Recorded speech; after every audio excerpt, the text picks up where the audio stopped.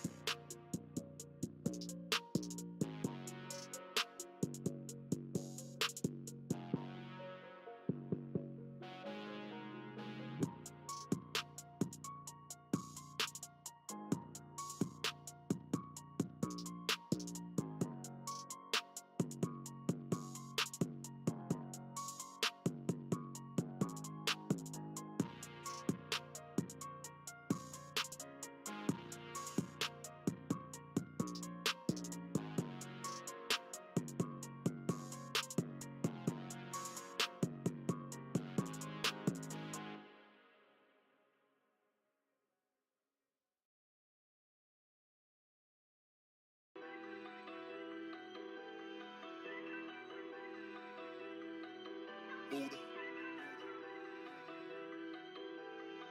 G06 going crazy.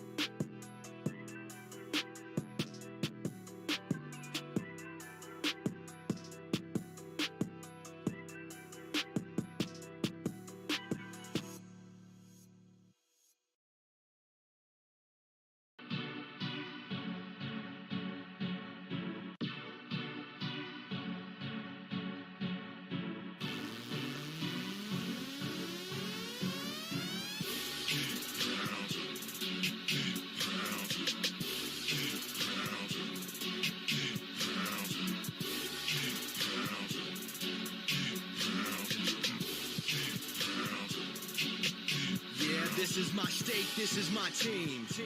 You know what that means. This is for the black and blue that I bleed. This is for the chance to bring home that ring. But everybody gonna doubt this. So far there ain't been another way around it. We bring heat to the game each week. They just say we ain't got what it takes, we ain't bout it. Well, y'all can just keep saying that we ain't gonna make it, but at the end of the day, this will be the Panthers nation. You know, this ain't a game to us major players at every angle that you can think of. That's why you hate us. Get out the way of greatness. You can look at our faces and see the blood, sweat, and tears that it took to create this. Yeah, I know what you're thinking, but you can save it. Cause even on the darkest of days, you know what? Wait up.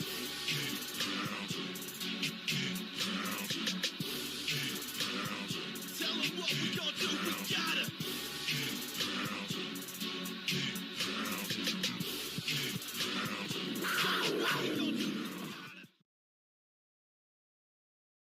That's right, folks. How you guys doing? First mock draft stream of 2022. Let's get this thing going.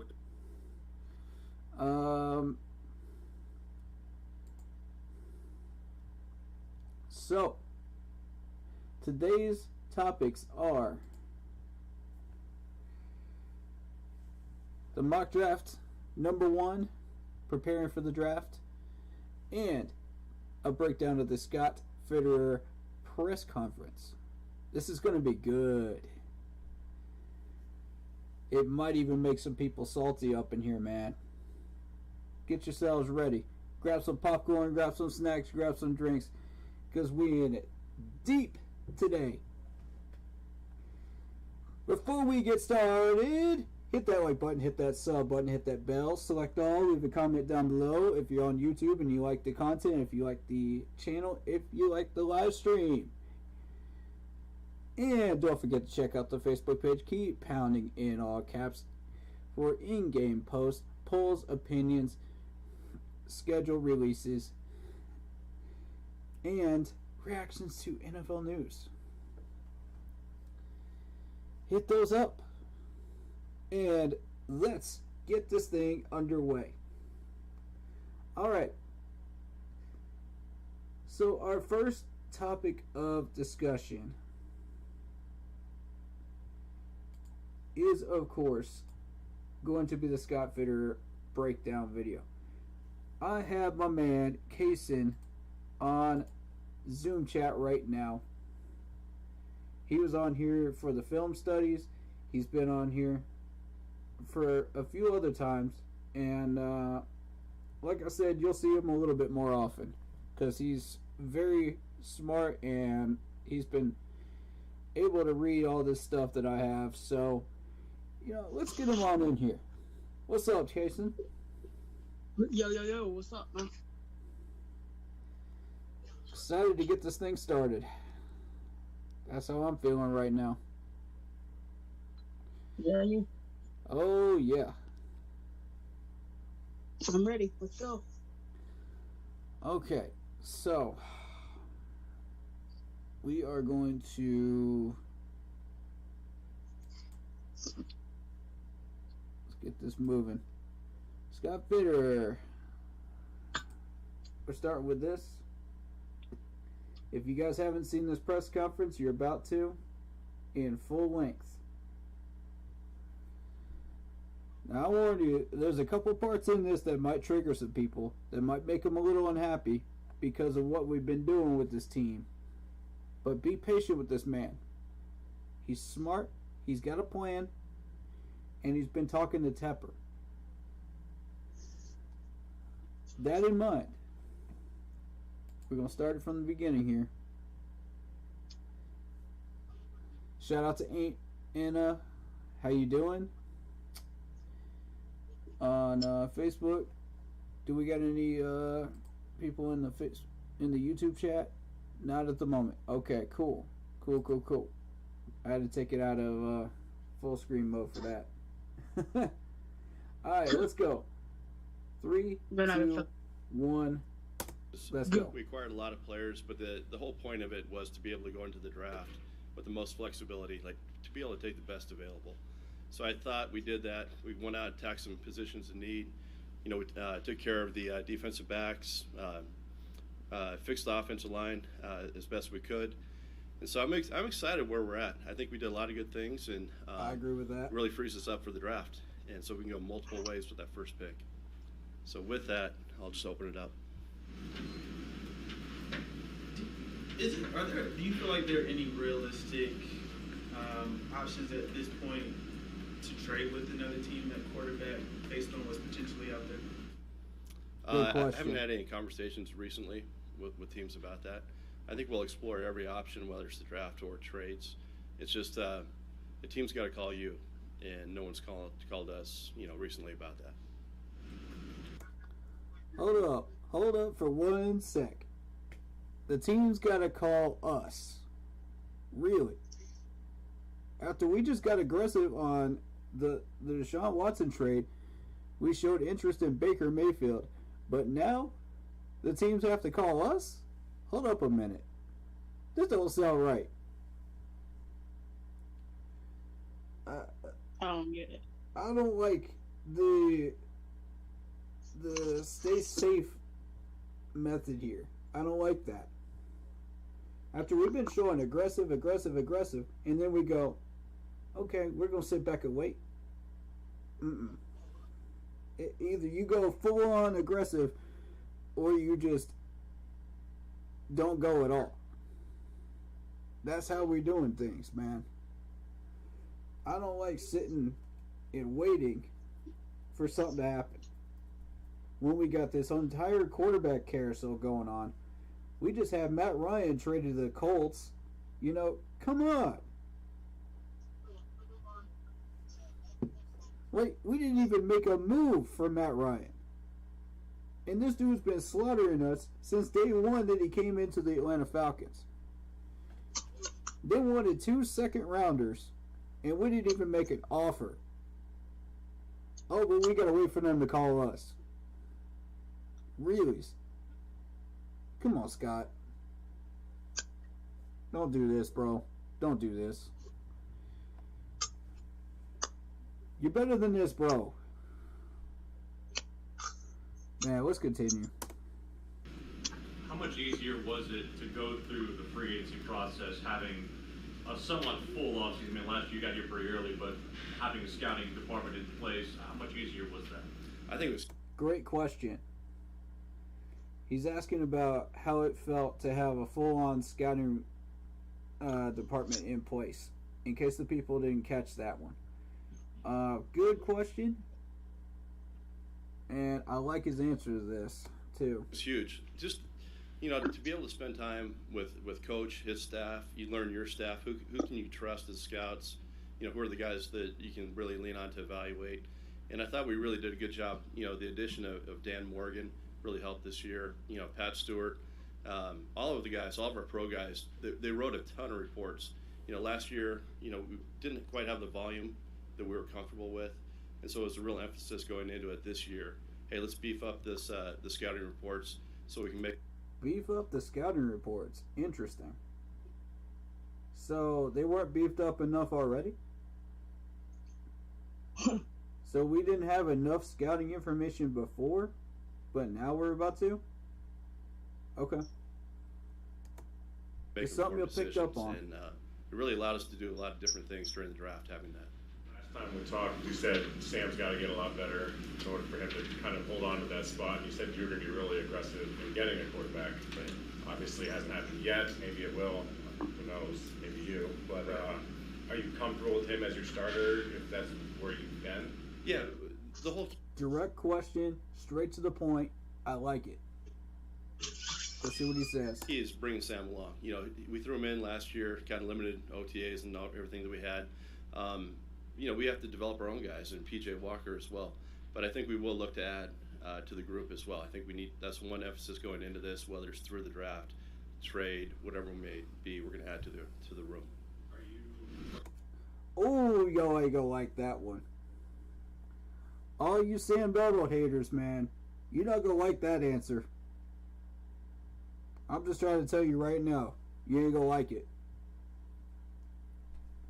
I'm just surprised at the lack of reactions on that. Oh, I bet you they're either very vengeful or angry on Facebook. That I can guarantee on the official page. I haven't even gone through those yet. But I've been paying attention to a couple of these YouTubers, you know, just to see how they react to this stuff. You know, with all due respect, you know, I ain't gonna say nothing to nobody about nothing. I got all due respect to all of y'all. But I pay attention to this stuff, man. I want to know how these people react to this stuff. You know, good, bad, or indifferent. You know, and I'm just surprised at the lack of reaction to that. And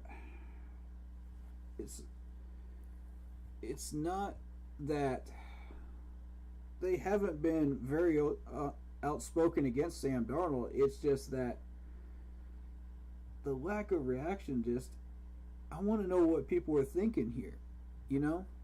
I want to learn something about these people, you know? I want to learn something new. And right now, I'm just not getting that from everybody. It's either black or white, you know, you either violently hate the idea of Sam Darnold as your quarterback and want somebody new, or you're just kind of like, okay, stagnant about it. You know, I'm not seeing any positive reactions, but at the same time, it's been those two consistently. And I thought that was interesting to note. But yeah, that's going to make a lot of people unhappy that are anti-Sam Darnold. Closer to keeping Sam today than you were like 3 months ago, maybe? Yeah, Sam's on the roster as I sit here right now. Well, we knew that. Tell us something new. He's on the roster. He's he's in the lead for that job. You know, we want him to take it and run with it. Okay. But Tell we're us going to add a something lot new. of competition to that room. The whole emphasis is to stabilize that quarterback position and play winning football, and that's what we're working towards. You have a better idea of this quarterback class. Play winning football. We can't do that with Sam Darnold beyond center. I'm sorry. It's just not. It's not going to happen. If you want a consistent winner, Sam Darnold ain't it. He ain't it. And I'm not saying I'm violently against Sam Darnold as our starter. I'm just saying I'm against it. You know, period. We gotta have a different quarterback. Respect. We gotta have a different quarterback to win games. Sam Darnold's not the one of them. Facts. Like, I'm chill about it. You know? That's where I am. I'm somewhere in the middle of y'all. But, you know, I'm respectful about it. Sam's a human being. All these people are human beings. You know? We're trying to treat them as such. You know? They're not just players, they're human beings. Show some respect when you talk about them. And, that just rubbed me the wrong way. Having been out on the road with Matt this week. Yeah, you know, when you watch guys on tape, you can get a feel for, you know, how they play, how they move in the pocket. The important thing for pro days is, number one, you can judge their arm, like the velocity on the ball, their touch on the ball. And then number two, how do they interact with their teammates? You know, Facts. Who's bringing the energy to the room? Who's got the leadership style? Facts. I thought we saw that out of all three guys we saw this week. And, you know, people asked why we didn't go to Ritter's, you know, pro day. We spent a lot of time with him at the Senior Bowl, at the Combine. We know he's got the leadership to him. So it was important for us to spend time on the road this week with those three guys that we did. I saw that same reaction on Twitter as well. Somebody asked about why he didn't go to that pro day. And we sent Matt Rule to I think it was who's that quarterback that everybody's been asking about? They Malik or something? Baker Mayfield? Huh? What? That one quarterback that everybody's been asking about that's in that top 10. Kenny Pickett? Nah, Malik, I think it is something like that. Oh. My mind went blank, y'all. I'm sorry. I'll probably be able to find it in just a second.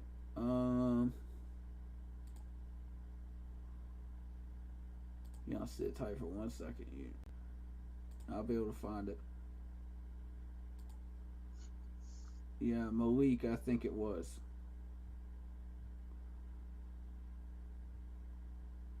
I think it was him. But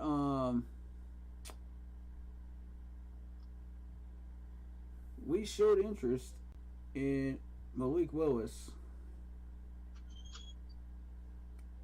by showing up to his pro day, and I don't like the fact that it was Matt Rule that did it. That says volumes right there, you know. Mm-hmm. I don't like the fact that Matt Rule is involved in our scouting. That makes me a little grumpy, you know. I don't think he deserved to be a scout coach. What's going on with my mouse? Apologies, y'all. There we go. Technical issues solved, I think. Yeah, because you look at how he judged Brady Christensen last year with the short arms, and now he's doing the same thing with Kenny Pickett with the small hands, smaller than average hands. Like, it just makes no sense to me. Like, this dude does not know how to scout. I want full scouting power put in Scott Fitterer's hands and the scouts themselves, because otherwise we're shooting ourselves in the foot. But let's continue on that. Oh, one more thing. Scott Fitterer actually did throw Matt under the bus on that, on Brady Christensen last year, saying that, you know, why do we care that he has short arms, you know? And I'm like, thank you. That's what everybody's been saying from the very start. Like, why do we care? It has nothing to do with whether he has the ability to play left tackle, right tackle, what have you. It has nothing to do with that. Like, Matt, just stop, bro. Just stop. To go to dinner with any of them. We've kind of heard about Tomlin having dinner with Willis. Did you guys get a chance to? We tried to with Corral, and then there's so. Matt Corral. So we're having dinner with Matt Corral now. Interesting.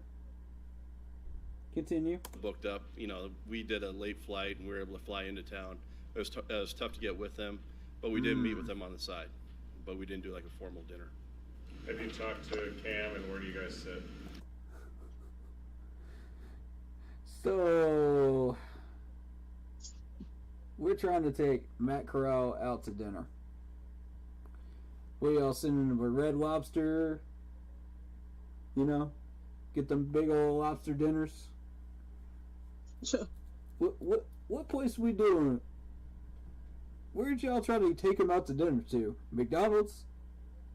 Because he tried to take him out to McDonald's, of course he's gonna say no. That ain't how your boy rolls. He ain't trying to get the McDonald's. He trying to get the fat stacks.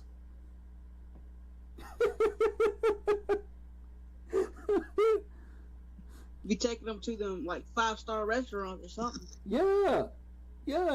That's the only way to get these people's attention, man. You don't take them to Burger King and say, "Oh, you can have it your way." Nah, dog. That ain't how NFL contracts work. Bruh. I'm dead. Matt's talked to Cam, so I've reached out a I'm couple dead, times. y'all. Matt talked to him. You know, the thing with Cam, it's got to be a fit for us, and it's got to be a fit for him. Matt Rule is talking to Cam Newton. Do y'all see a problem here? That's problem number one. When we're trying to negotiate and get Cam back. That's problem number one. Problem number two, it's got to be the right fit. We are the right fit for him. We've already proven that. Okay, let's go over the things that he has asked for. Number one, he has asked for a competitive team. Number two, he has asked for us to take a pay cut to have him on this roster. Done. Number three, he has asked that he be with the Carolina Panthers, although he is taking offers from other teams. Done. What more do you want? Have Scott Fitterer negotiate this. You know, don't put Matt Rule over there. He don't want nothing to do with this. And please don't tell me this was Matt Rule's signing, because it was not last year.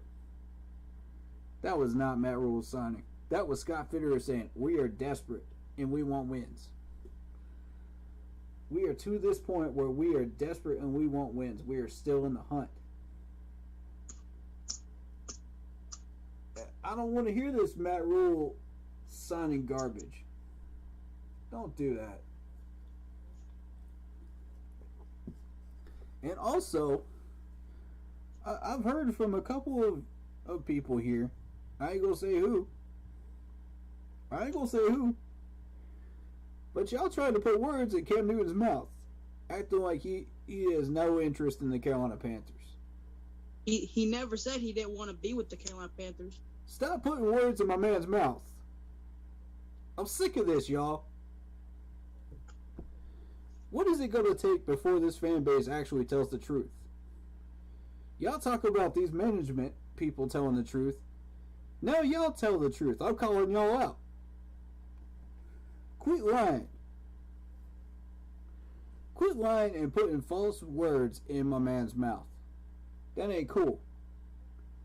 We are better than that. And I ain't saying that it came from anybody from this channel or this page. It came from outside of it. But I'm just saying, stop doing this nonsense. If this fan base wants to have a proper, respectable reputation, we cannot be doing this garbage. Alright? Y'all got me on that. And y'all know who you are that are guilty of it. Y'all know exactly who you are that are guilty of this nonsense. Stop. It ain't got nothing to do with skin color. It ain't got nothing to do with where he ate dinner. It ain't got nothing to do with clothes style. Stop it. Stop hating on my man Cam. You're running out of excuses. Matter of fact, you're out of excuses. I'm tired of this. I'm tired of this nonsense, man. Stop hating on my man just because you want to hate. You just being haters just because you can hate. Stop. We're better than this. As people. Not just as fans, but people. Man, stop feeding into this nonsense of society where you just hate stuff just for no reason at all. I've never understood that. Y'all ain't never gonna get it. I could preach this for hours. Y'all still ain't gonna get it. Just as well. I mean, he's looking for a certain opportunity, and you know, the door is still open for us. We're very open to Cam. We'll see where it goes. He knows where we stand. I think he and Matt had a really good conversation, from my understanding, and okay. So yeah, we'll just see where it goes. He knows where we stand. We know where he stands. Not the lies on the internet. Not the lies y'all are putting in his mouth. We know where he stands. He knows where we stand. That's point blank, period. We have fit every single one of the needs that he has asked for. And if y'all say we haven't, you're lying to yourselves. Go look at our roster. Go look at our money. We got money to spare right now. We could easily sign him right now. All he's got to do is say yes and walk into that office and sign that paper. That's it. It's that simple. Y'all want him back at number 2? Ask for him. I'm going to contradict everybody that's pulling this nonsense, and I'm going to say, ask for him. Because that's the best free agent out there at number 2 at quarterback. And he said he would take backup role. He said that, ladies and gentlemen. Go find it. Go find it. On his page, on his social media, anywhere.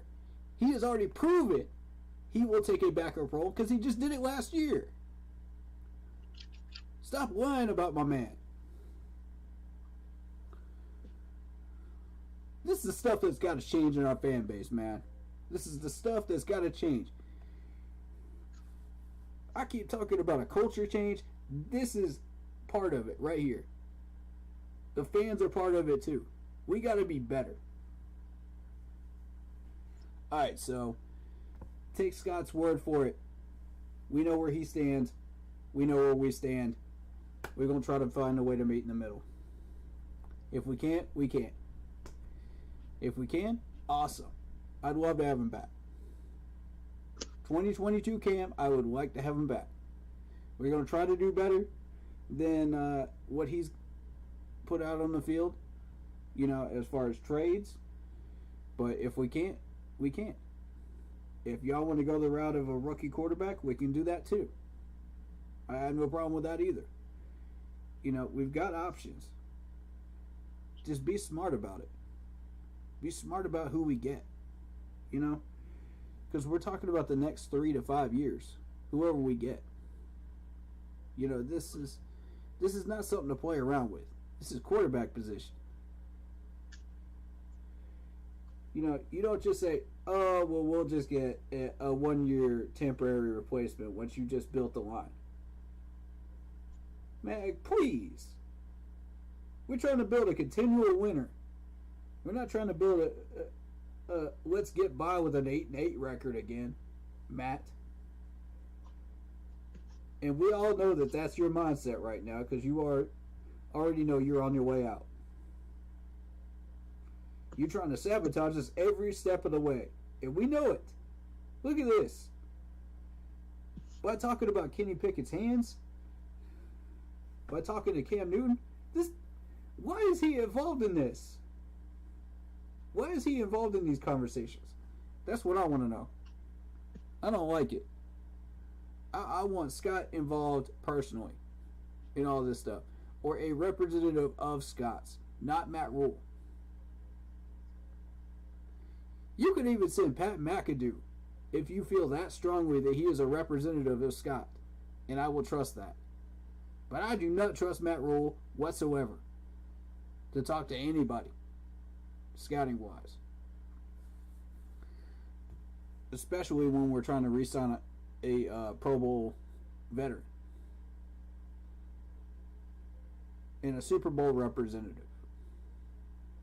And a lot of playoff wins. Yeah.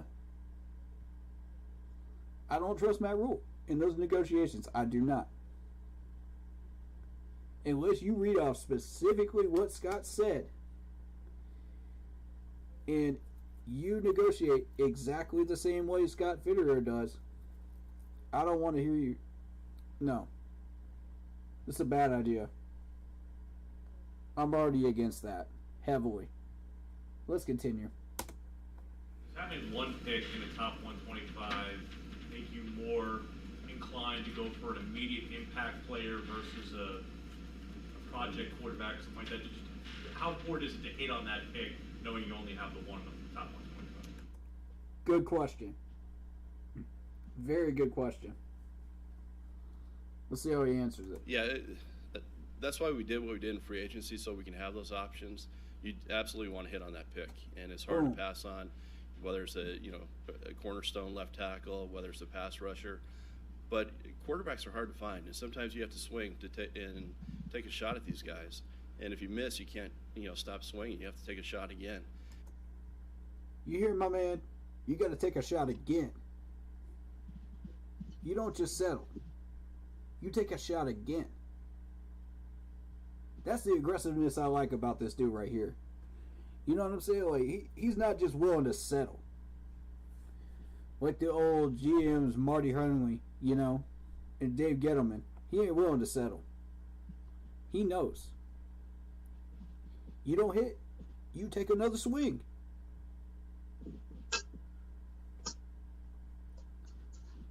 Boy, I love this dude.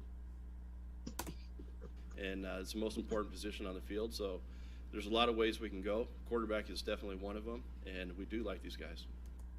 All right, so he said a pass rusher possibly, a left tackle, or a quarterback. I like it. So we have all three of those options at number 6. And he's right. We do. You look at the mock draft board that we're going to be doing later on today. Yes, all three options are there in the first round. Even deep into the second and third, they're still there if you want to trade back and get 2. You know, 2 of those people. You could do it. Because a 6th round pick will get you a lower level first and a 2nd rounder. It's been proven. It has happened in NFL drafts every year. So we have all of those options available to us. Is what he's just saying. He's just laying it out there. He's saying, I'm not going to tell you what I'm doing, but I'm going to tell you what's out there. And that's the answer I want. That's the answer we all need right there. I don't need to hear no more, you know, about that number 6 pick. That told me all I need to know about his thinking. He's not giving away the store. I feel like you all are done right now, as of right now, in free agency, or are there other position moves you may still want to target? Good question. I like that one. Are there any other free agency moves that we want to make? I'm going to say wide receiver, maybe a linebacker. Let's cut down on one of our picks that we have to use. Maybe a pass rusher would be a good one. I feel really good about where we're at as a roster right now. I thought we filled a lot of depth on the offensive line, linebacker, along the offensive line, yes. Linebacker, we still got some work to do. Defensive line, especially in the defensive backfield. I think we're a much better defensive roster line, right now backfield, than we yes. were a year ago. We don't just have the frontline guys. We have depth, and that was the biggest, you know. He said the D word, folks. He said the D word. He said depth. Finally, a GM that understands what depth is in Carolina. Finally. Praise the Lord. We finally got somebody that understands this stuff. Oh, it's beautiful. It's magical, y'all. It's been a minute since we could find somebody that did that, that appreciated that, man. And could properly say that we have that on our team. It's been a minute. God, it's been a minute. We needed this so bad. For 7 years. And we're back with depth. It's beautiful. Absolutely beautiful. Shout out to Matthew. How you doing on Facebook? Let's continue. Thing going into this, and we have guys that are real pros and real, you know, leaders, and yes. So I like where we're at. We do need to add a couple more spots. You know, quarterback being one. If we can add competition at left tackle, we'll do that as well, or as pass rusher. The thing about what did I just say? Pass rusher. And it can't hurt to have another offensive lineman. They're leaders. How long has it been since we could say we had that many leaders on our offense? How long? in a pretty long time.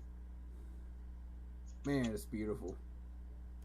About the offensive line is with Brady Christensen, he gives us so much versatility, and with Bozeman and Elfline, and then obviously Corbett. We were watching tape yesterday of the Rams, and Corbett was like standing out. We were really like happy to see him play that well. Obviously we liked him when we signed him, and then Taylor Moton, just that rock on the right side. So we like where we're at right now. We're excited about this year and where this is going to go with this team. I agree wholeheartedly. This line is looking spicy right now. Finally, for the first time in 7 years, this line is looking spicy. And I told y'all Brady Christensen was a hit. He proved it last year, and now he's getting a starting role. Yes! My man Brady, let's go. How many mock drafts did I have him on last year, y'all? How many? For those that were here. Woo! He was second in my left tackle mock drafts last year. Every one of them. He was my second choice. Y'all can guess who my first one was, because the Detroit Lions stole him from us. But we got the number 2 choice, and he's starting for us in his natural position. And he's staying healthy, and he's getting the job done. What more can you ask for? Oh, it's beautiful. When me and the management are on the same page, it's beautiful. Let's go, Scott. Let's make magic happen, buddy. On what Let's continue. Corbett do well and why you thought they'd be upgrades and ideal fits here? I think they're tough guys. I think they play square. Last year we were like the quicker, getting off the ball, attacking type. These guys can sit back and play square. They can build that wall up the middle. I think last year you saw, Sam and Cam had guys in their face way too often. Facts. I think these guys can sit in there, play square, and they give us like a toughness and a stoutness that we lacked last year. And I know you said you want to add Yes, depth sir. at tackle, but could you field a starting 5 offensive line group that you feel confident in right now? With the I feel really good about the offensive line right now. And if we have a chance to Me add too. one more, we'll do that.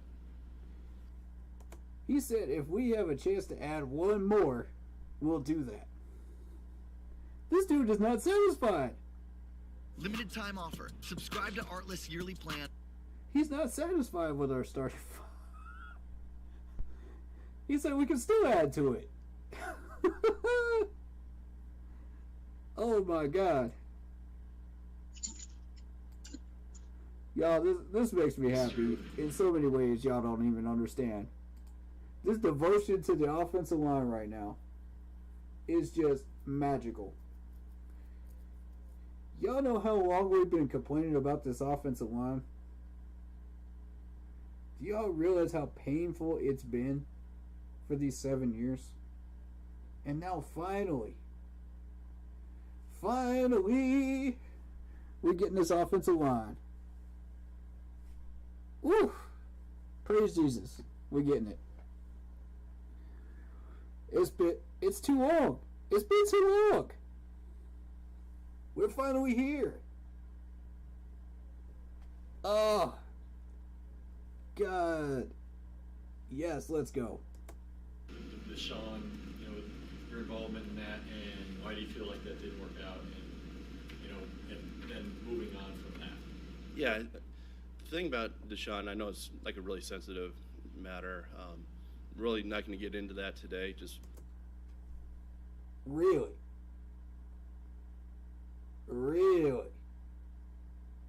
I'll tell you why he's not getting into it today. He's trying to talk to Tepper, and he's trying to come up with an excuse why we lost that trade offer. But I'm going to tell you what the real reason is that we lost that trade offer. We backed out because we were smart.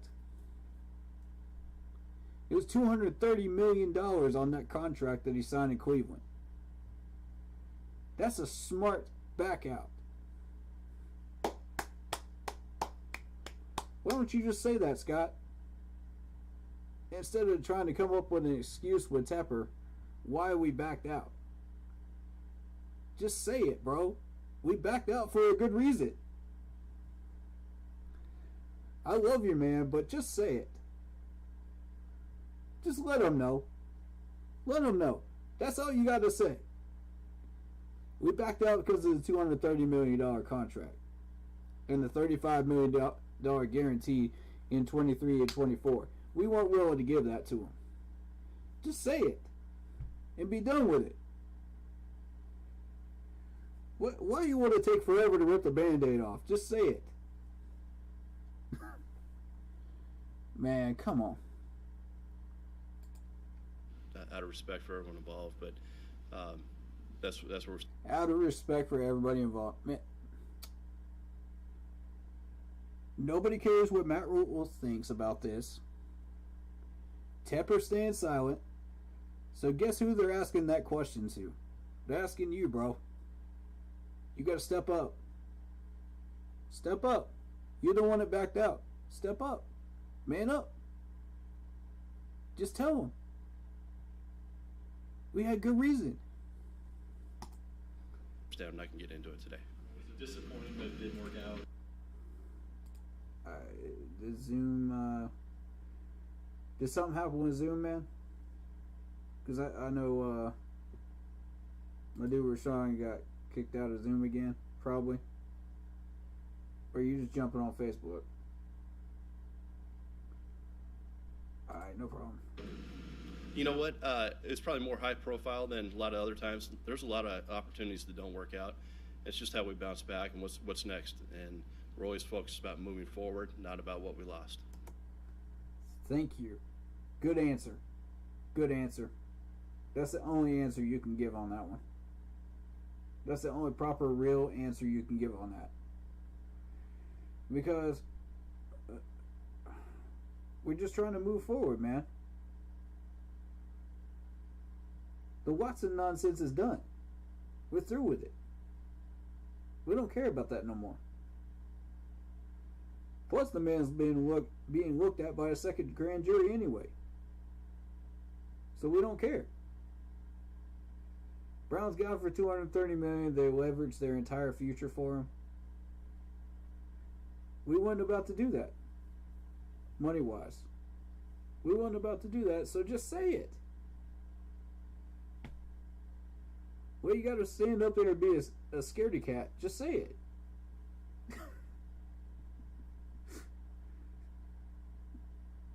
You don't want all these questions on you about this for the whole next week and 2 weeks going forward. Just answer it. Why do you need a whole nother press conference just for that? Get in touch with any of the victims or the alleged victims? Yeah, I'm not going to go into details. Why would you ask that question? That is incredibly insulting. Not to mention that's perjury. Alright. Listen. Y'all, I'm only going to say this once. Don't ask questions like that, media. Don't do that. Don't try to put my man Scott on the spot. You know he doesn't talk to those people. You know he doesn't talk to those victims. Why? Bro, I'm so sick of this, man. Where everybody thinks that, you know,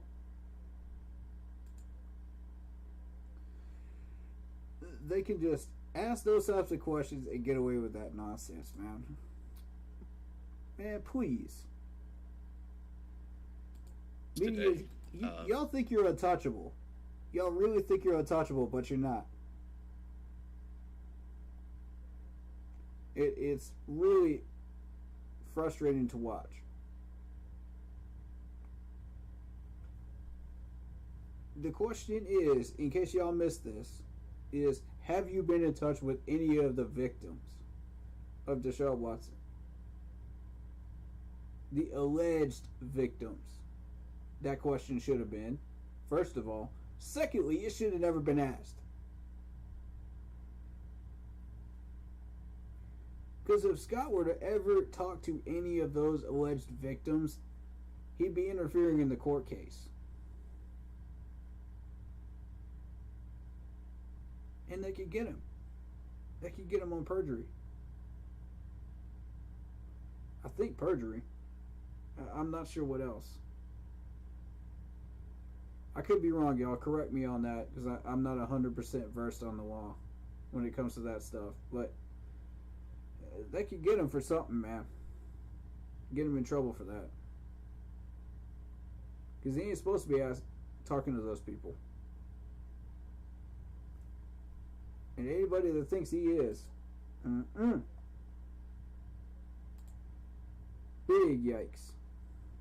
Alright. I'm going to read these YouTube comments real quick. Then we're going to jump back in again. Cade says, Cam back again? Eye roll. Alright. Let me tell you something. He is the best available free agent out there, whether you want to admit it or not. It's true.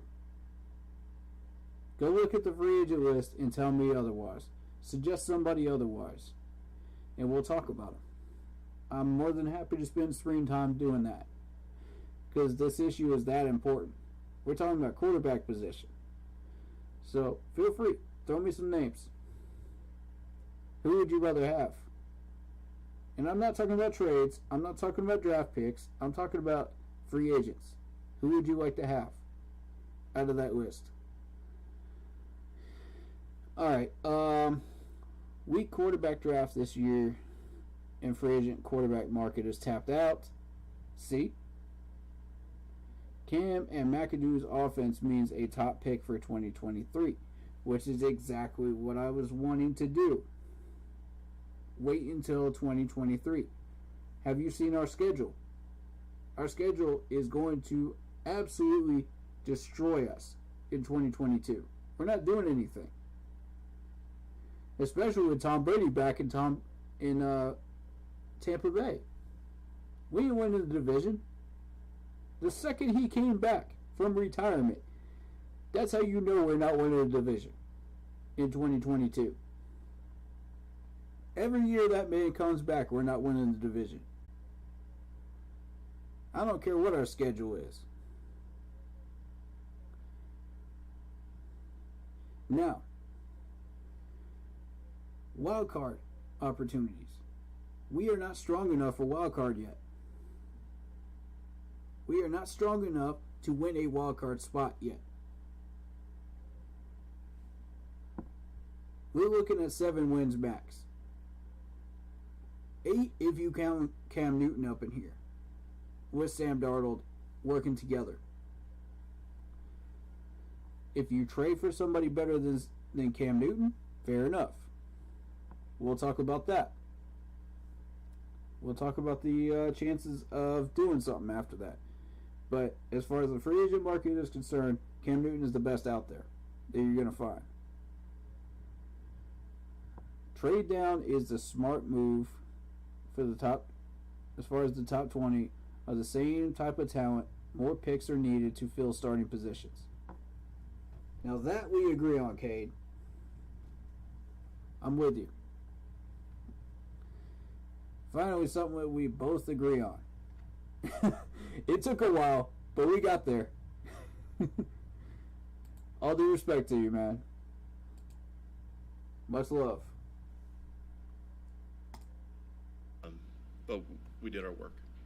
Scott, where would you rank Kenny Pickett and Malik Willis in last year's quarterback draft class? You know, I hate to really do that. I don't want to give up too much. That's a stupid question, too. Okay, why would you rank Malik Willis and Kenny Pickett in last year's draft when they weren't even in it?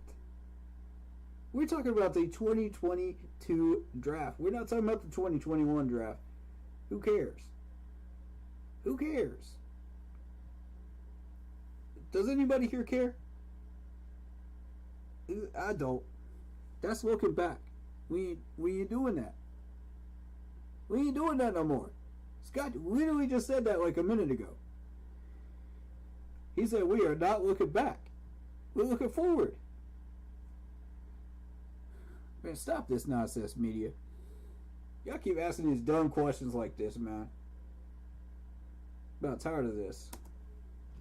Information prior to the draft, because I think it kind of tips our hand, but we like these guys. You know, we obviously like some guys last year as well, but we like this group. He's not willing to give you information about this year's draft, people. It ain't gonna happen. He's not gonna sell you the store. He's not Matt Rule. Now, if you ask that question to Matt Rule, imagine if these dudes were hostages, you know, with a gun pointed at him. Scott Fitterer is not going to be intimidated by that gun. He's not going to tell you nothing. Now, Matt Rule will spill everything. Matt Rule will spill everything to you. And he'll even lie doing it.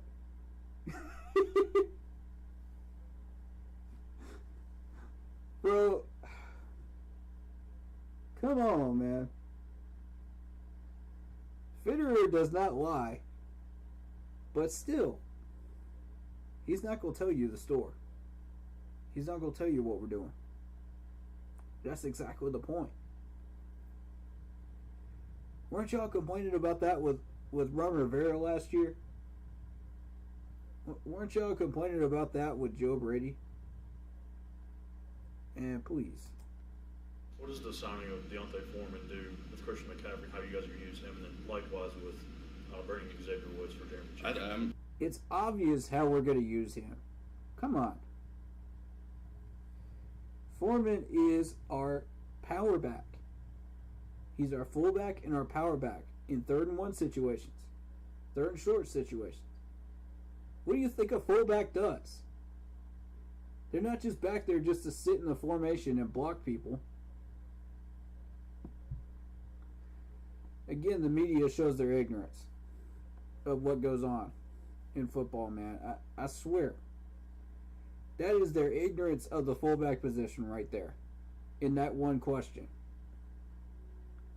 Dude, do some research. Do your homework, man, before you come up in this press conference and start asking questions like that.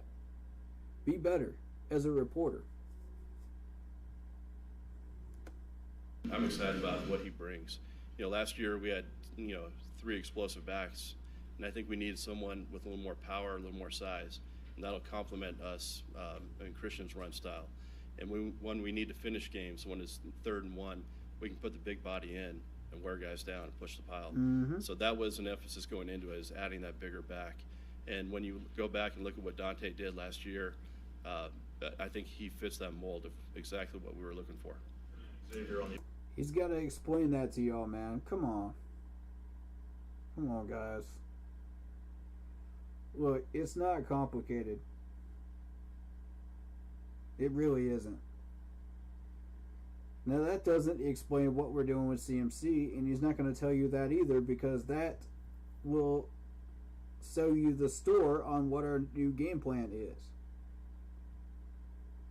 That's a question for Pat McAdoo. Now, whether Pat McAdoo sells you the store or not, that's another matter.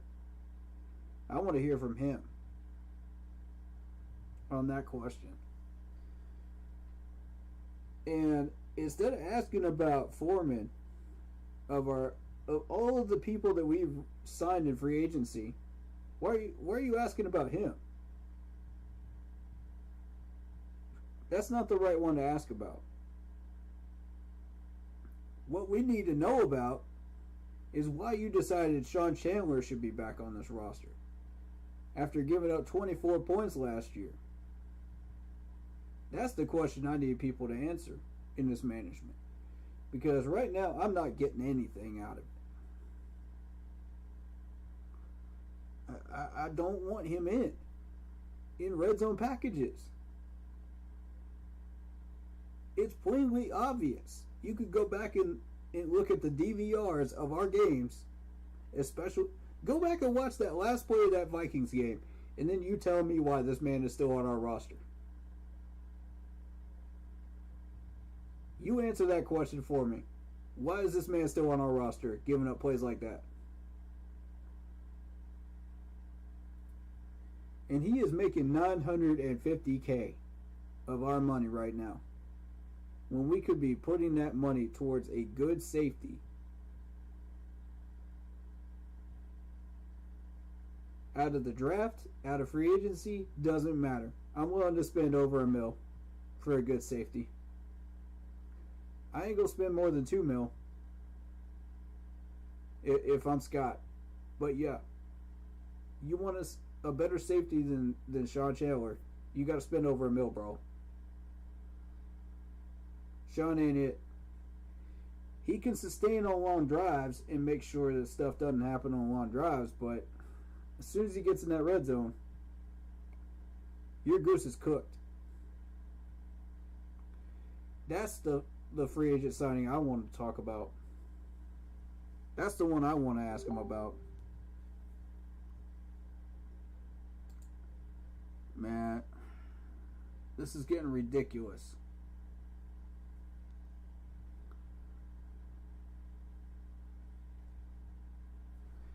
This is getting ridiculous, y'all. We're trying to win. We're trying to win continuously.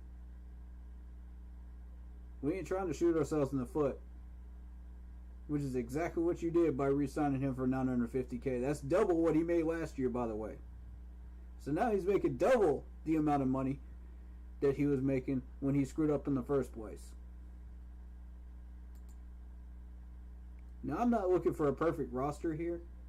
I understand we're going to have a couple of spots where we got question marks, you know, and it's not going to be, you know, beautiful when you get to second and third string.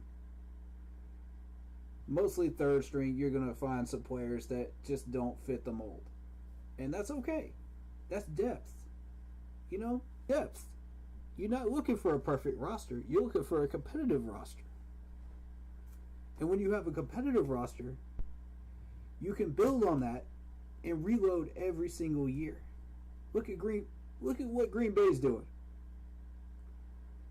You see these guys coming out of the playoffs every year? No. They're consistently in there, reloading. They're reloading in the draft. Now, why we're not doing that, I don't know. But I think Scott is about to change that trend right now. With this coming draft right here.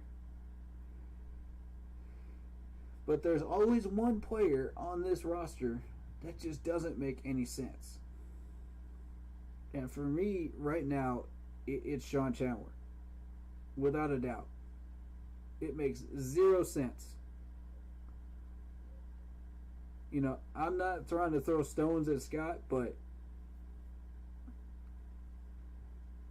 matter of fact, I'm not throwing stones at him at all.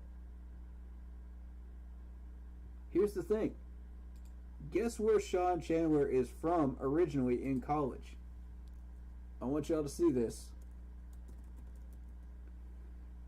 This is going to make a lot of people mad.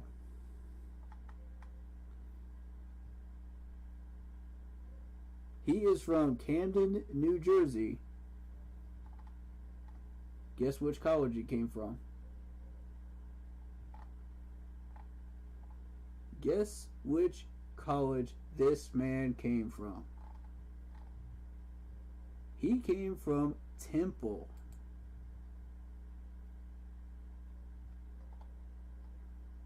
Temple. So guess whose move this was? I'll let y'all guess. Because it wasn't Scott. I'll let y'all take a big, healthy guess, and the other two don't count.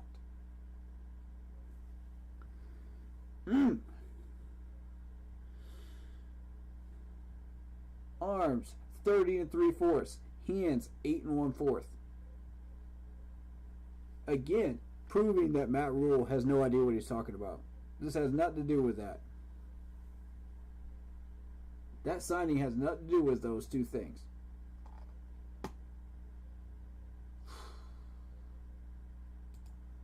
It's not complicated. It really isn't. And now we're locked into a 3-year contract with this man.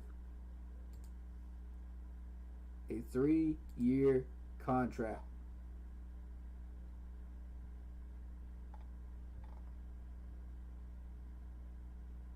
I'll bet you he gets an extension. That's why I say 3. That's exactly why I say 3. $920K right there. Y'all see it on screen.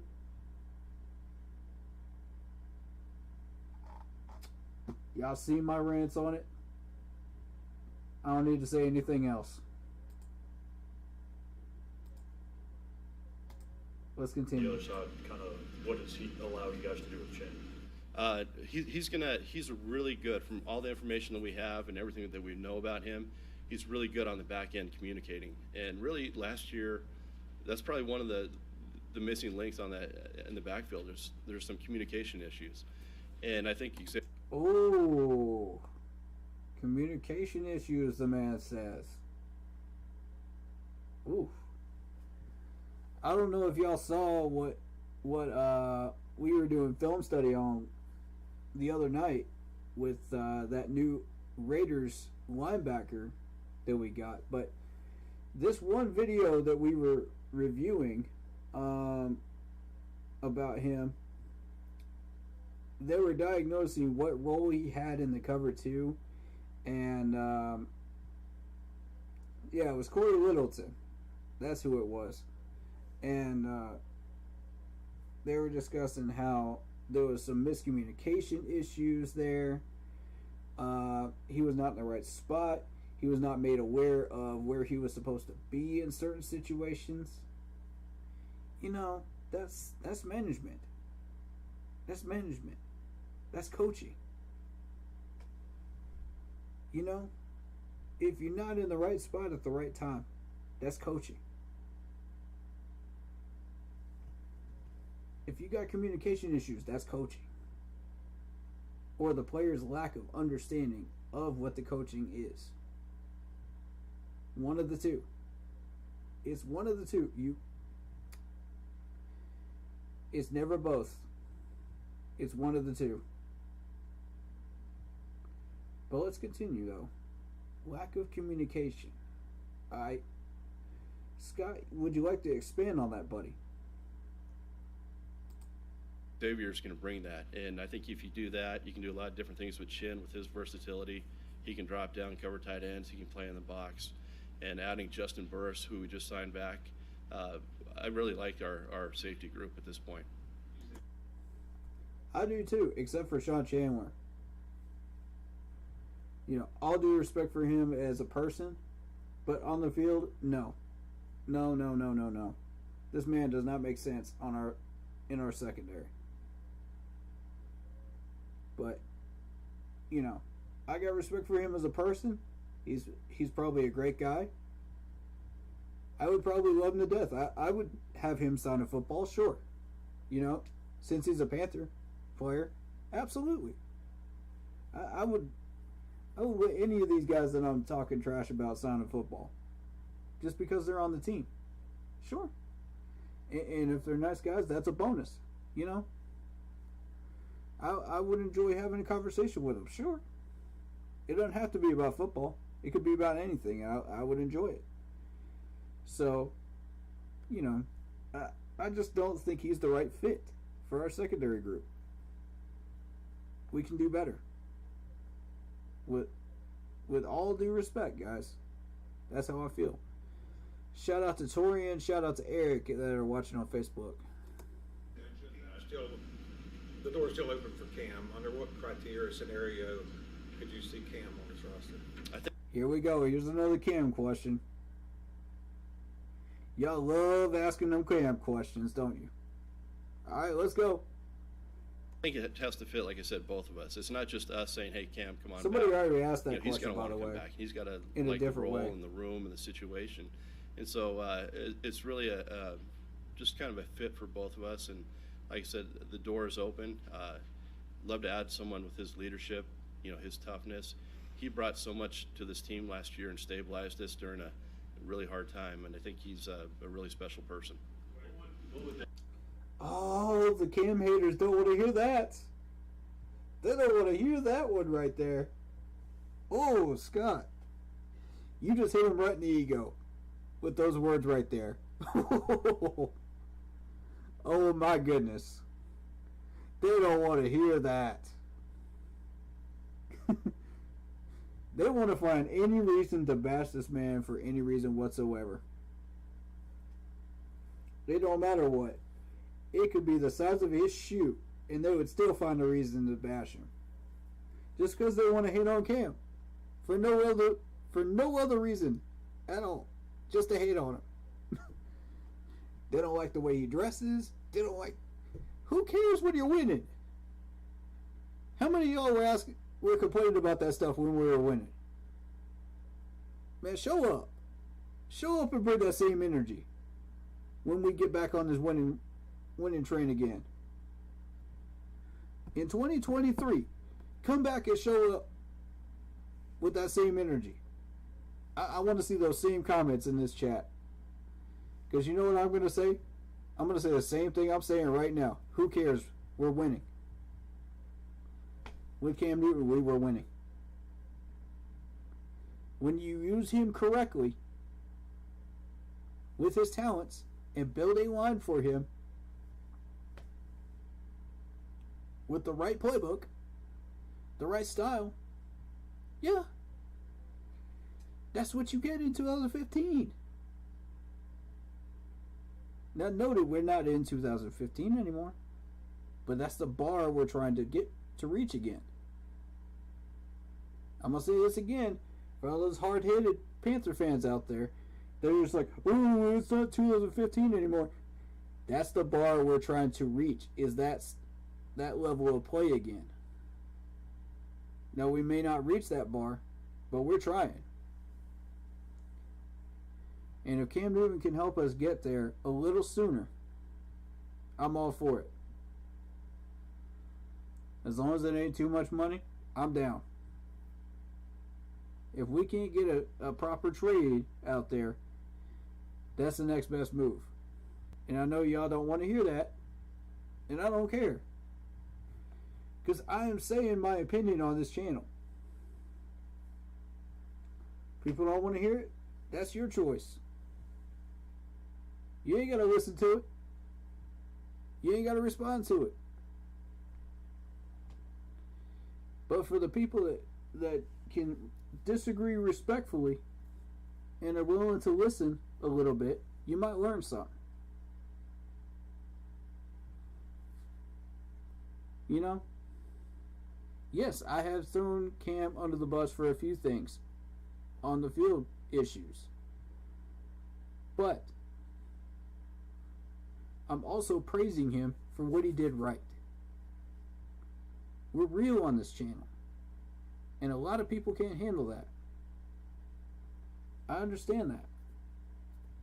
I completely understand that. Y'all can't... If y'all can't handle the realness, this ain't the place for you. But if you can handle the realness and you're willing to listen and try to learn something, you're in the right place. Welcome. You know?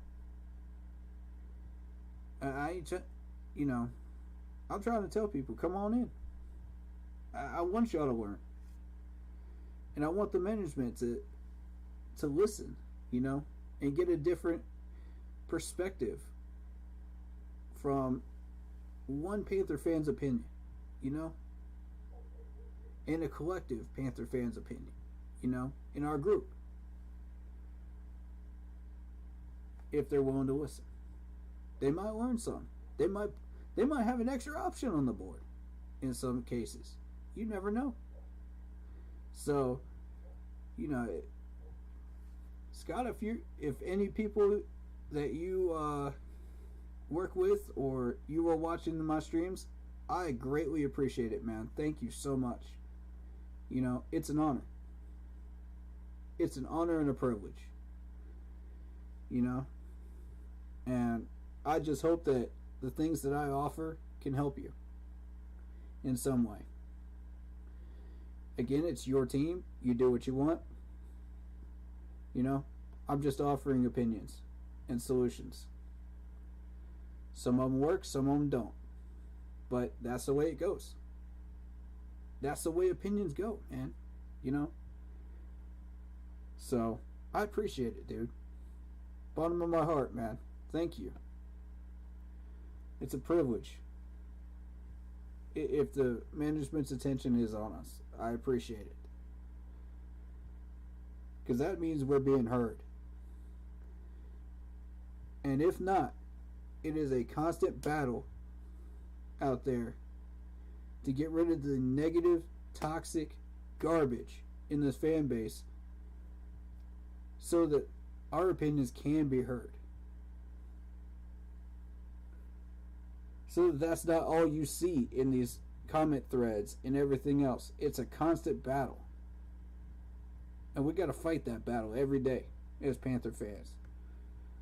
You know, some of us have that guts to do it, some of us don't.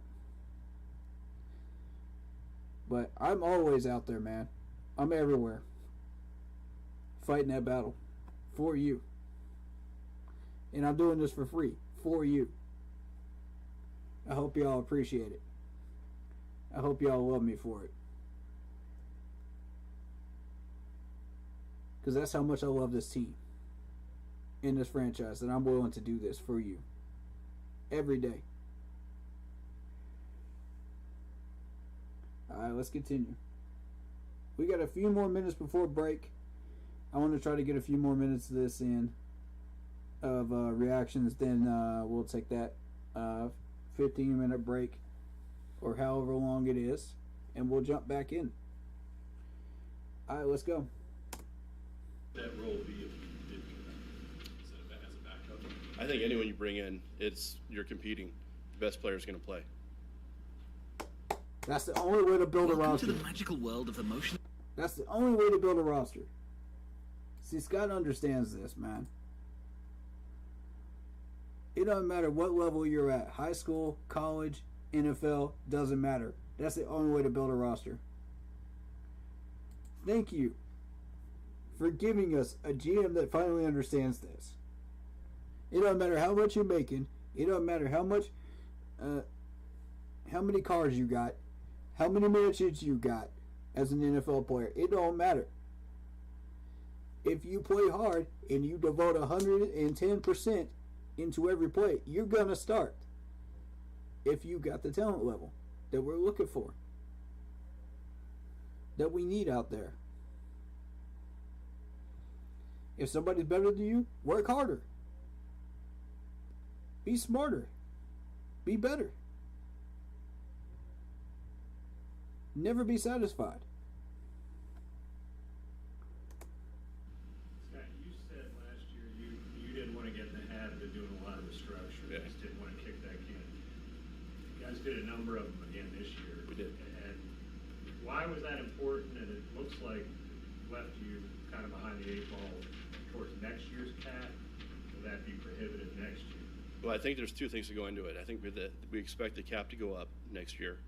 And then number two is the flexibility that it gives us this year. The ability to go out and plug all these holes that we had, build the depth on our roster, stabilize this offensive and defensive line, which I said, we're really excited about what we've done.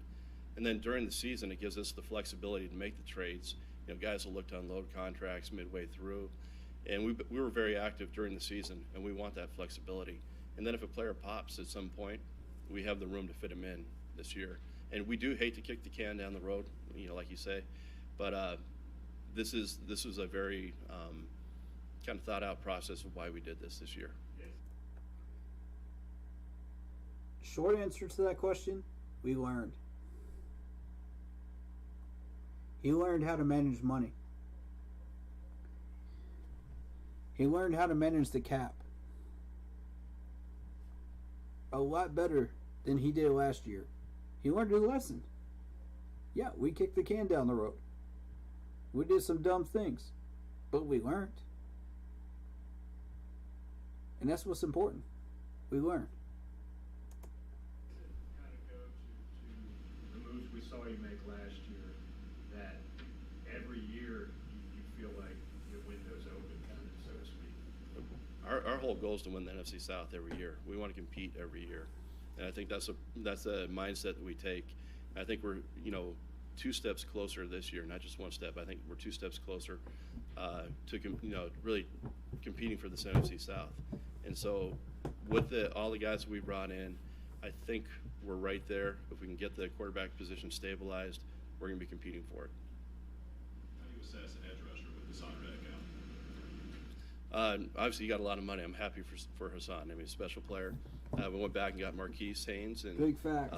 We're expecting Frankie Luvu and all those guys to step up and take that role. It's a good opportunity for those guys, and we've seen them do it in glimpses. And I think the more they play, the longer they play and develop their technique, the better they're going to be.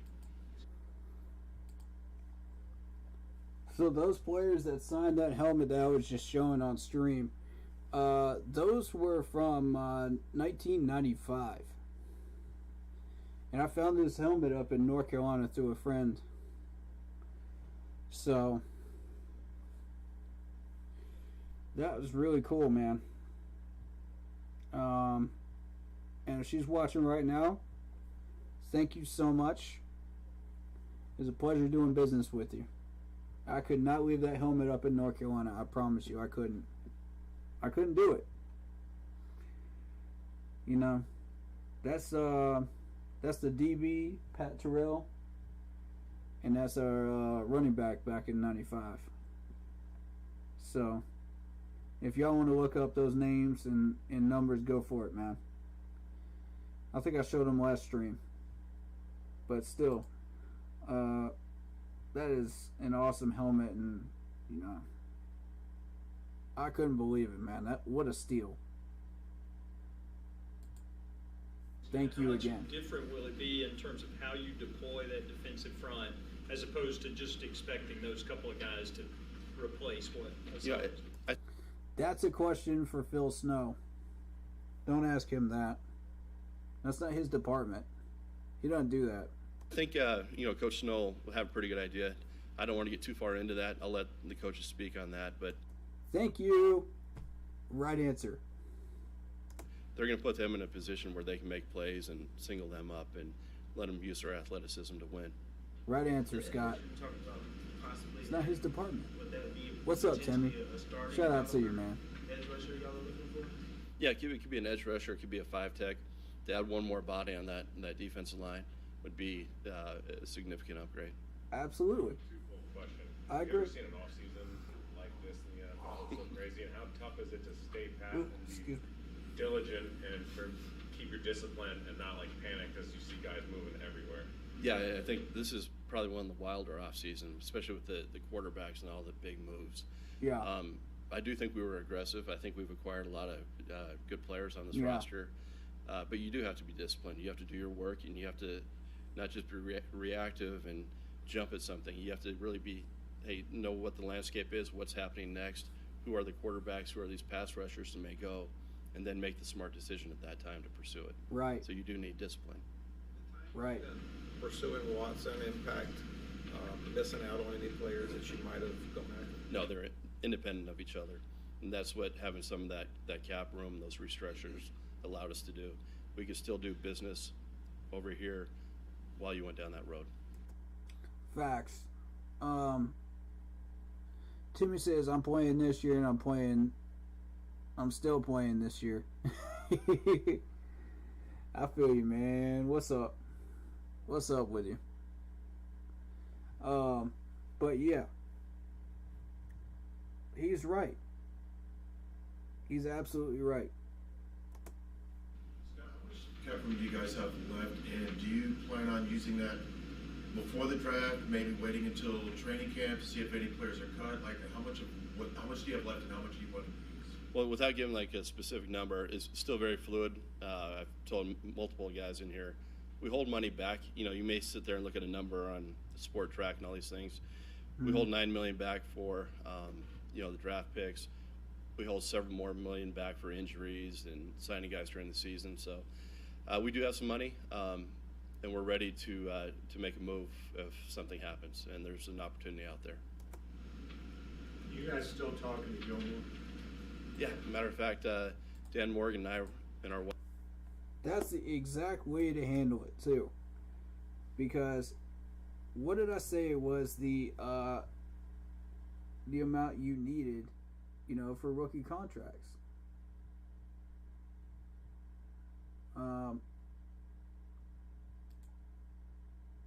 It was about 9 to 10 mil, right? That's exactly what we want in reserve for rookie contracts. Several more million for injuries or issues, to where we need to make moves. And now we are much more fluid in that way that we can use that money. We're not restricted as far as what we can do and what we can't do. Mostly what we can't do. So I'm very, very happy with all the restructures and all the moves that we made. And we still have this much left, he's talking about spot track, and that's exactly the site that we've been using, and I think it's the most accurate number that we can get out there. He said it's very fluid still, and that's cool, man. That's what's up. Wives were at dinner, was it last Friday night, and Steph came up and met us and brought his son up, and we just had dinner and we talked, and the door's still open. Was that a planned deal or just sort of? No, it was just right up the street, and he had just gotten into town, and it was kind of a random meeting, and he came up and we talked, and it was a really good talk. And much like Cam, he's looking for the right situation, and these guys are highly competitive guys. They want to start, they want to win, they want to compete at the highest level. But the door's open for us. Let me ask this: what was he talking about? Stephon Gilmore, right there, because I'm still not entirely sure. But I want to say it's Stephon Gilmore. Y'all correct me if I'm wrong, if you've seen this press conference already. If not, take a seat, grab some popcorn, grab a drink, during the break, because we're going to cover the rest of it at that point. But as of right now, I'm liking what I'm hearing. You know what I'm saying? Like, this is good. All of this is good. We're putting ourselves in a real position to where we can do something in the next 3 years. And be competitive in the next 3 years. And it's a beautiful thing when your GM understands rookie contract money, number one, when he understands how to be aggressive in free agency at the right time and in the right places,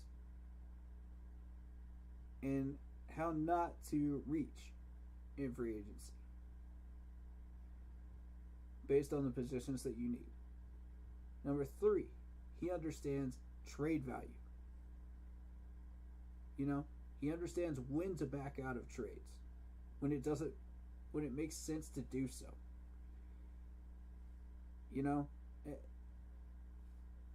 And number four, he understands how to restructure contracts to free up money so that we're not in cap debt. None of this is complicated, and he understands it. And it's so wonderful to have a GM that finally understands these things and knows how to put them into practice, and is aggressive enough to make the moves that we need to build a roster that's going to be but for 2, for 3, for 4, for 5 years, down the road. He understands that Tom is really, really close to retiring, and we could take over this division very, very soon. We may not be doing it this year, but we'll be doing it soon. And he understands that this is the time to start making moves and be aggressive. Because if we don't do it now, we're going to be left behind in the 8 ball. And I've got full-on respect for Scott for that right there. That's beautiful. He's straight to the truth. He's not going to lie to you. If it's not a question for him, he'll tell you. You know, he just did that. You know, and if it's a question he doesn't have an answer for, he'll tell you, I'm not ready to discuss that just yet. This man is great in press conferences. He doesn't give up the store. He doesn't give up what we're doing at all, while still telling you what's on his mind, what the thought process is, what's the plan, what's the goal. You know, he's not afraid to do that, and it's beautiful. It's absolutely beautiful to see that. It's so refreshing to see that finally in Carolina. God, you have no idea. The years we went through with Marty and Dave Gettleman, where y'all already know, you've been here. You've been here for that. Right in front of us is the start of a new golden age in Carolina. Of thinking smartly and creating this team smartly. And that's what I say. The two things that we had to fix with this team. One is culture, which we still haven't fixed yet. Two is the thought process. And we're starting to fix the thought process right now with Scott Fitterer. We're making a lot of progress on that right there with Scott Fitterer in this management. And if you don't do both, you're not moving forward. You're not going to accomplish anything. You're going to be sitting there at 8-8, 6-10. Like, who wants to do that? Who wants to do that for another year? Nobody wants to do that for another year. Unless you got a plan in place and you could sacrifice 1 year that has a horrendous schedule, which is this year in 22. If there's a plan in place, folks, we can get to 23 and 24 and be competitive from 23, 24, 25, 26 on down the line. Knowing full well that this roster is fully secure and that we have depth. And we could be in the playoffs every year consistently, just like the Packers. Wouldn't y'all like that? Wouldn't y'all like that? To where we have a shot at that ring every single year? Not just a guessing game every year? That's what Scott Fitterer is trying to build for y'all. And some of y'all don't understand this and you can't appreciate it for what it is. But the people listening here understand. The subscribers and followers here understand what he is trying to do. And I'm thankful for that. Because y'all are coming in here and you're learning something new. You know? You know? That's one of the goals of this channel. Is so y'all will learn something new. So we will all learn something new. Me included. I'm constantly learning about this team and this sport. I never claimed to be a know-it-all. I'm just offering my opinion as a YouTuber and as a fan. You know? I never claimed to know everything about this team. You know? I'm humble in that way.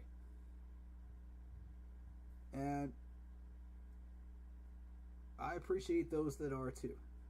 You know, and are willing and ready to listen and have proper discussions and debates about this stuff. You know, because that's how we develop solutions that this management will listen to and take seriously. Amidst all the smoke and mirrors that this fan base and toxicity that y'all throw out here in some of these other media sites. You know, this crew doesn't do that. And I'm so thankful for that. You know, I feel blessed every day that I have this crew that's doing this type of thing, man. And listening and learning, man. It's such a blessing. Man, this is what I was trying to build here with this channel. And I'm so thankful I was able to build it the way I envisioned it. And we're here. We're here reacting to a Scott Fitterer press conference, you know, where he's talking about building us into a continual winner. Doing exactly what I'm suggesting that we should do.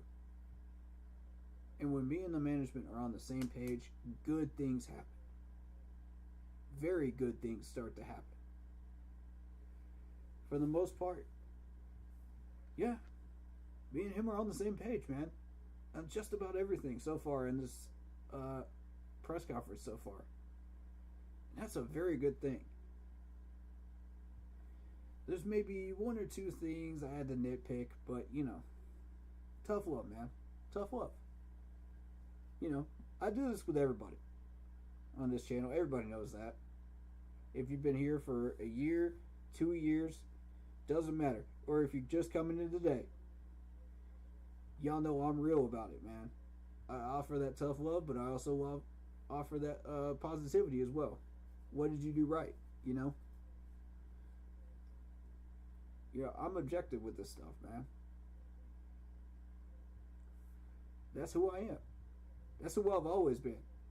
Even before YouTube. So, you know, whether this be your first time here, or whether this be your 100,000th time on one of these streams, you know, that's always how it's going to be.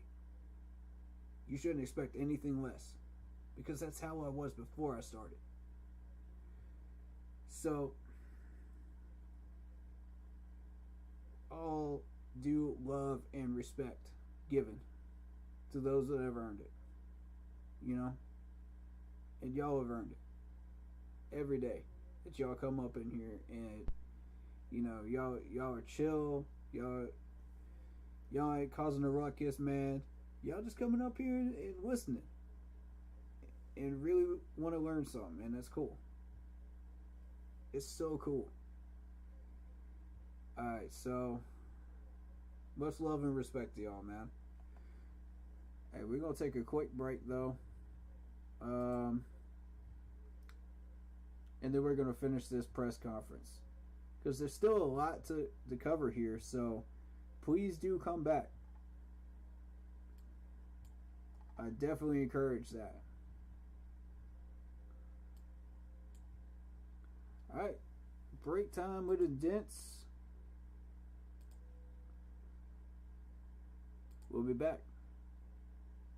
Stream 85 plus channels. Okay.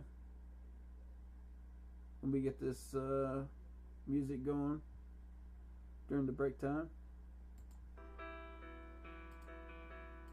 Alright, guys. See you guys in a minute. Hit that like button, hit that sub button, hit that bell, because we're not done with film streams and we're not done with mock draft streams yet. We'll be doing a mock draft later on. See y'all in a few minutes, man.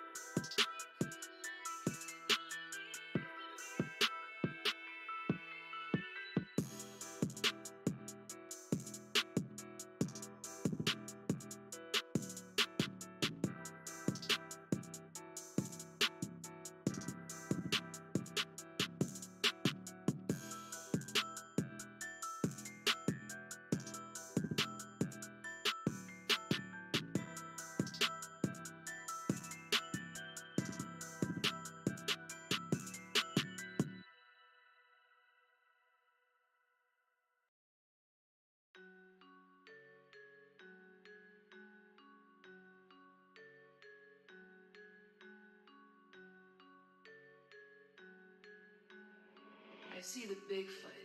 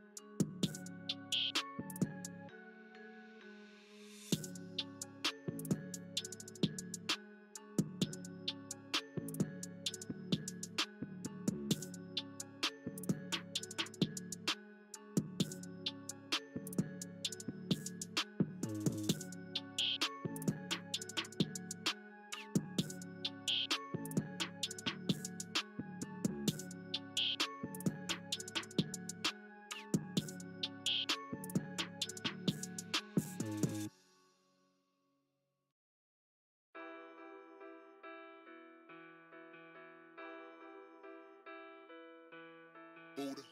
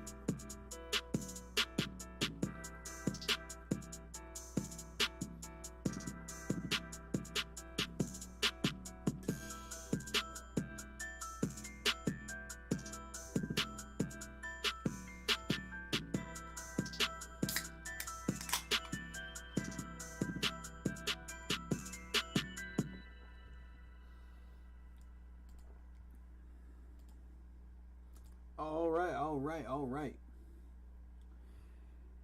We are back.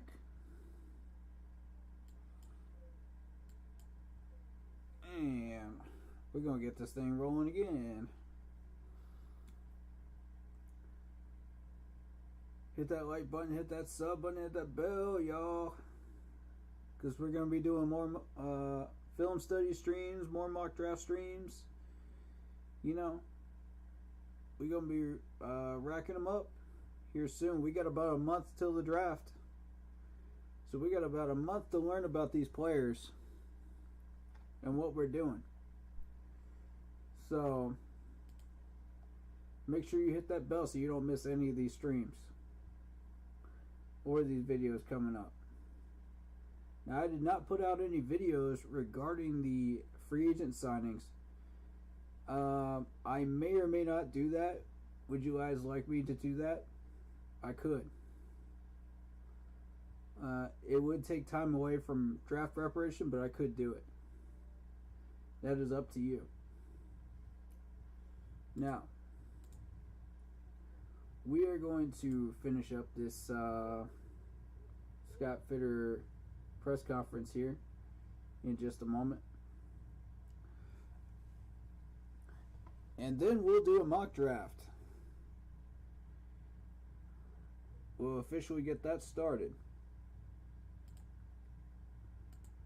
How many of y'all are excited for that right now? Because that's going to be the bulk of the next month, really, is mock drafts. Every time we do a film study stream, we're doing a mock draft stream right within a couple of days after. That's how I want to do this, man. Within 2 to 3 days after.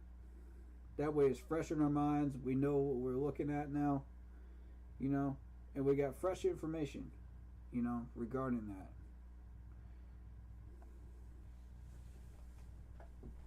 And in case y'all didn't see this helmet, I'm going to show it off again. There you go. Check this out, man.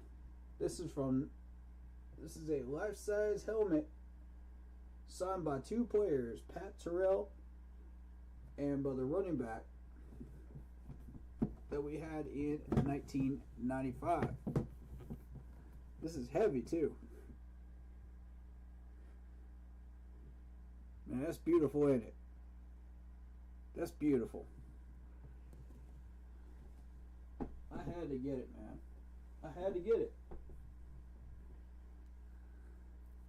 You're not going to find that anywhere else. That's unique.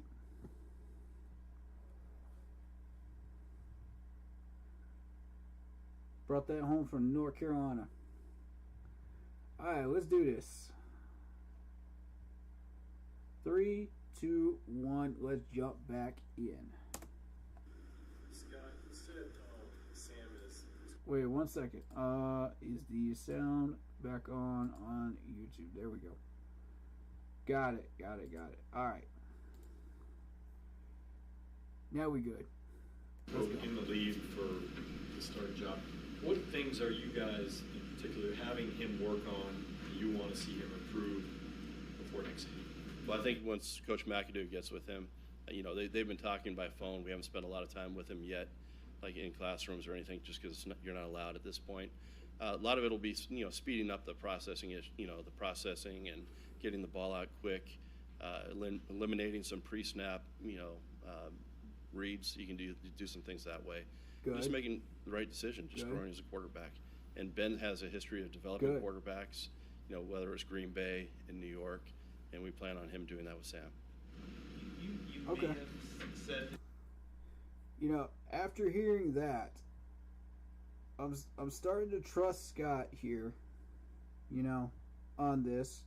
If he thinks this is the best way to go, we'll go this direction. You know, I'm not in a hurry to say, oh, we shouldn't put Sam Darnold out there after hearing this. You know, but about 30 minutes ago, I was like, nope. Sam Darnold should not have a starting job. Nope. You know, after what we saw last year.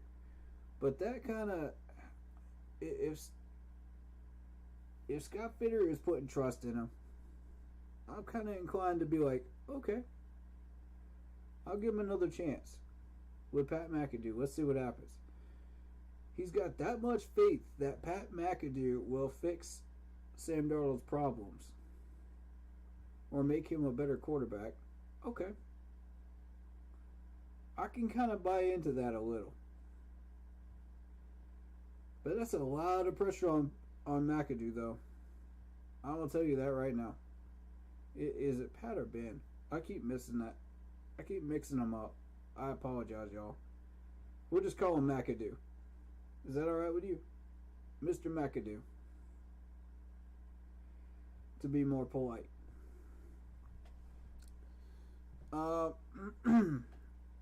So if he's got that much faith in Mr. McAdoo, then I'm inclined to maybe give a second chance here. Let's see what happens. That's why, when he was talking about Cam Newton maybe coming back, I was like, if this is what we're doing with Sam Darnold and it works, then adding Cam in here as the backup role where we plug him in certain situations, like goal line situations, stuff like that, like we did in Arizona, I can kind of see it. It kind of makes sense to me. And I can kind of buy into that. But you gotta, I trust Scott. I don't fully trust Sam Darnold out there on the field. McAdoo, to me, I don't judge him on his past stuff, but, as far as whether I trust him or not, you got to come out there and show me. That's what I say to all these players and all these coaches, man. You come into Carolina, you got to show me. Before I'll start trusting you. Show me some results. Show me a little bit of what you were doing before. And why you got hired. Show that to this team. Put that in action in Carolina. And then I'll start trusting you. But you got to show me that. And if your history isn't good, I'm not going to trust you right out of the gate. I'm going to say, okay, that's not what I'm looking for. Prove me wrong. But Mr. McAdoo has a good history in Green Bay, so I'm going to lean on that. And that's why I'm willing to give him a shot. This offensive line coach had a good history, and that's why I'm inclined to be like, okay, I'm going to give you a chance. I give everybody a fair shot when they come into Carolina, good or bad. If you did well, keep doing what you did to get to where you are. If you didn't, then prove me wrong. Prove yourself wrong. Prove to everybody that's doubting you that you can do what you can do.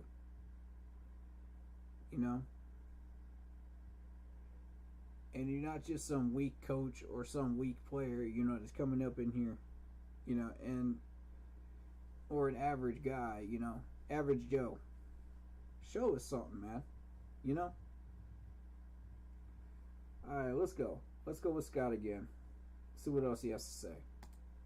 The answer this, so I apologize if you did, but do you view any of the quarterbacks as day one starters in the draft, or do you think that they'll take some time to have them develop? Yeah, without giving away too much draft information, I think all these guys are capable of being starters. I think Whoa! Bombshell right there. Ooh. If y'all have been paying attention, I was repeating this one bit of information that I was given about, 3 weeks ago? That the NFL scouts said that there are no NFL ready starting quarterbacks in this draft class. This man just went 180 against the grain right there and said, yeah, there are. You just got to be careful which ones you choose. Oh!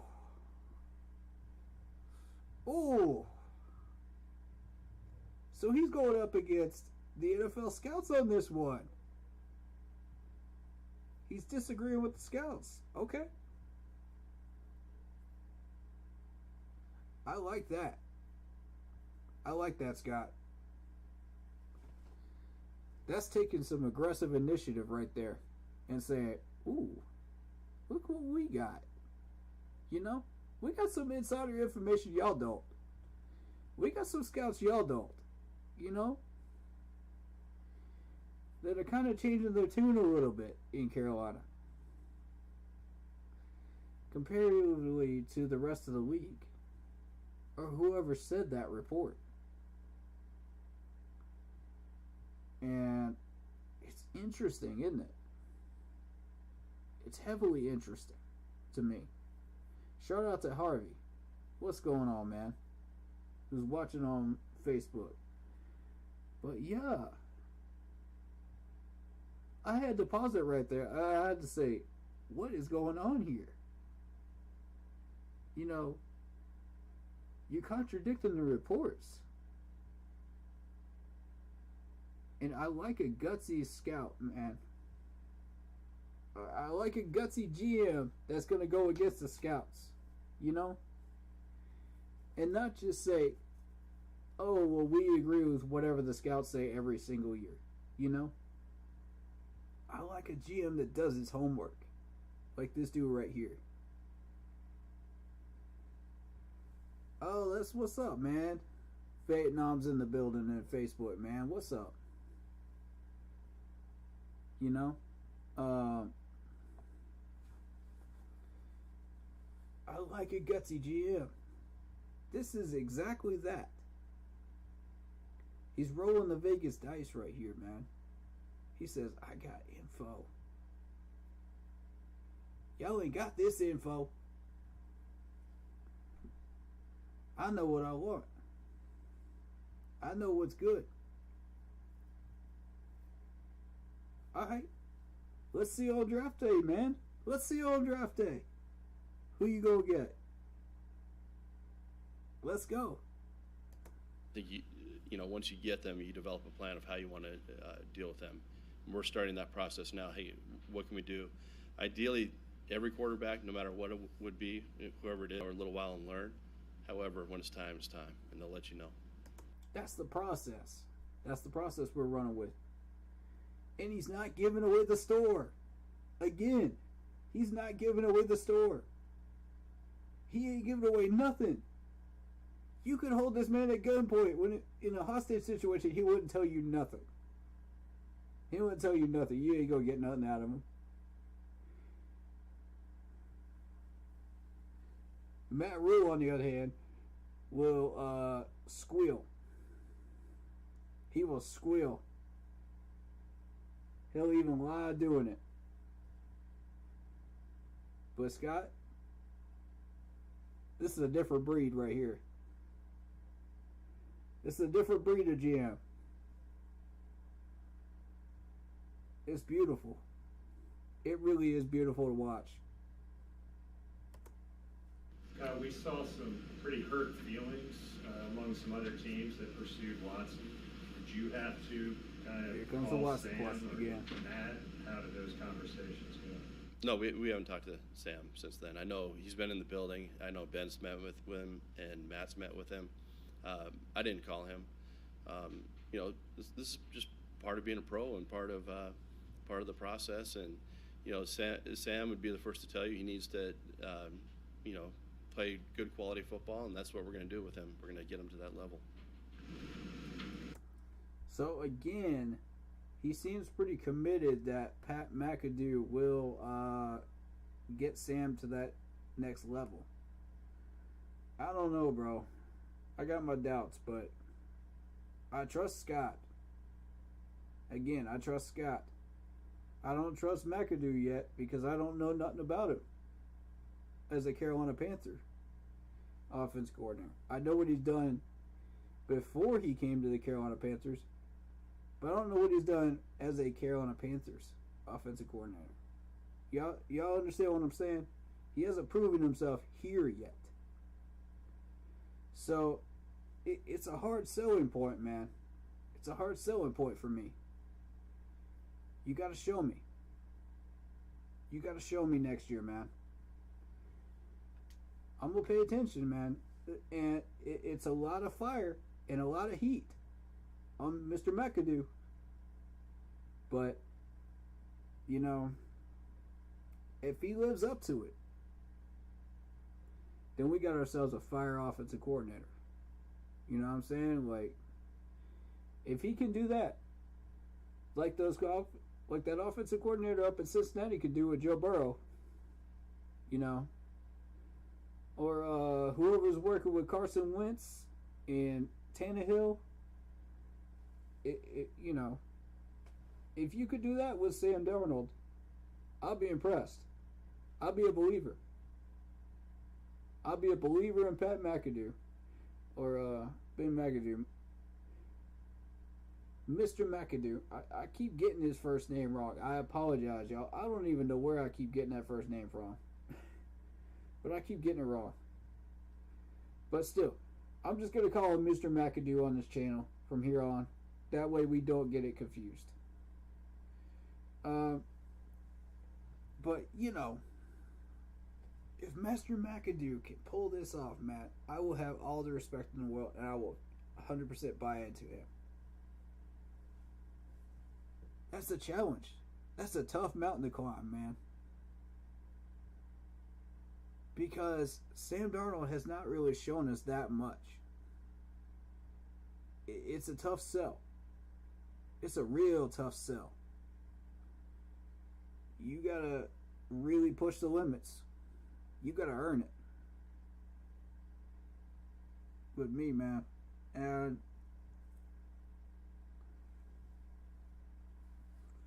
I don't do well with excuses in Carolina. None of us do.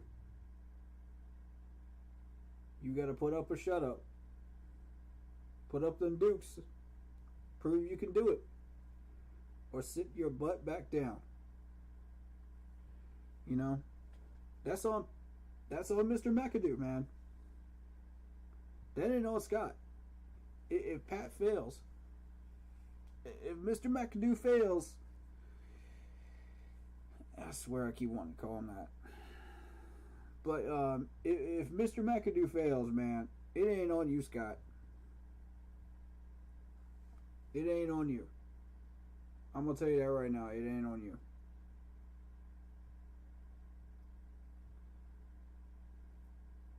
That's on the man that hired him in the first place.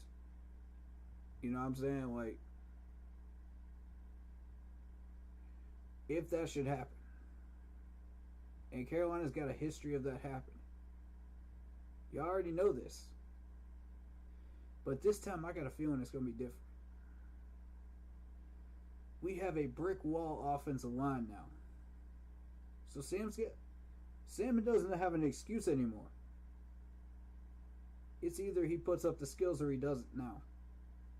Once we build up this line and we got depth, that's all Sam. He either lives or he dies in Carolina.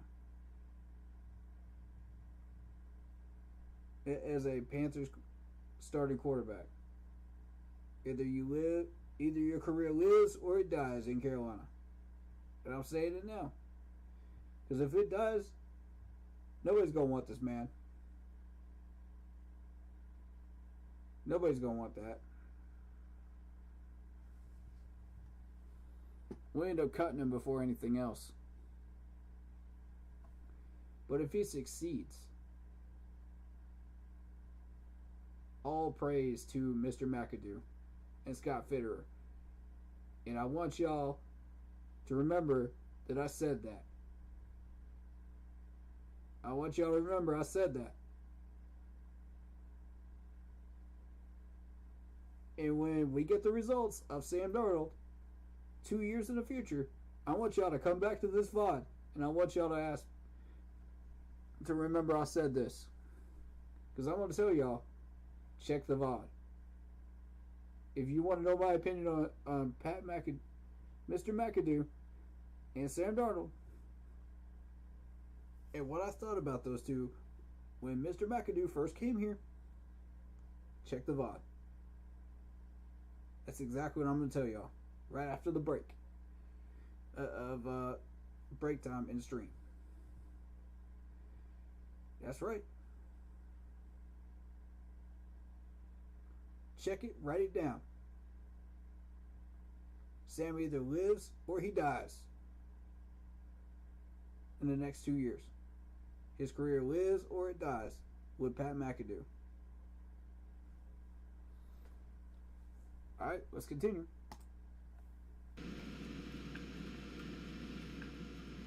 What are your thoughts about the NFC South right now with all the movements in the quarterback in New Orleans?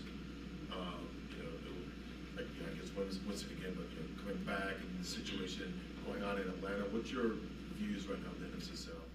I think obviously Tom Brady coming back through a curveball at us. I think as long as we get our team right, we're going to compete for it. Like I said, our goal is to compete for the NFC South, and we're going to give it every shot we have. It doesn't matter what the other teams are doing. It's just we're going to focus on our team and getting ourselves right and get us in a position where we can win consistently. Interesting that there's no comment on the Matt Ryan trade.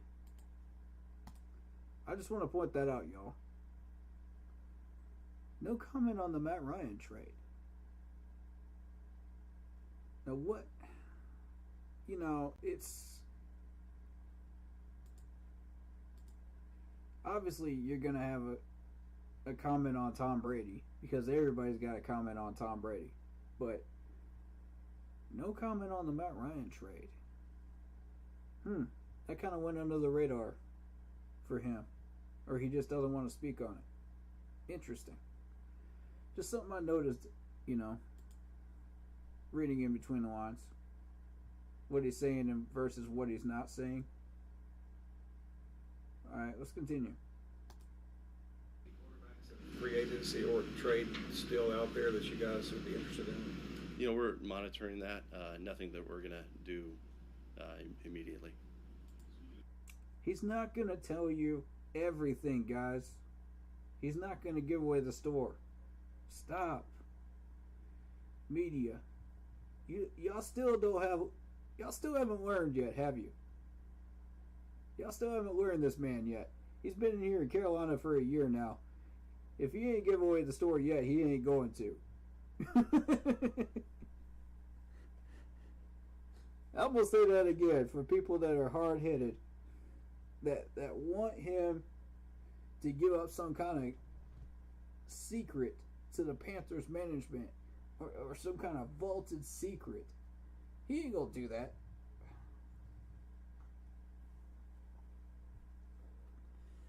He is honest, but he ain't gonna do that. I'm gonna tell you that right now. If he hasn't yet, he's not going to.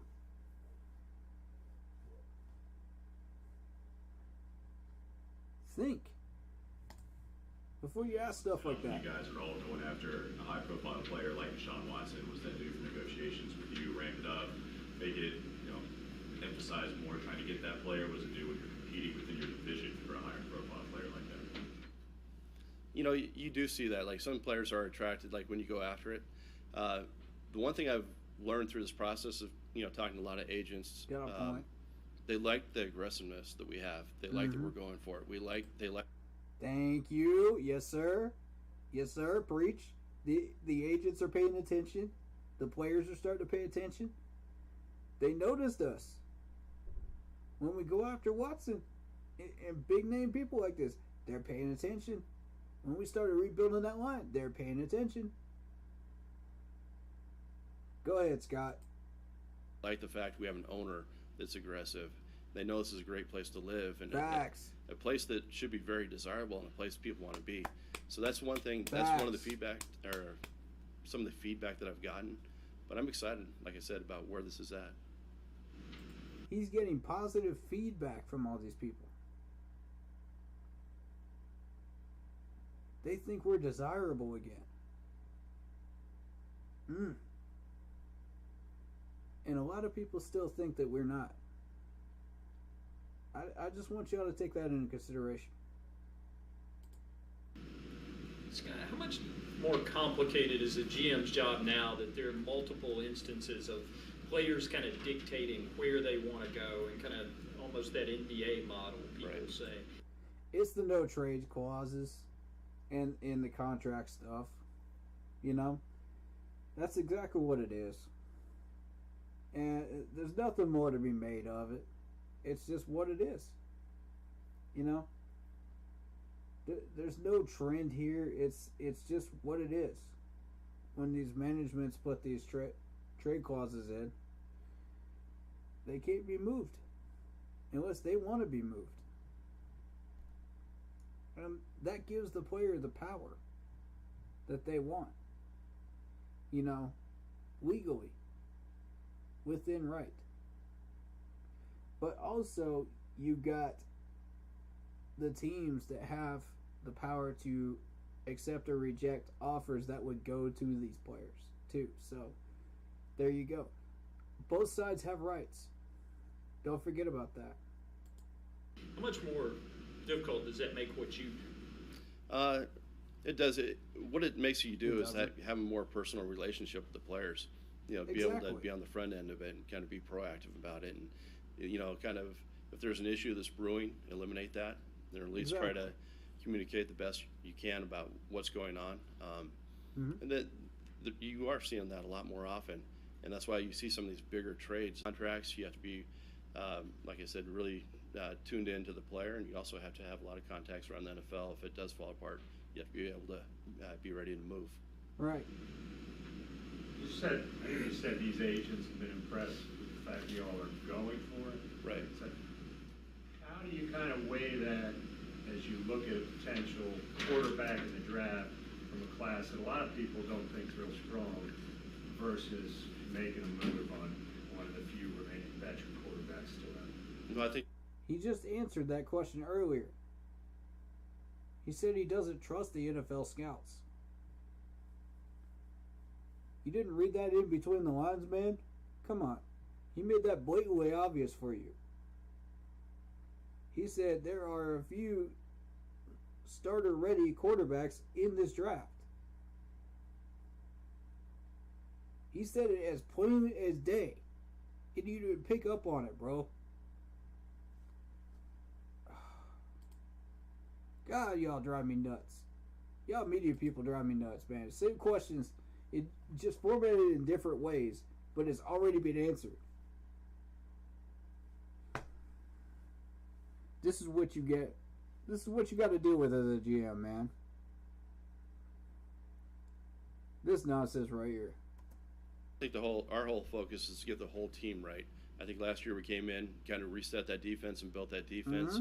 We added some pieces this year. We've rebuilt this offense. We have a much better offensive line. We've got the running backs. We've got the skill position at receiver. Eventually, it's going to get to a point where you can drop a quarterback in and you guys just take off. And that's what we're building towards. And I think we're a lot closer this year than we have been in the last year or two. That's right. One of these. Really? This is what we're doing now? You know what I mean? That question was yawn. Come on. Next question, please. That's exactly how you answer it. You divert it to something that's positive about this team. Good job, Scott. This guy's a heck of a prospect. I like it. The guys you saw this week of that ability that you can. He knows how to handle these folks.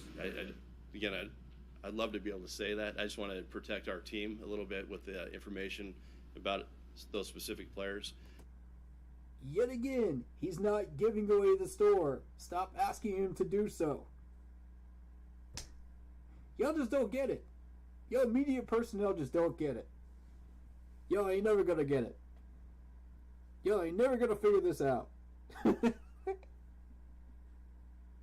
This is getting ridiculous, man. Come on, bro. This is child's play at this point. He's starting to sound like a broken record.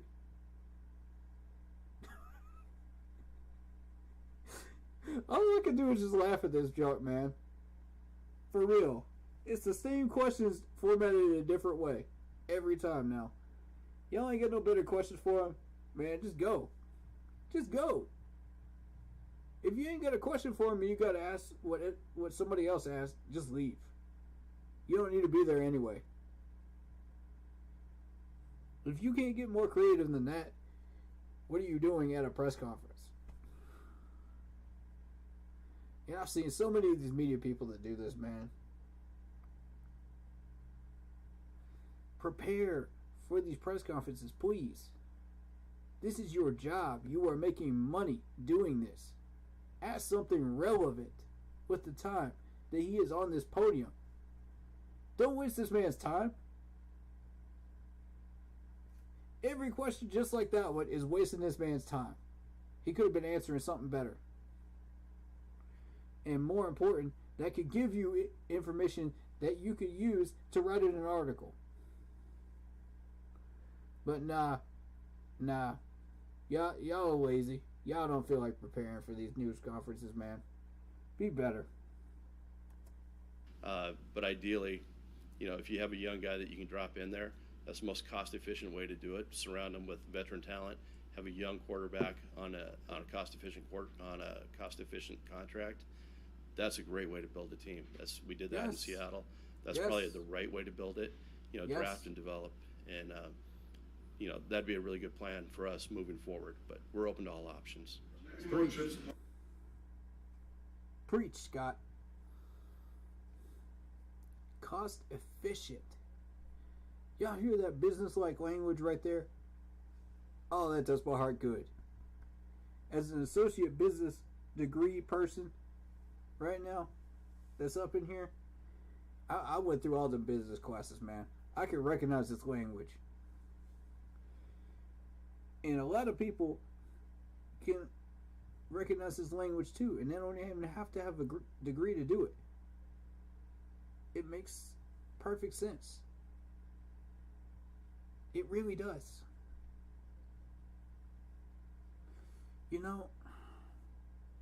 Cost efficient. Oh my goodness. This is the type of language we need to hear from a GM in Carolina. This is exactly what I want to hear. Because this tells us exactly the direction we're trying to go in. And that he knows what he's doing. He is the commander of this ship. And he's steering us right in the correct direction. Away from all them sea creatures, them storms, all them icicles that block our path. This man knows what he's doing. Trust in Scott. Plan to visit college players or pro days or interview players in person in the next couple weeks? We're going to bring in 30 players. I'm sure we'll bring in, I know we're going to bring in more quarterbacks, more tackles. We're going to visit with them. This is a real ongoing process for us. This isn't like, okay, we went to a pro day, we did the tape, we visited with them, we're shutting the book, we can make a decision. We're going to bring this all the way up to the draft. We're going to keep learning about these guys, who they are, how they process, how they think, what's their makeup, and that's what we're going to do for the next month or so. Yes, you never stop learning. Never stop learning. Never be satisfied with what your scouts are telling you. Never be satisfied with what you're doing. I have said this on multiple occasions. I said it earlier in the stream too. Never be satisfied. And it doesn't just stop in the NFL.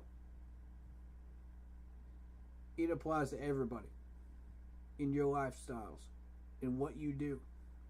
No matter where you work, no matter what you do, never be satisfied. Keep hungry.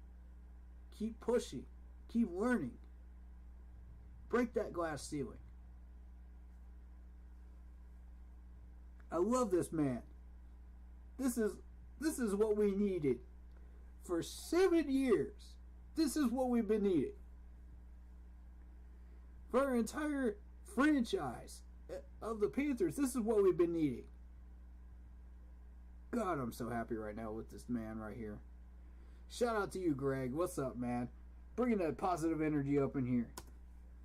Standpoint of building the complete team you're talking about, was it a good thing then not to get Watson from that standpoint?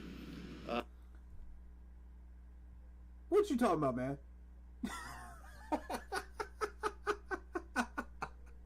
What you talking about, man? What you talking about? We done already proved this one. This is a moot point.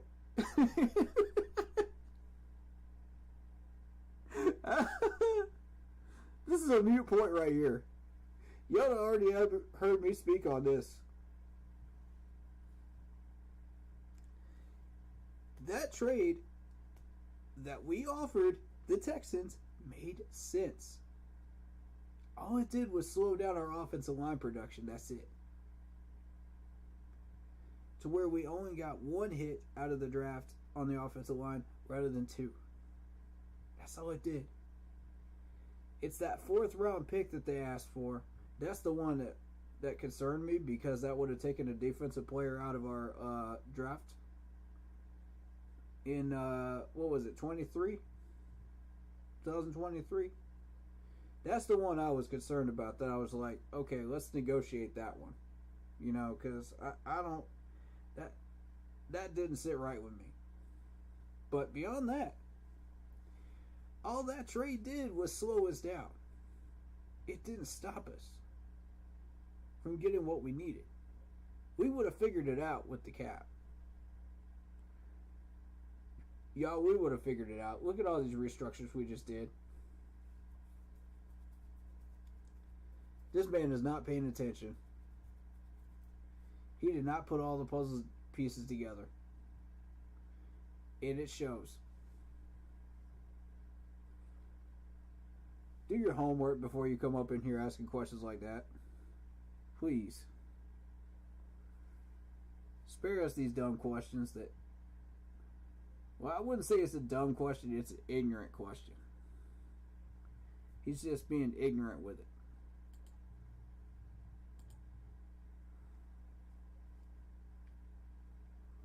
I've seen some weird stuff, man. I've seen some weird questions pop up before, but that's one of them that just shows your ignorance. And the fact that you didn't do your homework as a reporter. How many of them have we seen today? Just in this press conference alone. I mean, this is getting ridiculous.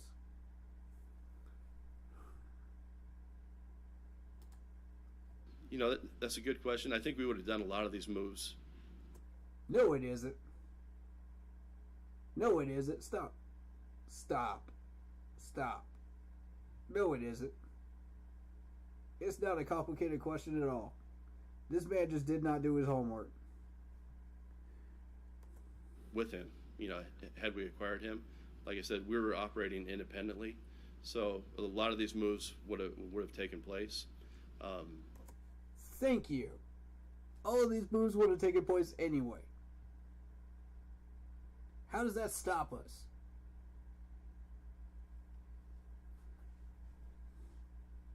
Thank you, Scott. Be real with this dude, man. Be real. Because he don't have a clue. The one thing I tell you what, 2 of the things I was really excited about is bringing back, you know, DJ and signing Dante. Like, yes, sir. That's what we want to do as an organization. Yes, sir. Is draft, develop, and then if they do it the right way and they come out and they perform, we're going to Love reward it. them and keep them here. These are the guys that we want in the building. Loyalty, and if there's a history baby. of that. Prior to me ever being here, this is Loyalty. Mr. Tepper and Matt Rule when they did it with McCaffrey, and we've done it. We did it last year. We did it this year. We'd love to be able to do that going forward, as long as. Loyalty. If you guys put in the work, you will be rewarded with a fat contract with Carolina. You put in the work, you will be rewarded. You will get the bag that you deserve. That's what Scott said right there. He didn't mince words. He didn't stutter. Did you see this man stutter at any point during this entire presser? No, you did not. He's telling you like it is. That's loyalty. That's loyalty that gets rewarded. When you show loyalty and you put your blood, sweat, and tears onto that field and you do what you're supposed to be doing, and you get the numbers that we are looking for and get the touchdowns that we're looking for, that is how you get rewarded. That's the type of organization we are. Any players that want to come here, there's your standard. You want to come up in here? You want to work hard? You get your bag. This ain't the New York Jets. We don't just reward people for just loafing out there in a uniform. Okay? No. This ain't the Detroit Lions. This ain't the New York Giants. We don't do that here. He set a precedent. That's exactly what he did right there. By re-signing these guys for as much money as he did, Dante, DJ, CMC with his extension, a couple years ago.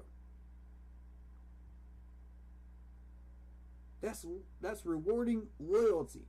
That's what we do here. You want to come here to Carolina? Show us that loyalty. And we'll give it right back, buddy. We'll give it right back. That's how we roll. That alone should make people want to come here if they have that competitive fire. If they want to win. If they want to be surrounded by great teammates. If they want to be surrounded by people that care, and a loyal fan base that will love and support them when they do well, but also hit them with that tough love when they're struggling, and remind them this is what you can do better. Let's get to work. We got your back, but let's get to work. That's the type of franchise we want these players to want to come walking into. And they should want to come here. That's the culture we're trying to build. Where this roster is always competitive. Where we are always showing love and respect.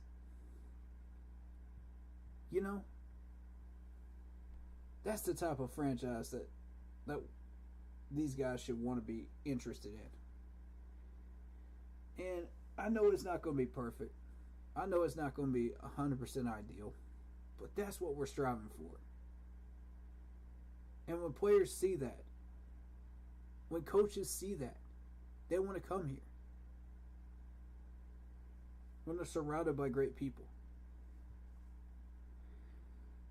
What Shai did was disappointing, and that reflects negatively. And that's not what we're looking for. Okay, that goes against that goal that we are trying to set as a culture, as far as resetting the culture here.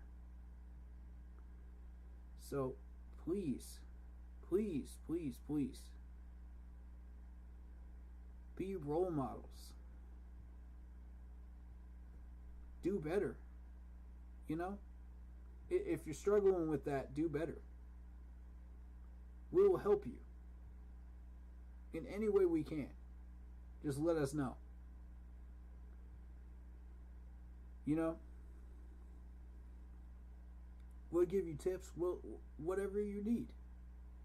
If you need tough love, we'll give you tough love. Whatever it takes. We just want y'all to get right, man. And come up in here and want to play. And the thing is, man, these players can come up into these NFL teams. They make a bag and they think, well, I can do whatever I want now because I got money. That ain't how it is. Shaw just got a huge wake-up call that that's not how it works. Anybody else need that wake-up call? Do something stupid. Find out. Do something stupid and find out. Because the NFL does not put up with that garbage. And neither does our ownership. He's lucky he has a 3-year contract, otherwise he'd be out the door. And that's sending a statement that we are not the Dallas Cowboys. We don't do that stuff here. You know what I mean? Finding them don't work. Suspending them does work.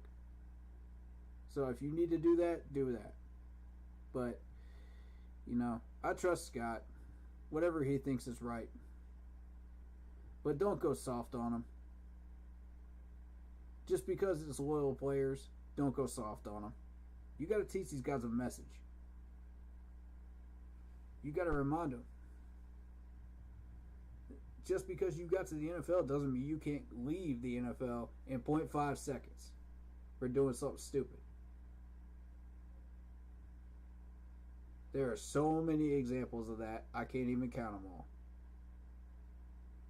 And there's 1,000 guys looking to take your spot, looking to do exactly what you're doing. So, and with a lot more passion than you've been displaying with your actions. So, that's what I'm saying, man. Shape up or ship out. Shape up or ship out. That's how we roll in Carolina. That's the standard that we need to be employing. And I'll bet you Matt Rule goes soft. I'll bet you Matt Rule goes soft because he's been soft on discipline. He's been soft on a lot of things in this team that have really frustrated me. And I don't mean to bring the vibe down right now, but y'all know what I mean. We can't have that here no more. The longer Matt Rule stays, the longer that happens. And that increases like an infection in this franchise. We can't have that. We can't have that toxicity no more. He's got to go. The longer you let him interfere and handicap us from getting where we need to go, the longer it's going to take us to get into the playoffs and try for a ring. Though, and I'll say that again, the longer you keep him in Carolina handicapping us, the longer it's going to take us to get to that ring. It's not complicated. It's clear he's trying to handicap us in any way possible because he knows he's on his way out. He ain't lasting next year.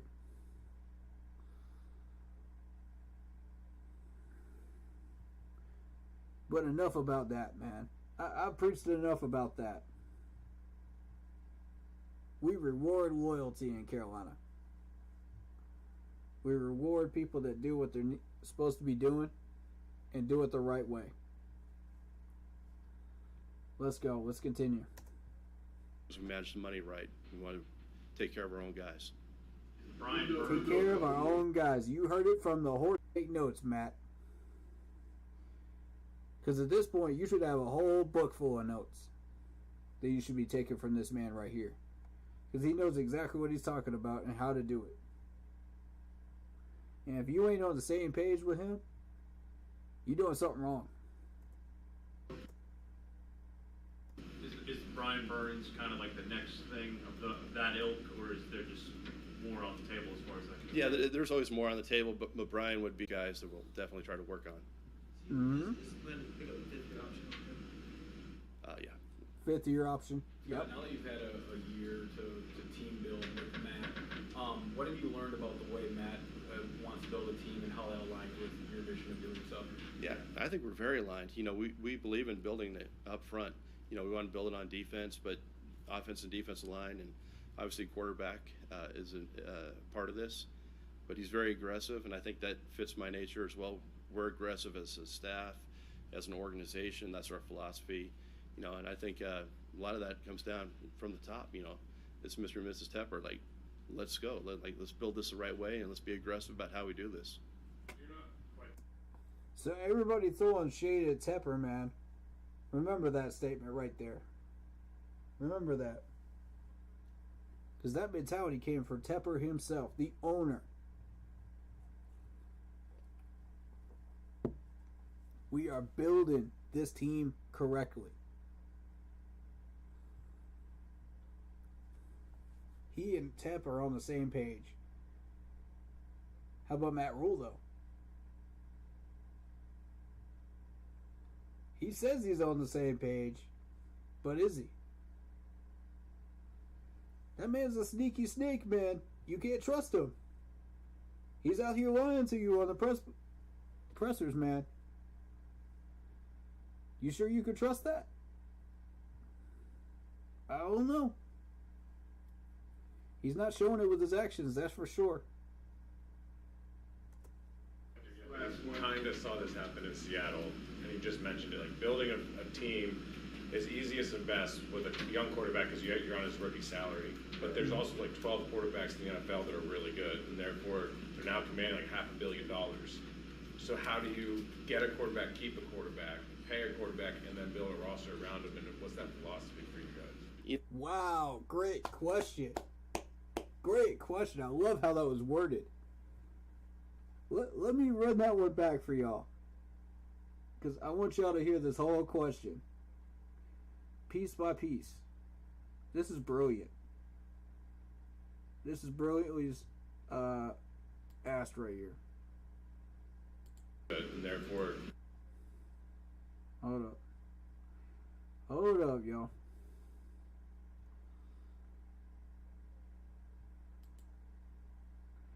All right. Let me run this one back.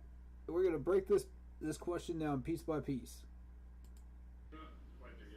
Kind of saw this happen in Seattle, and you just mentioned it. Like, building a team is easiest and best with a young quarterback because you're on his rookie salary. But okay, the quarterback on his rookie salary. He's talking about Russell Wilson here. He's talking about what he did with Russell Wilson. And pay close attention to this language in this question, because this is amazing. But there's also like 12 quarterbacks in the NFL that are really good, and therefore this dude's done his homework. 12 quarterbacks that are really good. They're now commanding like $500 million. Who are now commanding $500 million. Love it. So how do you get a quarterback, keep a quarterback? How do you get a quarterback and keep a quarterback? Pay a quarterback and then build a roster around him, and what's that? And then build a roster around him. Philosophy for you guys. What's the philosophy? Excellently worded question. I love this. This dude's done his homework, and he's come in here prepared. You know, he's got actual stats for you guys. You know, he said specifically 12 good quarterbacks. He said $500 million. You know, absolutely worded question. That's what I want to see more of in this media room. Is people like this right here. That's the type of questions I want to have asked at the right time. You know, there's a good example. Y'all wanted a good example of a news media person? There it is. That's probably one of the best questions I've ever heard. I think every time, like, if you draft one they're there for 5 years, then all of a sudden you're paying them, right now, what is it, $40-50 million a year. News media people, take notes. That's how it's done. That's a huge amount of your cap space. So where are you going to take from to build your team? And so you have to be very strategic about who you sign back. And, you know, there's obviously value of position. Like, you want to keep your left tackle, you want to keep your pass rushers. But there are times you have to go cost efficient on certain positions. And, you know, I think some teams, you know, you can take from, like, say, guard or linebacker, but you have to be smart about how you spend your money. And it really does. You have to be smart about how you spend your money. Did y'all hear that? Did y'all hear that? You have to be smart about how you spend your money. That's a life lesson, ladies and gentlemen. That's a life lesson right there. That ain't just talking about football. That's a life lesson. Scott, dude, out here teaching grown adults how to... Bro. I'm with you, bro. This man knows who. He knows money management. He understands the cap. He understands how to spend money correctly and where to take people from and where not to take people from. This is a proper GM. Everybody in the league take notes. This is what y'all should be doing. But you're not, because you're ignorant and you didn't learn. And every single year, you still don't learn. So all the teams, fans that come in here from other teams, and welcome on in, by the way. Everybody's welcome from all 32 teams, fan bases. Players as well, management, whoever y'all want to bring up in here, man. Come on in. The water's fine. But you know what? For all the people that are fans of other teams up in here, man, take notes. That's how it's done. That's how it's done.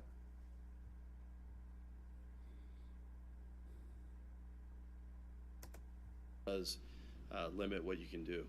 So shout out to Carol, by the way, my YouTube partner. Welcome on in. We appreciate you. We hope your healing process goes well. It's hard for me. We're praying for you. I don't know if it's good. You know, it's good for the players. You reward the guys who perform for you. That's a hard question to answer. You know, I'd like to say it's hard, but it's that's a tough one, because it just eats up so much of your cap space. It eats up so many resources. It's hard to do. The perfect example of that model, because look how much money this man is making up at Green Bay, and you know they're leveraging 3/4 of the money to that team to him alone, budget-wise, in the cap. That takes away from positions. That takes away from people that you could get in free agency. You know? That takes away from pieces that you could build around him. This is why, you know, considering Green Bay has a lot of money, but still, you know, they still don't have a ring. Matt Ryan in Atlanta. Take a look at Matt Ryan's contract in Atlanta. All that money that went to Matt. You're paying these quarterbacks too much. And it's killing your cap. Tom Brady figured that out. And he says, I'm taking pay cuts. I give him credit for this one. And I rarely ever give Tom Brady credit for anything.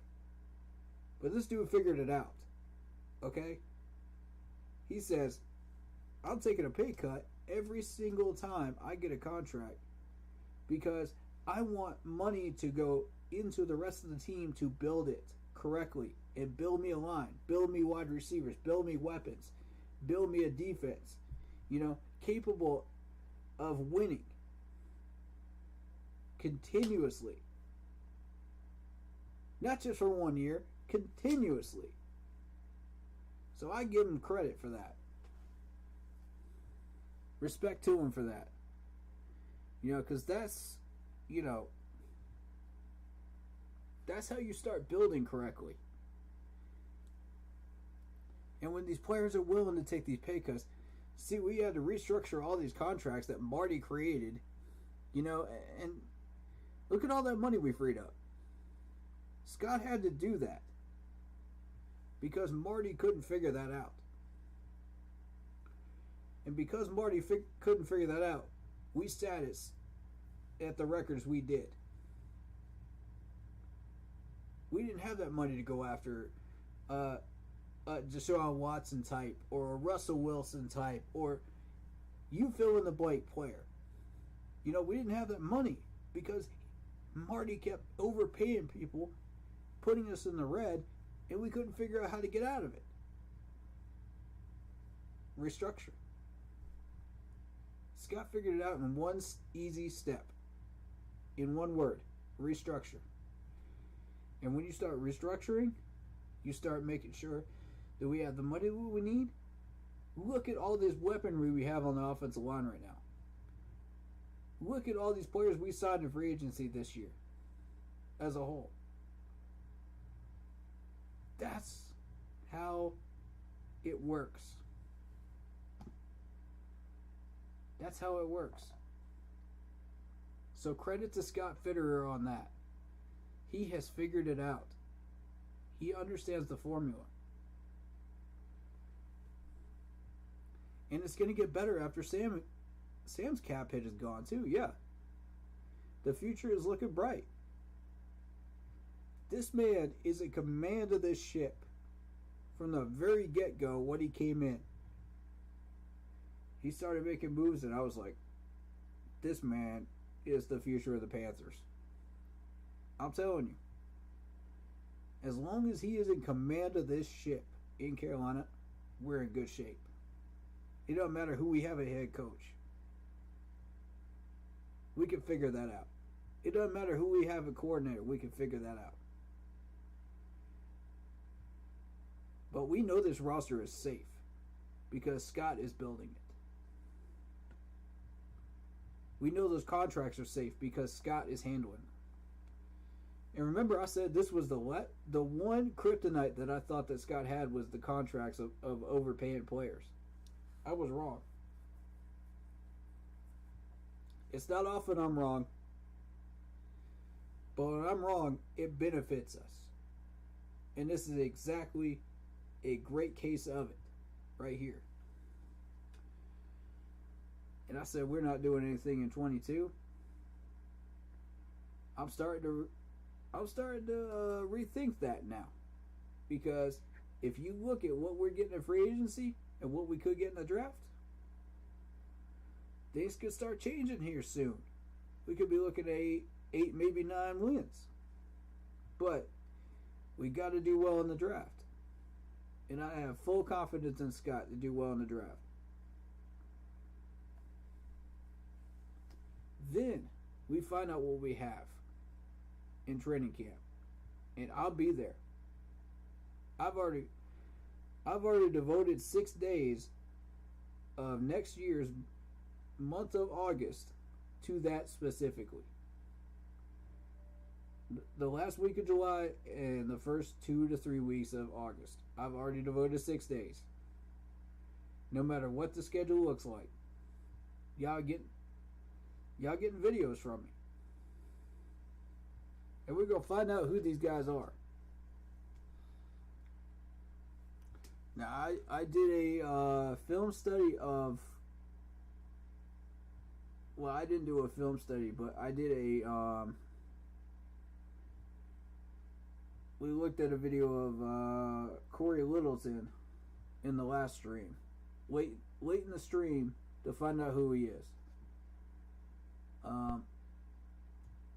And for those that missed it, we were doing cover 2 coverages, like where he was in specific plays, in like 3 specific plays, and what he was supposed to be doing, what he was confused on, because he wasn't aware of where he was supposed to be, and why he struggled in those certain plays. So I mean, that's a good video to look at. You know, it's educational. He kind of drowned on and on and on about what cover 2 was, you know, for about 30 minutes. 30 minutes of that video, but still, you know, he made a very good series of points, and it was very educational for us. So if you want to check that out, go check out the last stream VOD towards the end of the stream. It'll be in there. But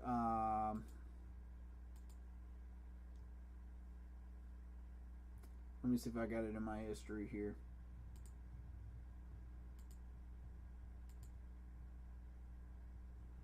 In the history,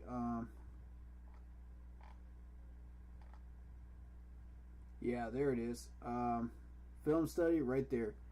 If you want to check that out, it's Jackson Kruger Sports. And this video is about 8 minutes and 27 seconds long. And the title is Film Study What Went Wrong for Corey Littleton with the Las Vegas Raiders. So if you guys want to check that out, there it is. Go enjoy that. That's what it's going to look like when you pull it up. So, all right. That being said, I think we milked this Scott Fitterer discussion enough for the moment. If there's anything y'all want to talk about, you know, regarding that, please do throw it in the chat for a minute or two here. But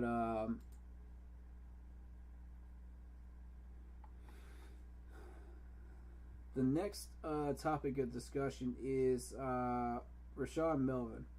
And I don't know how I feel about that Melvin re-signing, though.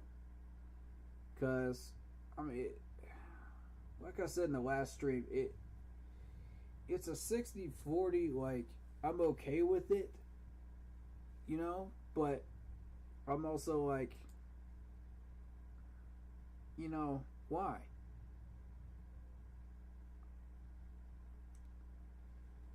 You know, I'm on the fence when it comes to him. I love the Justin Burris re-signing. I'm alright with the Corey Littleton signing here. I think that was a great move. I think we did well with that. Dante and DJ, we already discussed earlier.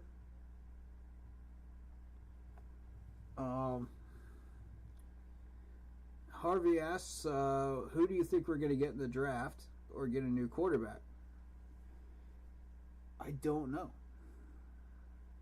That's the question. Like, what's going through Scott Fitterer's mind here? Like, is he... Let's start with quarterback. Let's start with the scenario quarterback. You got Malik Willis. You got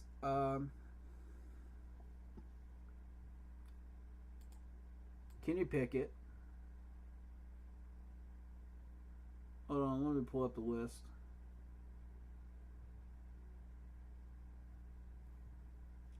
Oh, there's another topic of discussion I want to discuss, but we'll get to that in a second.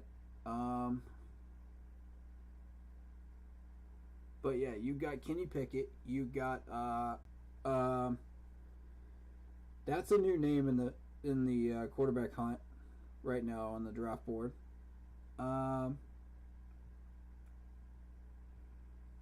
And of course, Sam Howell towards the bottom of the first. Now, factor in the combine. Kenny Pickett did not really impress me. Malik Willis was the standout that got everyone's attention. Now that he's gotten everyone's attention, it's likely he'll be in the top 10 And where he's going to land in the top 10, we don't know. Because if you look at the draft order, we're looking at, hold on. Y'all can see everything I'm saying. Cool. We're looking at Jacksonville, who's probably going to go for Evan Neal. I wouldn't doubt that because they're looking for some protection for Watson. And I don't think there's any way that changes. Because I've seen that on multiple draft boards. Unless they go for a defensive end, which I could see that too. Because I've seen in a few mock draft boards where you see 2 to 3 defensive ends pop off in the top 10. So, that's a possibility. Malik Willis, though? No. Kenny Pickett? No. Neither one of them will be dropping to Jacksonville. No. Detroit. We move on to Detroit. Detroit is that unpredictable team every year that needs everything. And are they sold on the quarterback they got from the Rams trade? Are they? I don't think so. So Detroit could be in the race for our guy Malik.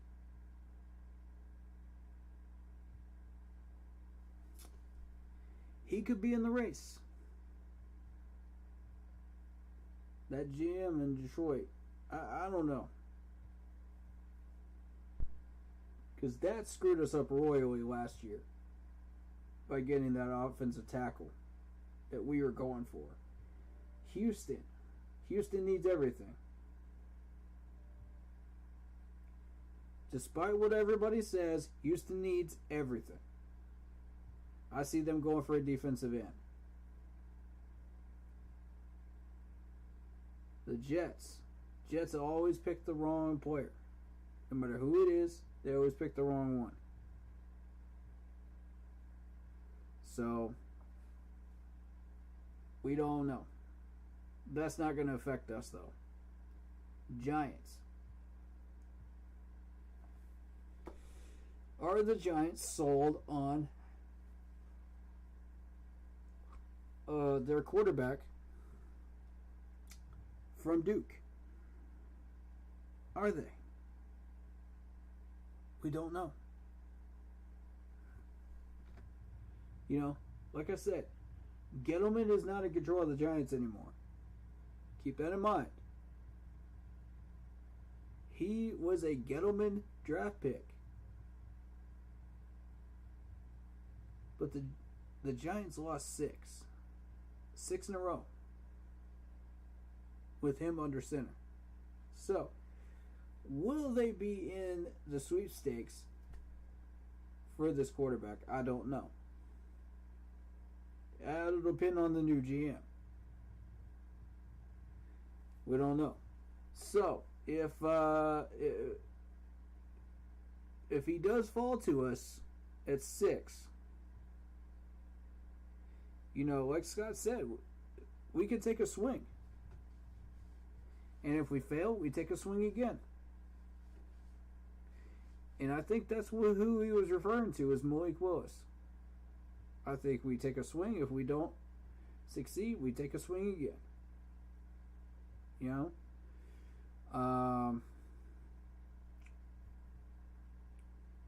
But that's another Giants pick at number 7 right there. They traded with Chicago. Giants are picking 5 and 7 now. Keep that in mind. I don't know who their new GM is. I don't know his strategy. I don't know his style. So we'll see.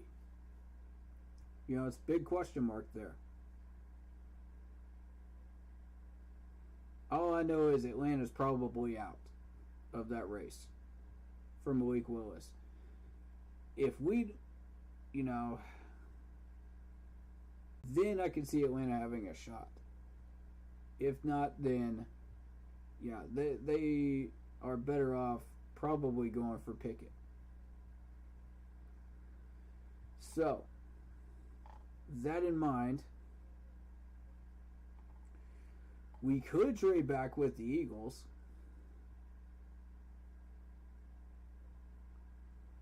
To 16 and have a shot at Kenny Pickett. Still.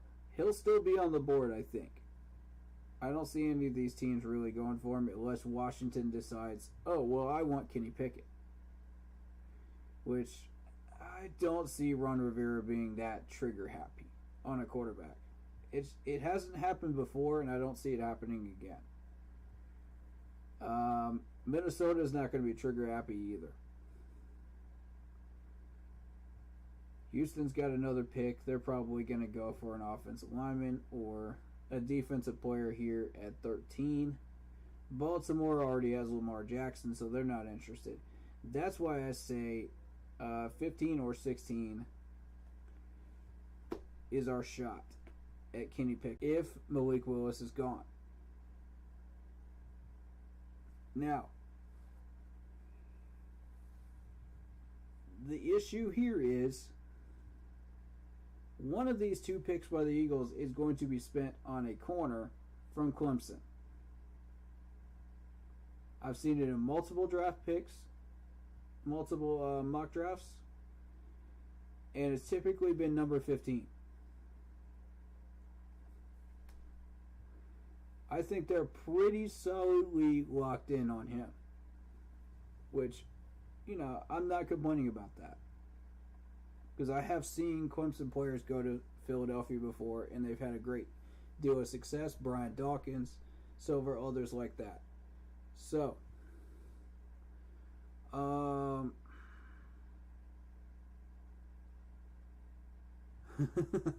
what about the walking, talking Frigidator from on the D-line from Georgia? Who you talking about, dog? Man.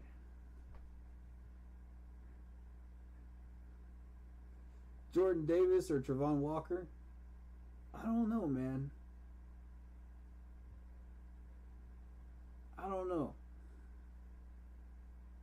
There's a lot of teams up in here in the top 20 that really do need a D lineman for sure. So it's hard to say where those two are going to land specifically. I could give you a little bit of a range, but I can't promise that that's the team that they're going to get drafted to.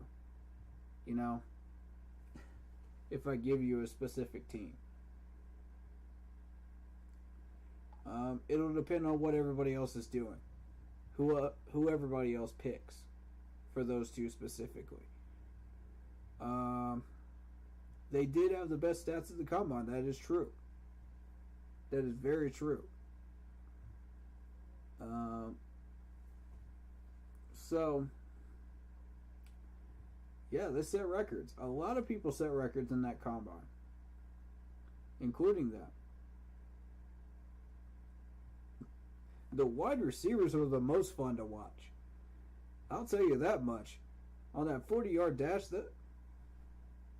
nobody really pays much attention to that 40-yard dash until they got on that line this year.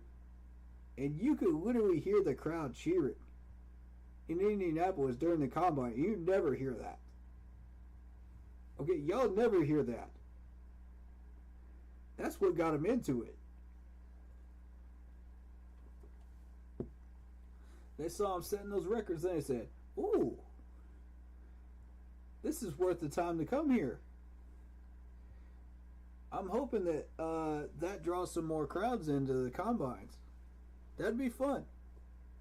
They never said you had to be quiet at a combine. Just during the specific drills that they're running. It's the same as a team on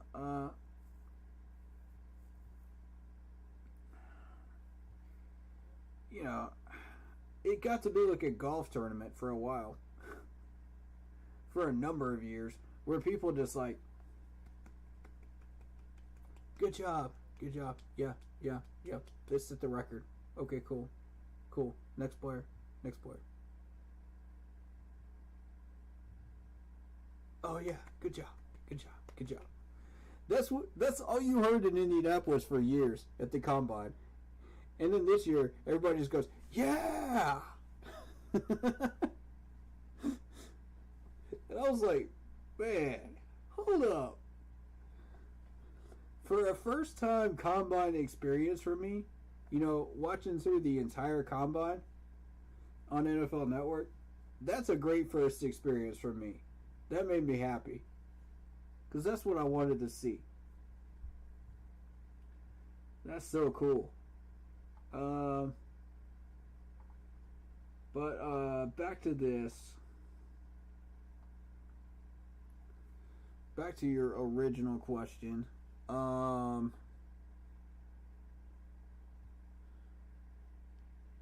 do you think we're going to get in the draft?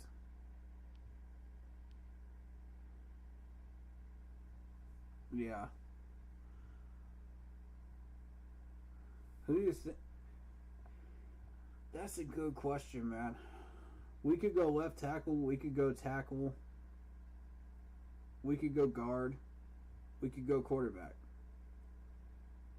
So we got those 4 options. We could even go edge rusher, should we wish to. That's what Scott Fitterer was saying in that presser. We got options. He's not saying what we're going to do. He's saying we got options. Which, is something we all already knew. If we're paying attention, He's just saying that for the people that don't know. That have been living under a rock for the past 2 weeks. But you know what, though?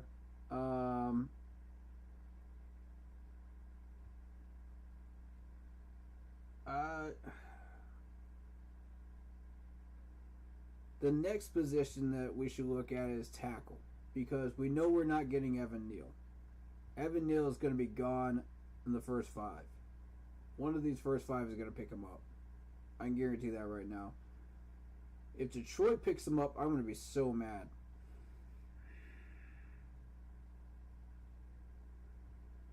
Y'all know they ruined the Oregon tackle last year.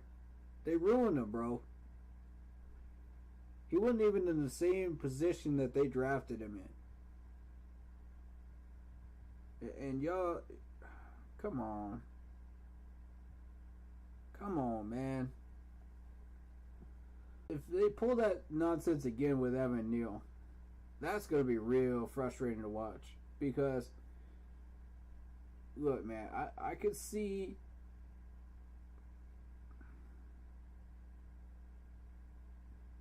I could see us being the landing spot for Evan Neal if Detroit doesn't pick him up.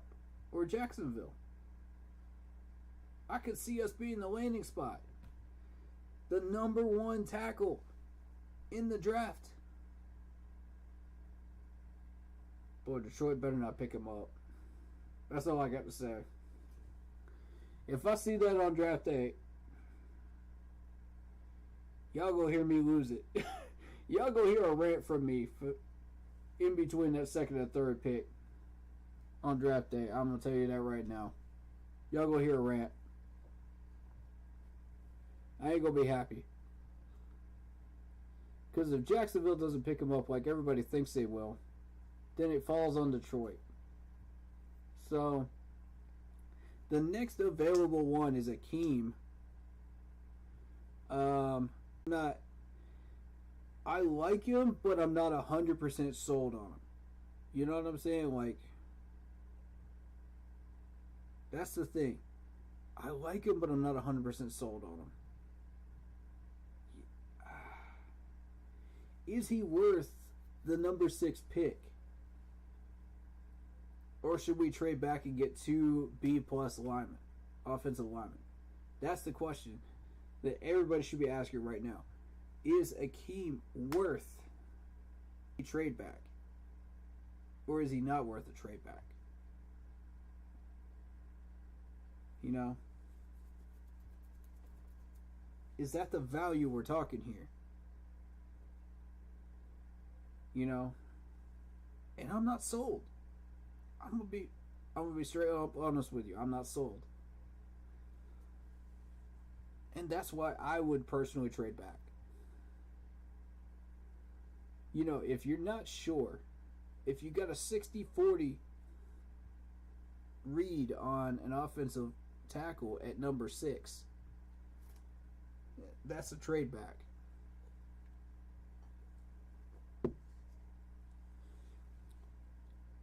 If you're not sure you can get that number 1 quarterback out there, that's a trade back. You know what I'm saying? Like, unless there's a good defensive player that pops up at number 6 that you're really, really sold on, that you believe can be the cornerstone of your team going forward, like we believe J.C. Horn could be, then that's what you look at.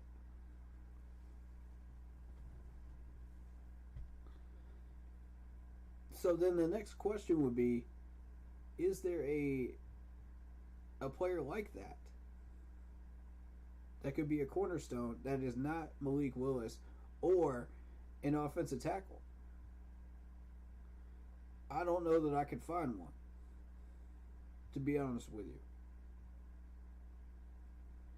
You know, I like these guys, Matt. I do. But cornerstones, that's a whole nother matter. That's a whole nother cup of tea right there. That's a whole nother chapter of the book. That's tough to find one that I would be really, really sold on, you know, in that way. And I can kind of show that in the mock draft that we're going to be doing around 10 o'clock here in about 30 minutes. We'll jump into that. And we'll kind of try to answer that question a little bit. You know, is there one? So, who do I think that we're going to get in the first round? I don't know. That's the simple answer. And I gave you the long roundabout answer. But the simple answer is, I don't know. Depends on what these other teams do. And what they hunt for. I was doing like a practice mock draft earlier with my buddy Braylon. And we were looking at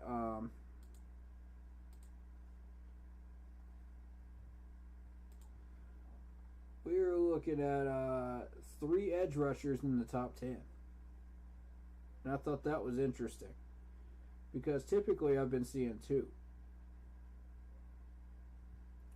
One I'm going to Houston, one I'm going to the Giants respectively. And the third one went to Jacksonville, which allowed us to get Evan Neal in that practice run. That was interesting to me. We won't get that chance again.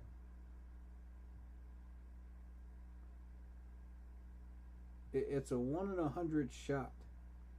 You know? Is Evan Neal worth picking at 6, or do we need to trade back? In that scenario, which we got like a 25% chance of that happening, by the way. That depends on what Jacksonville decides to do.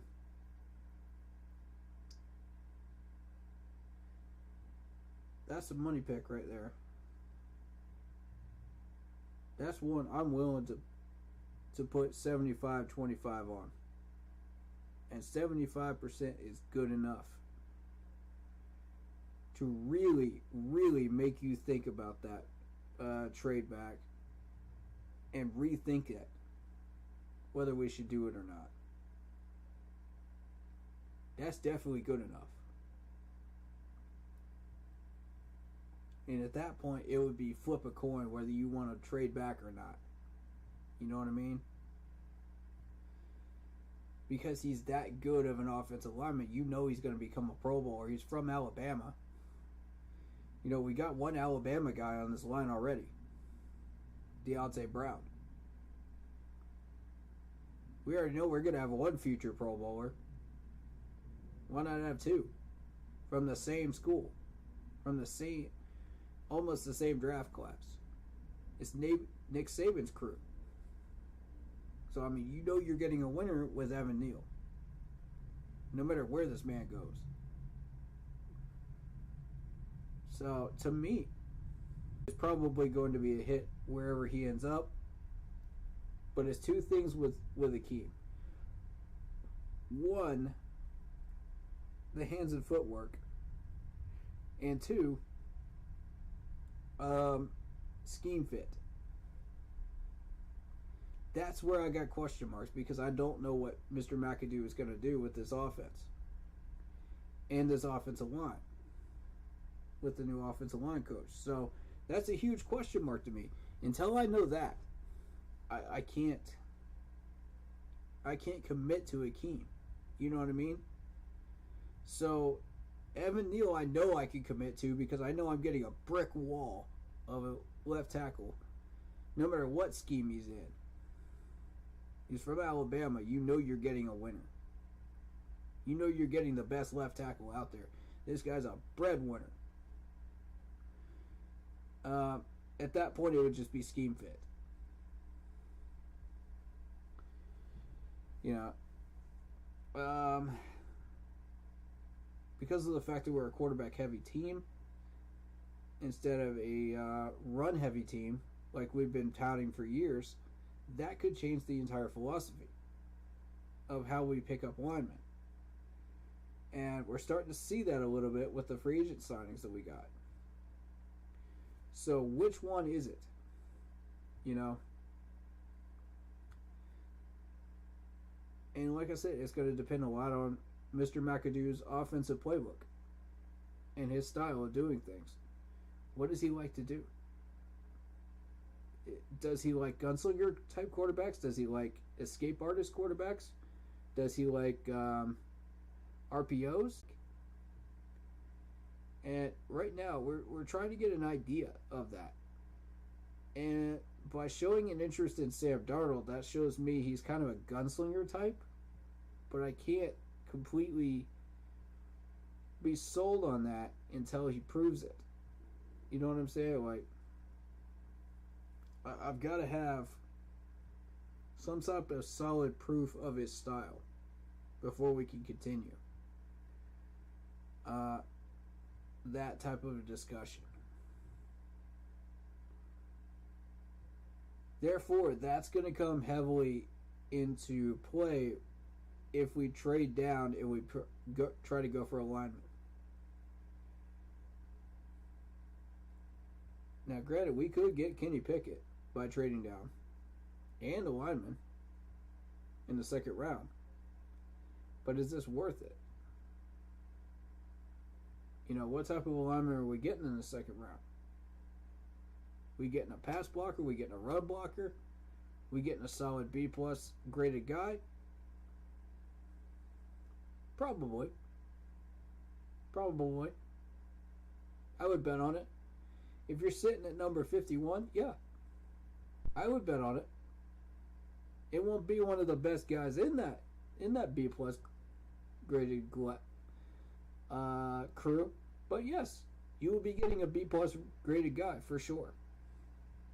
No doubt about it, because I see him starting to fall after number 20. Pittsburgh is going to be one of the first ones. They're looking for alignment. New England's going to pick one up.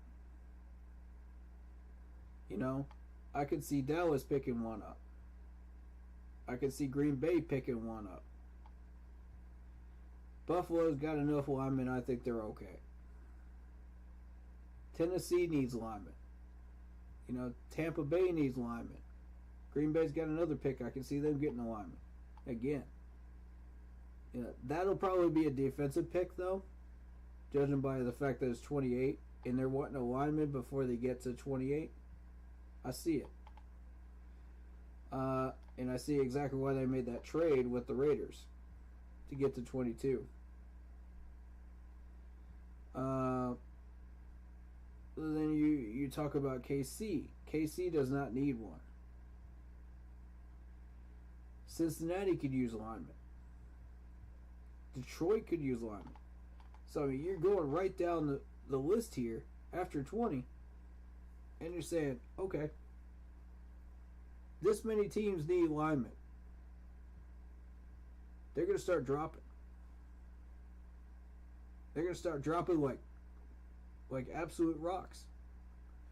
And I can tell you, if we don't pick one up at 51, we're shooting ourselves in the foot if we make that trade with the Eagles. If we don't get one, we're in trouble. So yeah, if you want to make that trade and move down to 16 or 15 and pick up a quarterback, Sam Howell, you better follow that up with a lineman. You had better follow that up with an offensive tackle. Because I'm going to tell you right now, if you don't, it's not going to be good.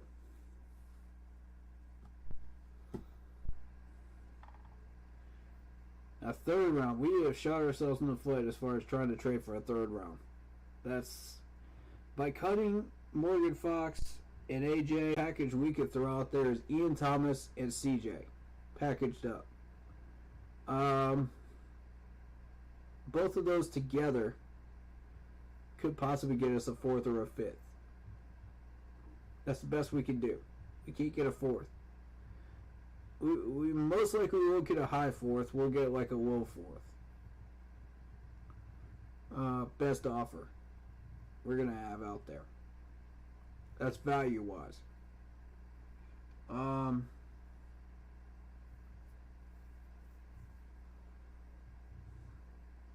it's not because these guys aren't good. It's just because, number one, what Ian did. What they did to Ian. Ian's contract is just a mess. And I'd like to see that get restructured.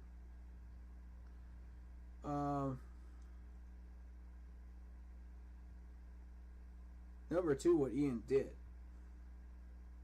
And we're all familiar with what he did. That was not a good thing.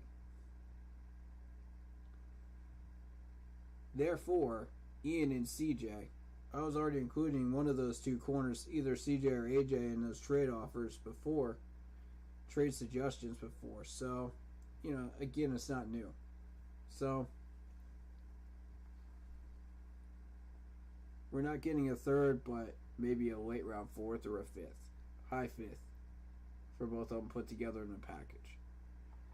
So, that being said, our best hope is to either get Evan Neal, if we get lucky enough to, Malik Willis, if we get a shot at him at number 6, which kills our chance for an offensive lineman, or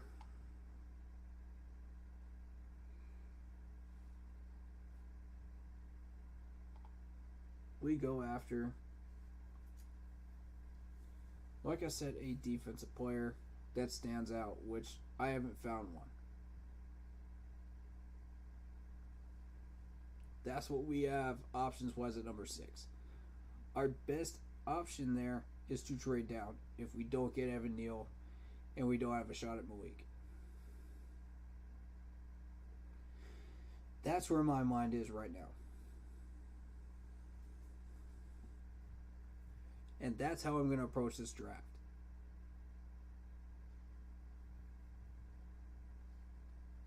So without further ado, because I don't want this mock draft going too late,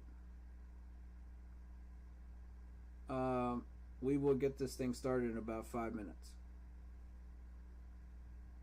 But first, let's talk about Stephon Gilmore. Now, people have not really reported on this much, but the Chiefs are in talks with Stephon Gilmore.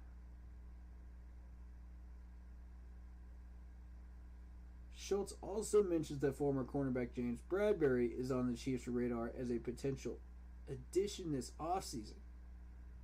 Ooh! Ooh! KC's management making moves! They know what's good out there. They know what's good on that market. I'm cool with it. Let's go.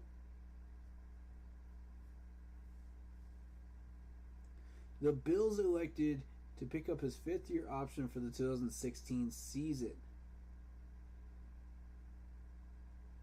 You know, he played out. So, how about this one?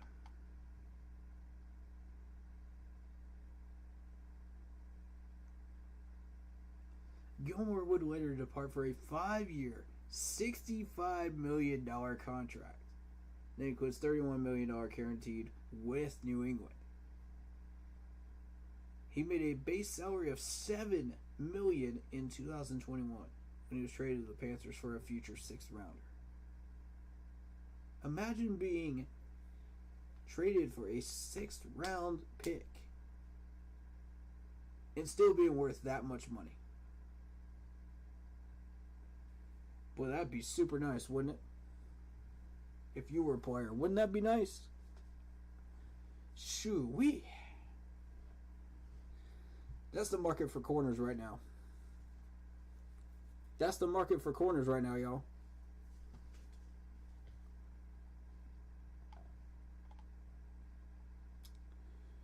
Gilmore appeared in 8 games for us and recorded 16 total tackles, 2 interceptions, and 2 pass deflections. Imagine if he played a full season. What those numbers would look like. Just imagine. I don't know why we're not extending this man an offer. I don't know why we're not. Because that saves us a pick. You know? Why go after another corner in this draft when you can just re-sign him? And be assured that you have a nice corner room. You know, with Dante on board and everybody on board, you know? Why waste money on a rookie corner, like in the 4th or 5th round, when you got Stephon Gilmore sitting right here?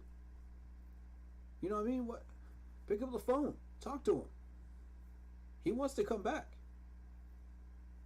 I guarantee you, he wants to come back. Look at this defense right now. We just picked up Woods. Come on.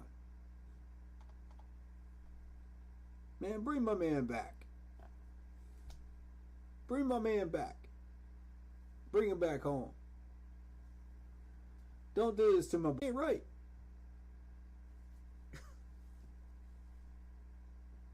Show him that Carolina love, man. Remind him that we love him here, man. Regardless of where he ends up. Show him that love. And I'm going to tell you this right now. He looks darn good in that Panthers uniform right there. He looks like real fresh in that Panthers uniform, man. Fresh. Y'all want him back, don't you? Come on now. Alright.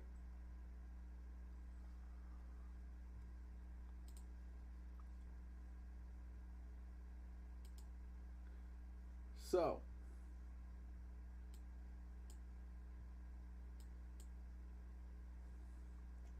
we're going to get this mock draft going in just a second. I need to reply to a message or two.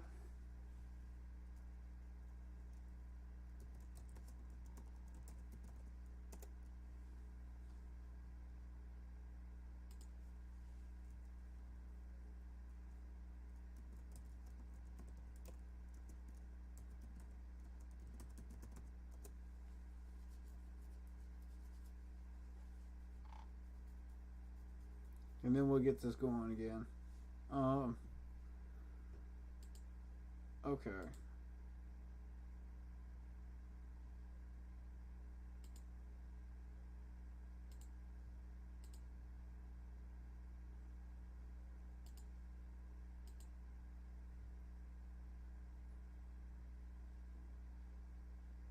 Oh, okay.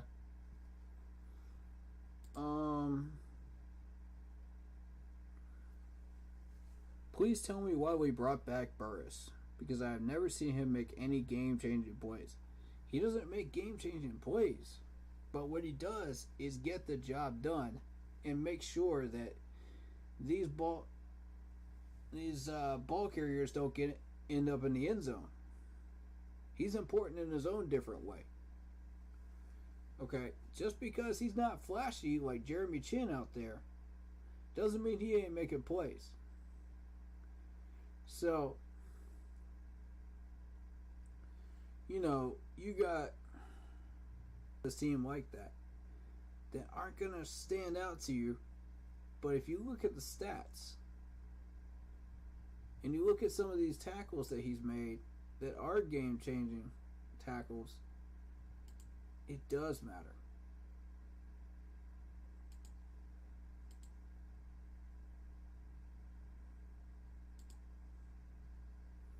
Okay. So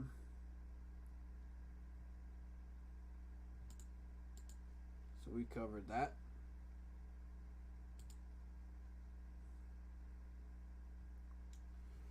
Let me get some light on, and then we can get this mock draft started, guys.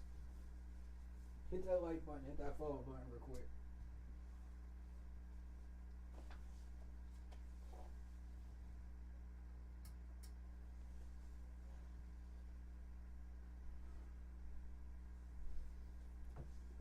I'm gonna show off this helmet one more time, y'all.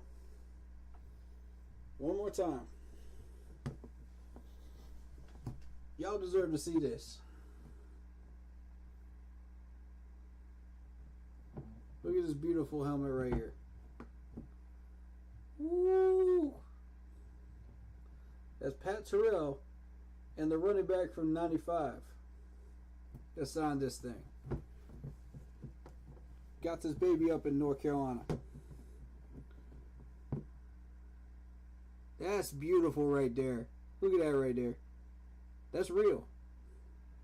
That's hand signed. That's a real full-size helmet. You're not going to find that anywhere else.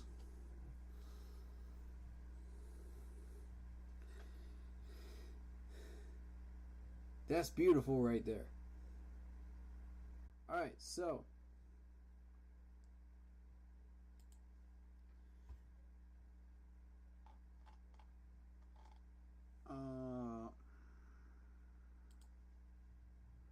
let's get this mock draft started, shall we?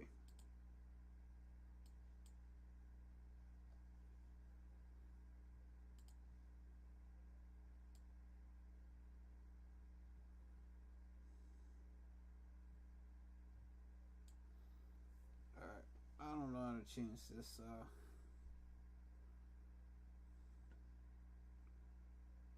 I guess I'm just gonna have to be in the bottom right corner there, but whatever.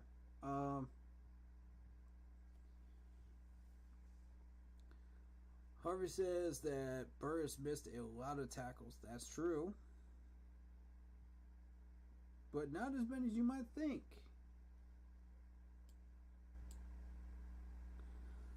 But when he plays this year and whiffs a few, I'll remind you. Alright, go right ahead. Go right ahead, man. Sean Chandler's worse, though. I don't know why Sean Chandler's on this roster. I done went on a 30-minute rant about that one earlier. Y'all know that he is my hot button player on this roster. And I got one every year. Every single year.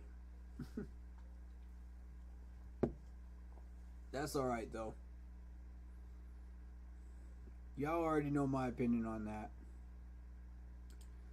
So, let's get this party started with the mock draft. shall we? Those of you that have seen me do mock drafts, you already know what to expect. If you do not, you are in for a show tonight. I'll tell you that much. From 9:50 on. Because I'm a lot more aggressive than Scott Fitterer is. So, strap yourselves in.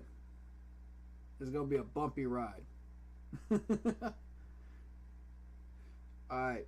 We're using the PFN Mock Draft Simulator. This is the best one to use if you want the best trade values and if you want the best trade offers. It's the most realistic one as far as where these players might land. And it's free. So if you want to do this yourself, go to profootballnetwork.com/mockdraft. Again, that's profootballnetwork/mockdraft if you'd like to pull one of these yourself. Alright. Plus, this one does not put a limit on how many trade offers you can pull out. And there's no limit on the declines or approvals of these trades. So if you'd like to check this out, I'm running it on YouTube right now on the YouTube channel. So for those of you that are on Facebook, you'll be able to hear what I'm saying and I'll be able to describe what I'm doing, but you won't be able to see it. So that being said, if you want to see what I'm doing, check it out on the YouTube channel or on the VOD when it's finished. But we're going to jump into this. Let's go. 7 rounds, normal mode, Carolina Panthers. Let's go. We're going to get this thing started. Oh. That's an interesting start. That's a real interesting start. Look at this. Adam Hutchinson from Michigan, the edge rusher, goes to the Jags. Therefore, the Lions pick up a wide receiver, Garrett Wilson. Texans pick up an edge rusher, Kayvon. The Jets pick up a safety. I think that's pretty much, I think that's typically what I've seen on every mock draft is that safety there in number 4, but I don't know. Who knows what they're going to pick? It doesn't affect any of us. Evan Neal at number 5. Look at that. Count on a team always in front of us to steal what we're looking for. It's just going to become a trend. I swear to God, if it's going to become a trend, I'm going to be mad. Evan Neal goes to the Giants at number 5. Wow. Now, there's been a few mock drafts where the Giants pick up an edge rusher and make that a trio of edge rushers in the top 5. This is more realistic. I see 2 edge rushers going in the top 5 and then probably a safety and Evan Neal. Now, who knows whether their wide receiver is going to drop or not in the top 5. I don't know. But the rest of these I see realistically just in different order. So, number 6. Now, remember, I said that Akeem I was iffy on. I was 60-40 on Akeem. You got Charles Cross, which I'm not 100% on either. I'm 50-50 on Charles Cross. 60-40 on Akeem. I like Akeem a little bit more than I do Cross. That's just my taste, an offensive lineman.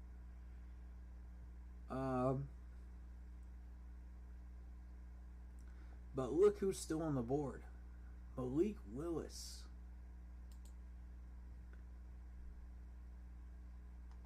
We've got 2 scouters doing a scouting report on him.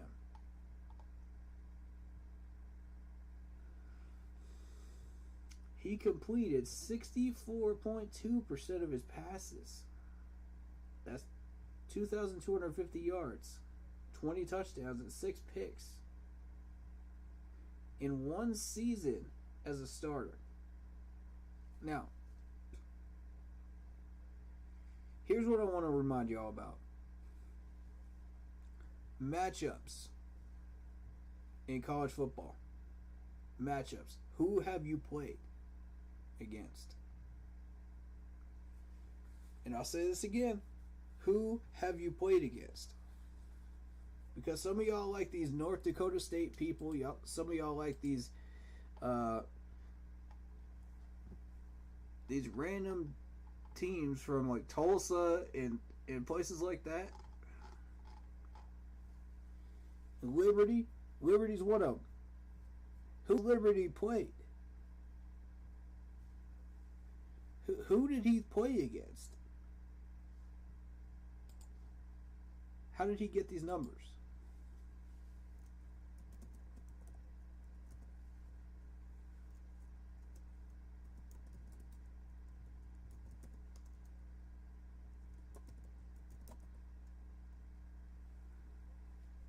And look at this. At the bottom of the Google search list, there's where you find football.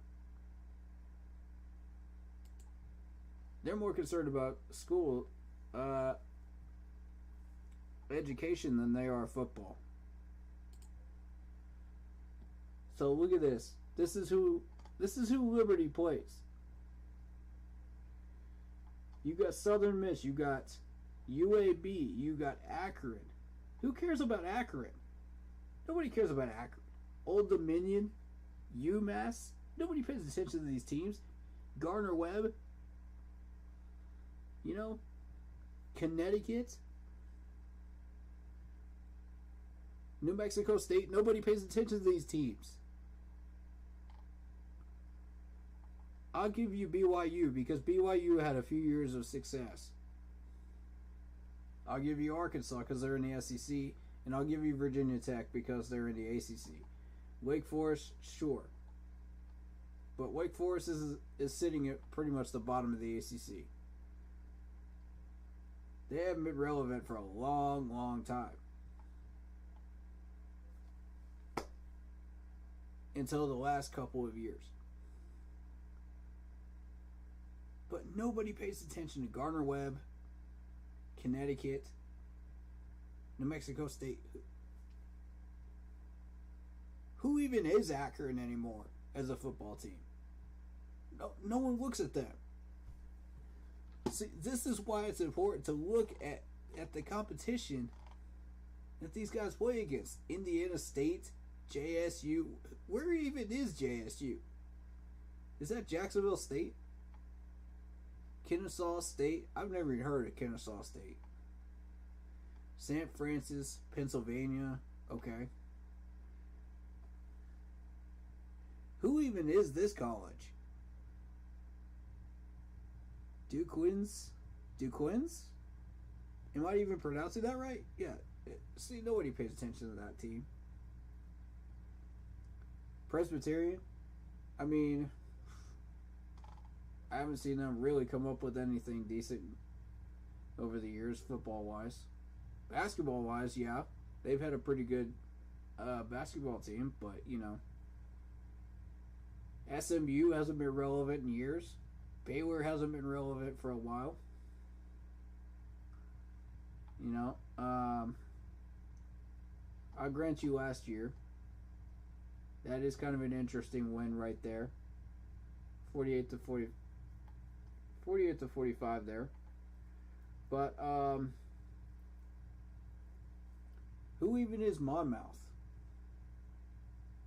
Where even is that? Charleston Southern beat them 2019. This is the type of stuff I'm talking about, man. I'm not trying to throw Malik Willis under the bus, you know, but I am saying take this into account. NFL teams and scouts are going to start looking at that and going, we don't want to touch that because of who Liberty has played. Liberty was never ranked. Like, tell me when Liberty was ever ranked. And if you're not ranked, you're not going to be relevant. That's just point blank that, you know, you're not going to be relevant. So, the only reason Malik Willis gained that much attention is because of the combine. That's, you know, that's a small flame, and it's going to burn out. And he's going to drop like a rock.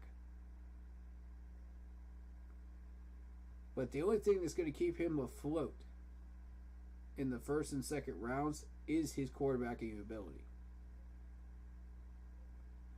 See, that's how you judge this stuff.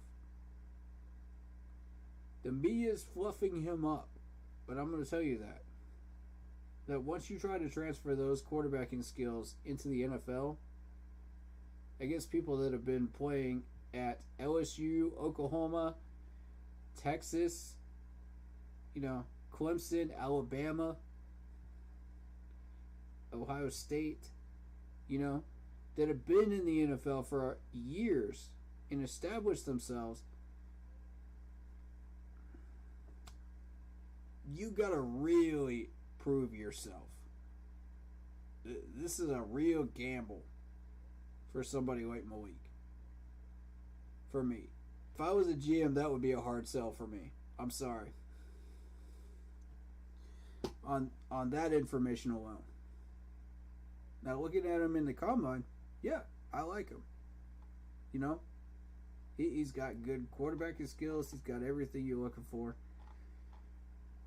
I mean, based on that information, you know, I would expect him to drop. So you can't count on that. Right there. Matt Corral is who the Panthers had dinner with, supposedly, from Mississippi. Rated at 18th on the PFN grade. Below Kenny Pickett. So what that tells me is they're looking at that trade down and they're saying, ooh, this is looking real interesting. If the Eagles start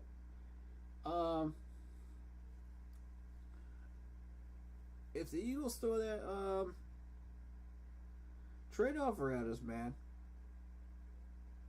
you know, I'm down. You know, I think that's what Scott's thinking right now. Based on that right there. Because, I mean, there's been a lot of talk about Kenny Pickett. Let's be real. You can't deny that. Sam Howell at number 30 if we miss on Matt Corral or Pickett. I think Sam Howell is going to be the hidden gem in the rough here for the top 50 quarterbacks. The top 5 quarterbacks here. I think he'll be the hidden gem. Y'all can quote me as saying that. So,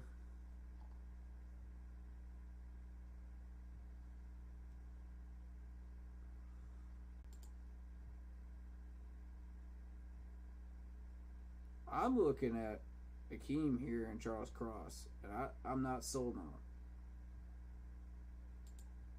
Guard position, nobody that really catches my attention except for Kenyon Green here. Steering away from that.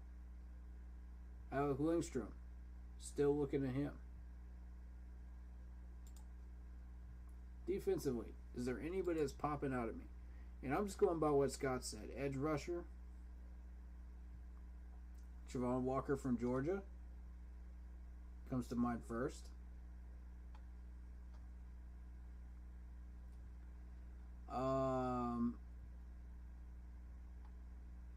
Occasionally you'll see a good defensive pass rusher from Michigan. So I don't know how good David is, but, you know,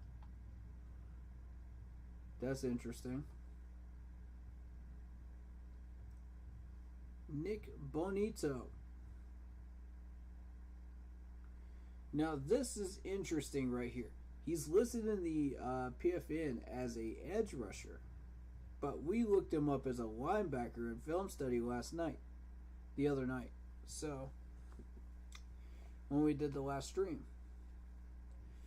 So I find that very interesting right there.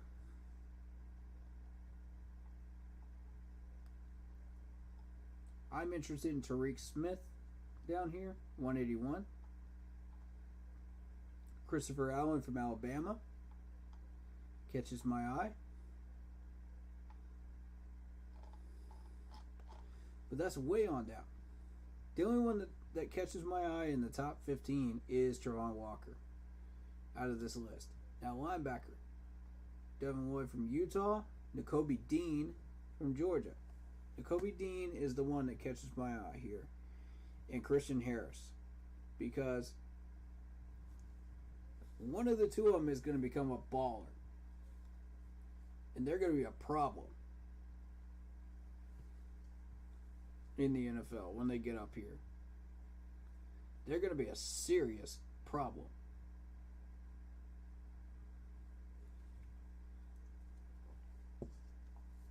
And y'all better have your offenses set up to deal with this. Because if you don't, Nakobe Dean is going to wreck you. Same with Christian Harris. Now the rest of these guys, I don't know. I like Brian Asamoah from Oklahoma. I'll just call him Brian from Oklahoma. Because I think I butchered that last name. I'm still not 100% sure that's the right last name production of that. But I like him. I think that's a third round hidden gem right there. Based on the film study we did of him. Yeah. And we did linebackers. We didn't do them in depth enough, I don't think. I like Gemmel down here from North Carolina. If you want a local guy. But I mean, that's going on down the list. Corner. Andrew Booth Jr. from Clemson stands out to me. If you want a corner.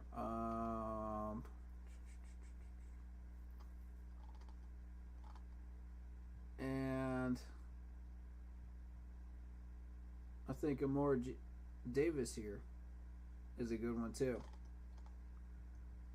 So, safety. He said he's pretty happy with the safety class, so we won't look there. Defensive tackle. Devontae Wyatt is up here. Mathis at 66 is here. They're both going to be gone. Garrett. Haskell Garrett from Ohio State is one of my targets. And that's going to be second or third round once I trade down. So, frankly, I'm not liking anything that's sitting on the top right now. I think we entertain offers. And we don't have any offers coming in. Normally, what I do is I just restart if I don't have any offers coming in. Because, look, man. We got one first round pick and we got all the way to the fourth before we pick again. That's not going to do it for me. Now, I could make this realistic and ask for a trade with the Eagles. 6, for that number 16 and that number 51. And I throw in 2 7s for a 6th. That's exactly what I would do. 194, 166.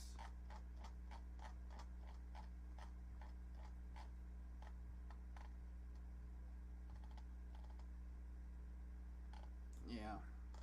194.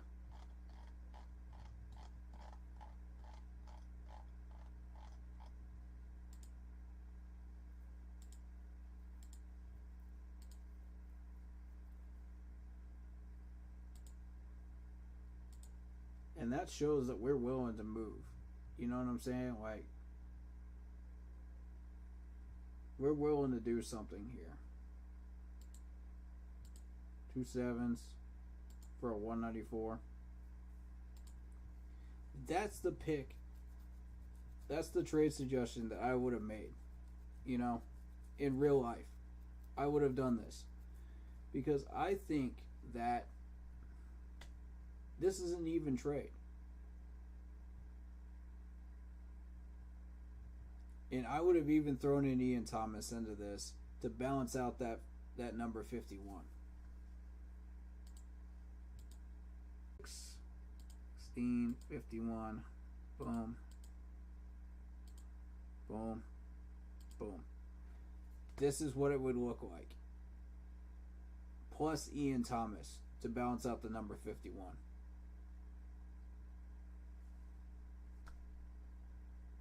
You want it? There you go. You want it on screen to look at? There you go. 2 7s.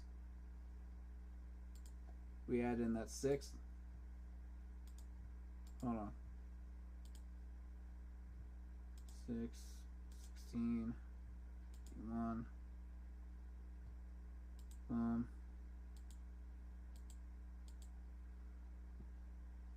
My screen froze. Okay.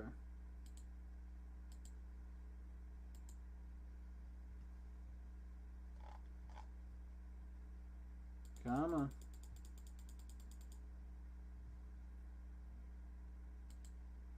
Okay, there we go. There it is. Completed trade offer with Ian Thomas would be this right here. Take it for what it is. That's the real offer put on paper right here that I would suggest that Scott make. Again, just a suggestion. He doesn't have to take it. But this is real life. This is what I would offer in real life with Ian Thomas. You could also offer CJ instead of Ian. Either one. Depends on if the Eagles are looking for a corner or not. You can negotiate. You know. See, that would be decline in PFN because of the fact that you don't have one of those two players in there. Therefore, that 51 overpowers the trade value. That's why it got declined. Because you need one of those players in there to make that trade go. It would be green-lighted at that point.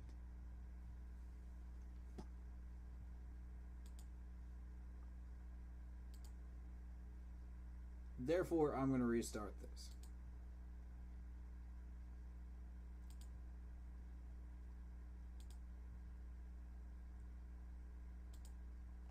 Let's go. Restart. This is the one we're going with. Evan Neal, Hutchinson, Hamilton, and there goes Akeem. Akeem is why. Akeem is why I wasn't getting any offers. Okay. Because these teams knew that they had a shot at Akeem. Now they know they don't, so they're sending me offers. I see how this works. Aiden Hutchinson and Kavan have both been in here in the top 5 consistently in these mocks. Keep that in mind. Kyle as well. So is Evan. Akeem is the new one. So is one of the rare ones. So offensive, Garrett Wilson.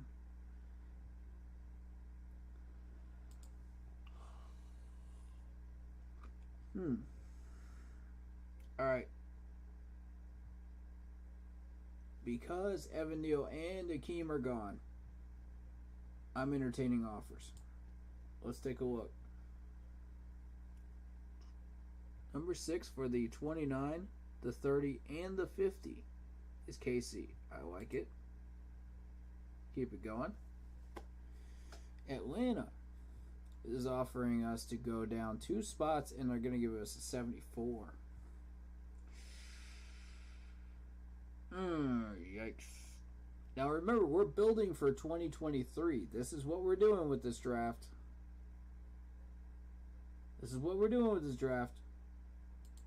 We ain't trying to get an all-star quarterback this time, because this is assuming that we trade for one, right? In this particular model.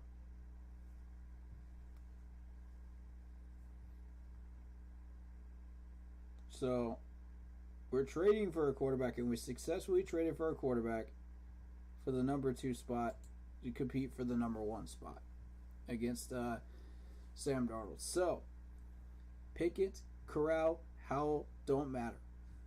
Neither does Willis in this scenario. So now we're trying to build around this quarterback that we just got to a trade, right? This is the scenario that we're running with tonight. And I try to run with all the scenarios out there. That way we make sure that we cover all of them. And it's not just one-sided each time. You know, I try to move it around a little. Alright, so let's... I don't like that Falcons offer. That's not enough for me. 6 to 29. Now here's what I'm going to do. How sold are we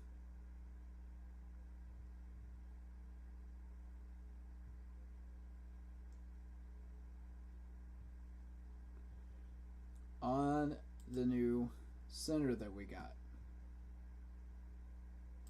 How sold are we?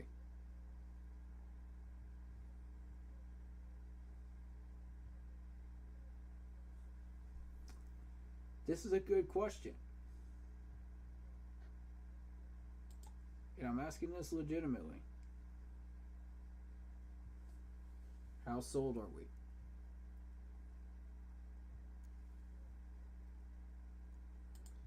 And for those of you that are basketball fans, yes, Duke is winning 53 to 47 right now against Arkansas. So there you go. And Villanova's in the top 5 again, which doesn't surprise me.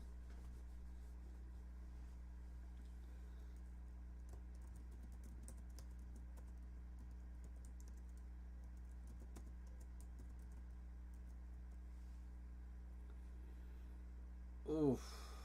See, I don't like when we type into the search on ESPN for Carolina Panthers, and the first thing we see is the Shi Smith. That's the first thing we see.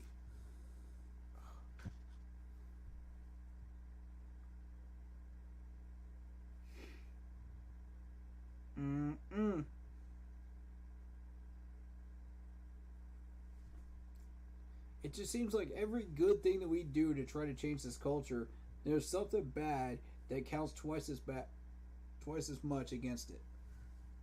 All the progress that we just made. You know, and I don't understand this. It's so frustrating. Y'all feel the same way I do about this? Like, this is... Come on.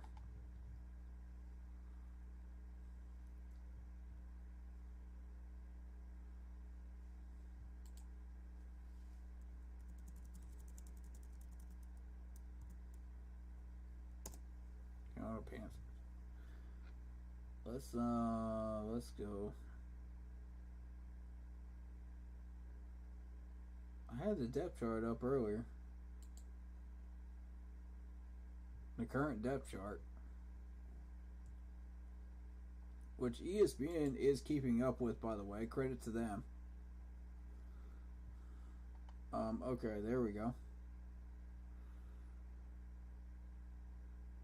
And by the way, last year was the only year that we did not have an injured quarterback because the offensive line actually did their job and protected them.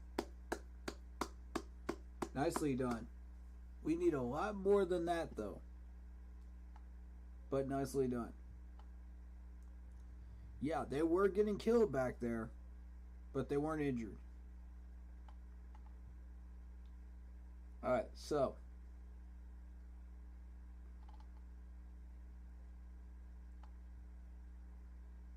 How confident are we in Bozeman, Bradley Bozeman, that we just picked up?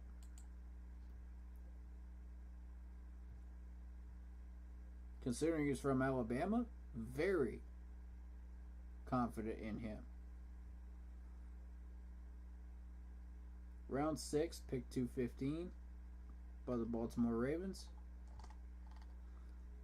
6'5", 325-pound bruiser of a center. I'm happy. Center is not a priority right now.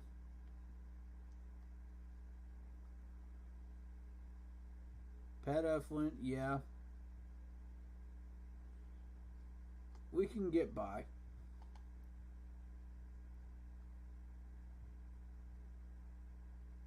I feel like it's possible to get by. We got Brady Christensen that's going to get a start at left tackle. Cameron Irving, we're not sold on completely. Dennis Daly's garbage.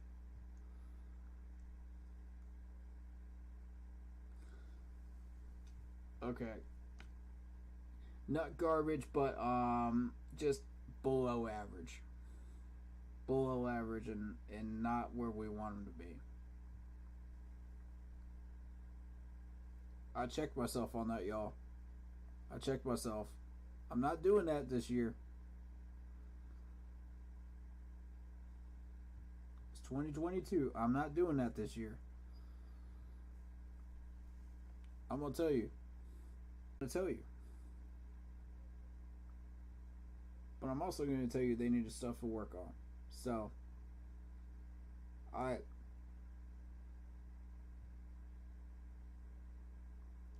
Left guard, we need work. Michael Jordan is not it. Dennis Daly is not it. Mike Horton is definitely not it. Pat Eflin, question mark.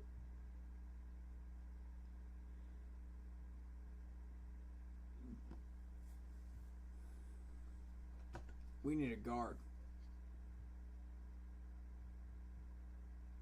Almost as badly as we need a left tackle right now. We can get by with Cameron Irving, but Dennis Daly ain't going to do anything for us. That I can tell you right now. Aaron Montario, nope. That ain't it. Austin Pleasants, that ain't it. So, we need a tackle bad. That's our worst position right now. So here's what I'm going to do. With this mock draft,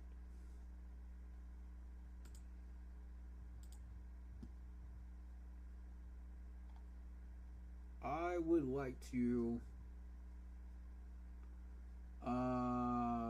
since Charles Cross is not worth 2 draft picks, that's going to be a no. The next best one is Fitterer. from Ohio State. I think we can get that one safely.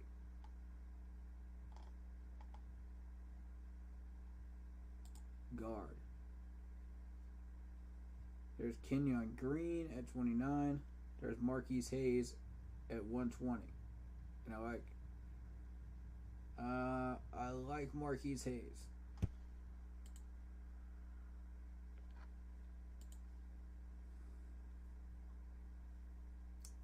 This Chiefs trade would take us out of the running for Kenyon Green.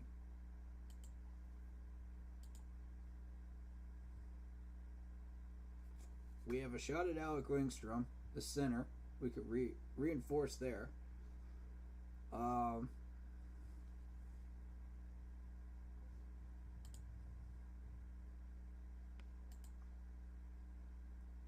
think we will do that.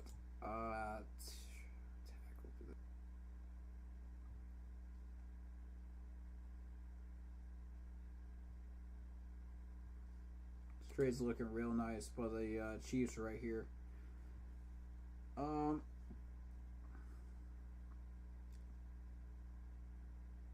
Because of the current model, we are not looking for a quarterback.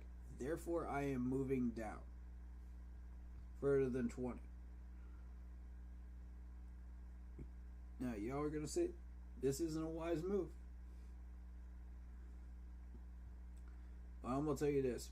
Because we are looking for offensive linemen, we're not looking for a quarterback. In this particular mock draft, it's a wise move. 29, 30, and 50. The number 6. That's a good deal to me. I would like maybe a bit more, to be honest. 2 7s for a 6th would be real nice. But because most of these are past round 7, I'm not interested in making that part of this deal. So, therefore, I'm going to go ahead and take this deal. I don't think there's anything more I can ask for. I could.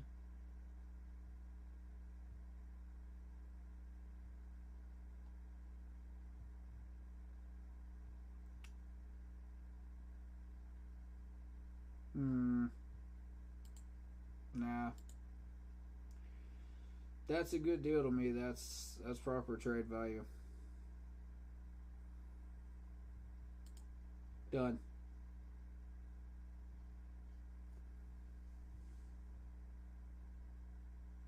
Seahawks pick up Malik Willis. Kenny Pickett goes to Washington.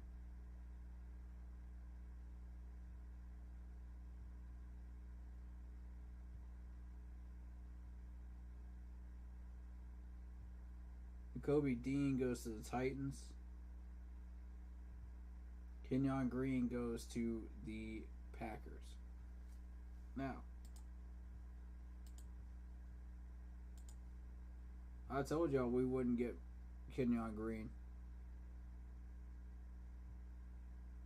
I told y'all that wouldn't happen.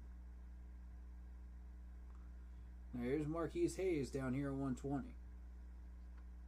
We got 29 and 30. Therefore, we can go offensive lineman here and hit a home run with both of these.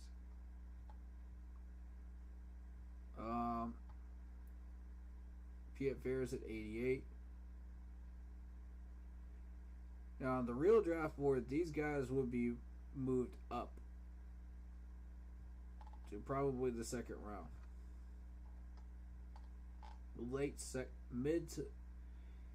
Middle second round. See, we got the 50, which is pretty close to the 51. That's what we wanted, right? That's pretty nice.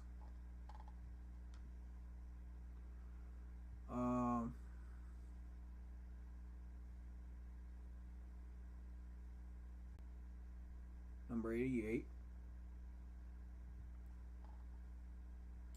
Because I am targeting Marquise Hayes at 120,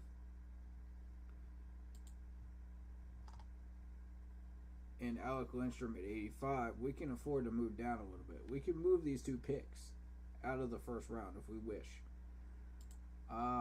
Sam Howell is sitting here at 30. If we wish to go that route, we can. Which, I think I might do that.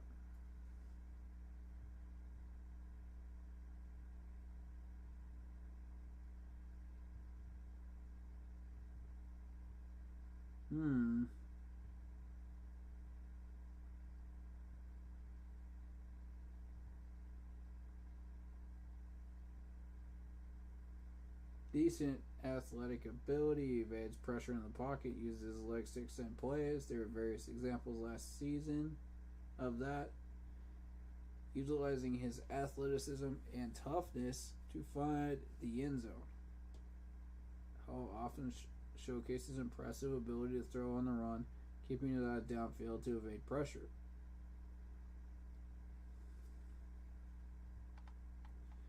He does an excellent job of reading defenses pre-snap. Now, who do we know that can read the other side of the ball pre-snap very well? Who do we know, folks? Luke Kuechly, right? On the other side of the ball. That had that smart ability to do that. But no one is able to read an offense like he was. Not even close. Alright, so keep that in mind. Incredible quickness on that. Amazing zip on short throws, firing the ball to his receivers with little effort. He can make all the throws and flashes outstanding accuracy on immediate and long throws, putting receivers in ideal positions to succeed.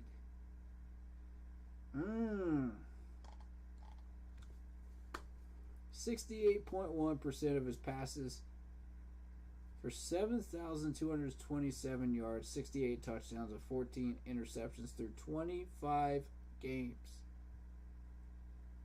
Now are y'all rethinking Sam Howell?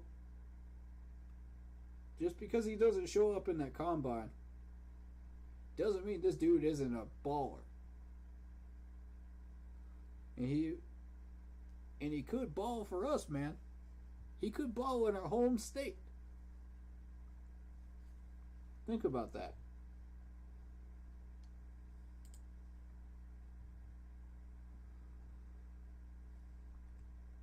That's why you see that trade I just made with the Chiefs? This is why this matters.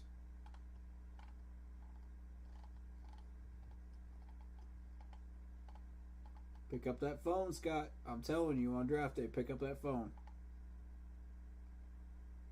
If you don't see Evan Neal or Malik Willis drop to us, pick up that phone. Because you don't know what you're going to get. Somebody's going to give us something beautiful.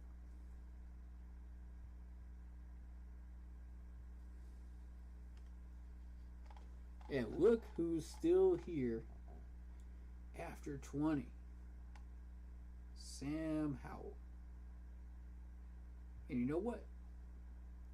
We got 29, we got 30, we got 50.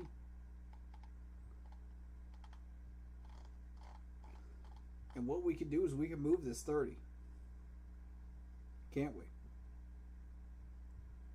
We can move it and get more picks out of it. Now let's see these offers. What we're trying to throw at us.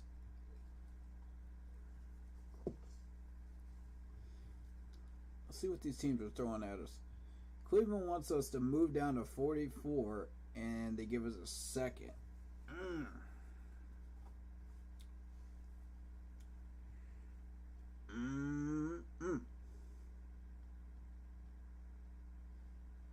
Okay.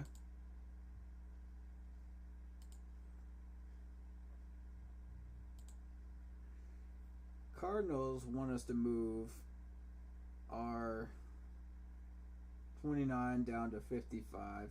We pick up an 87. We pick up a second round next year. See, that 87 drops out of that safe zone that I've been telling y'all about. Don't like it. 7th rounder down here, man. 7th rounder for that, though. Ideally, if I wasn't targeting somebody around that area, I would have said, okay, deal. Let's trade that second in and get something for it. You know what I'm saying? Like, we would have started negotiating with Arizona. But see, that 87, that makes this trade a problem. That makes that a serious problem. And, you know, I don't know. I can't do that. The Browns to a 44, which again we can move the 44 for another trade offer. The second rounder.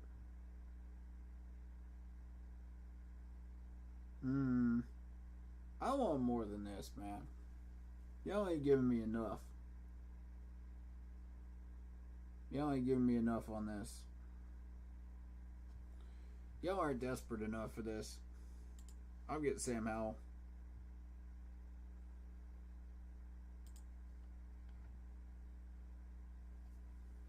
I didn't like those offers. I wanted Sam. And I got my man. Alright, so we got our quarterback. So now throw out the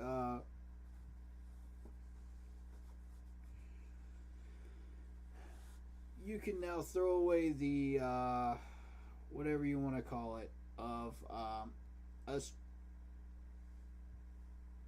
theory of us trading for a quarterback at that point, right? So that doesn't matter. We picked up Sam Howell, so we're happy, right? We're all happy with that. For where we were, I'm happy with it. I would gladly give up Kenyon Green to get Sam Howell. Gladly. Y'all can have him. I want Sam. Alright, so the Cardinals. They want us to move down to 55. They want my 149 for an 87. And again, I told you that 87 interferes with what we're trying to do down there for offensive linemen. And a second rounder next year. No, not feeling it. Now, Bears want us to move down 9 spots. They want our 149 for a Chicago second.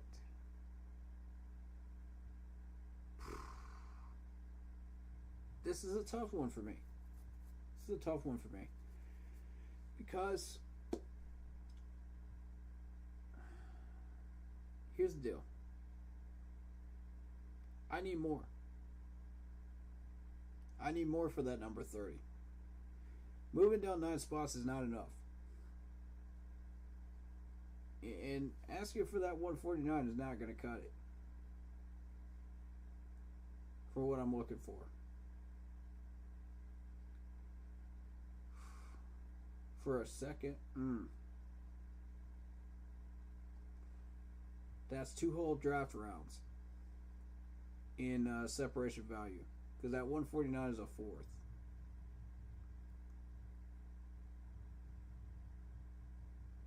Hmm. 149 might be a 5th. Yeah, it's a 5th round.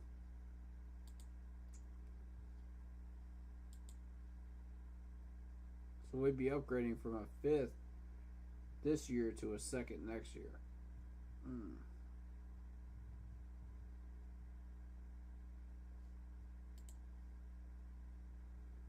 Tell you what. You want a fifth. We'll go that. And I want a 48.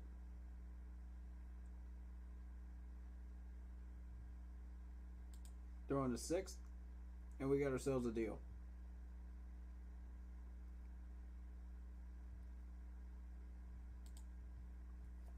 Alright, so my counter proposal is pick 30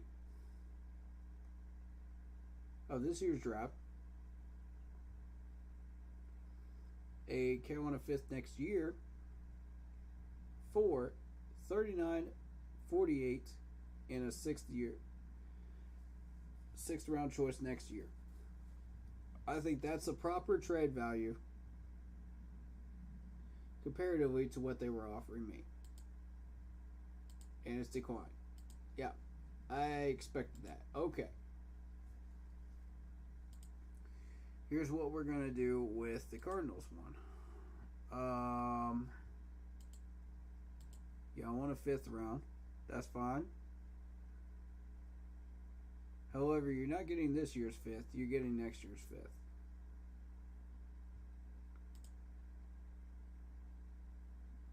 And all you have is 201 past that? Oof.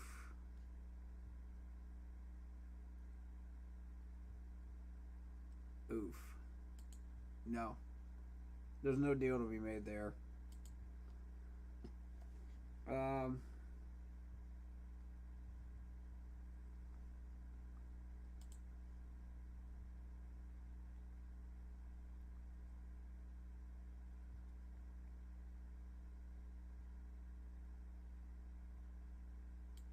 Oh, that's tough, man. That's tough.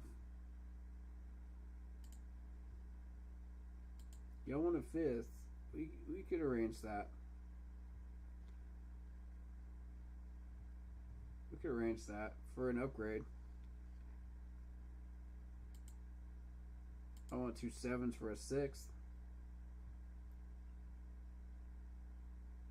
186 is a 186 a sixth? Yes, it is. Okay.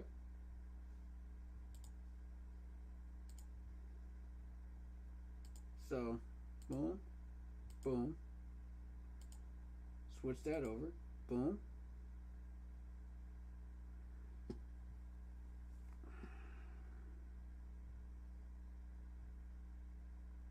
And if that's what you want to do, that's what we're going to do.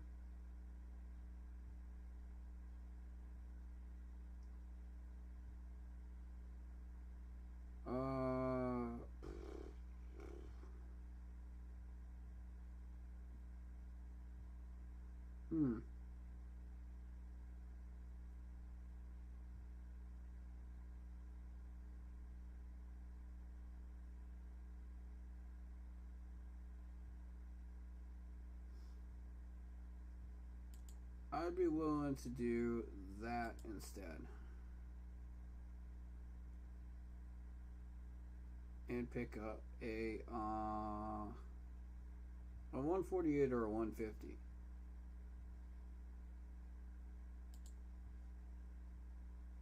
I'll ask for the 148.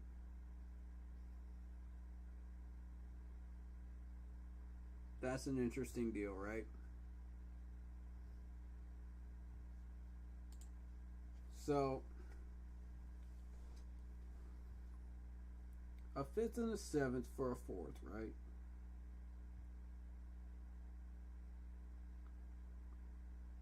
Two sevens.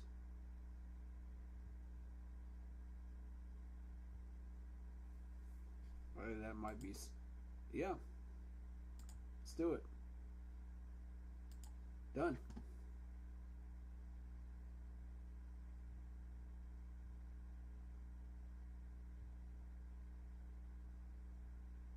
Now,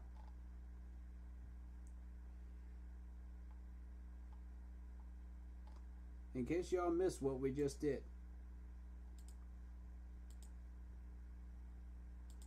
we just traded with the Bears. We gave up the 39, the 148, the 186, No, we gave up pick 30, pick 242, a fifth and a seventh next year, for 39, 148, 186, and a fourth round this year. So that's what y'all missed on that trade, and that was accepted. Now, Bears went for a safety from Georgia. We're not looking for a safety at the moment. Not this high up. Falcons want us to move from 39 to 43. They're going to give us a fourth for an 82.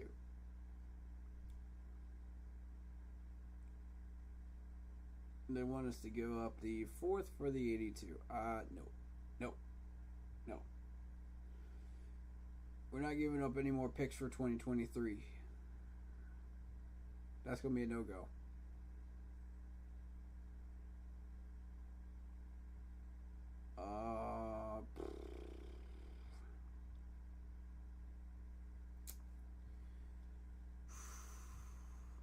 If that's how it's going to be, y'all better give me a fifth.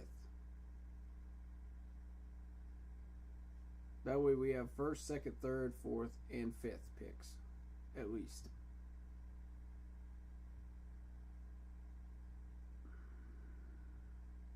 I don't like it. I don't like trading with Atlanta. It feels dirty. It feels dirty, man. Sometimes you gotta play dirty, though, if you want to get what you want, though.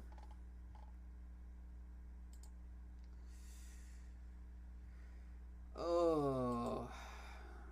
Yeah.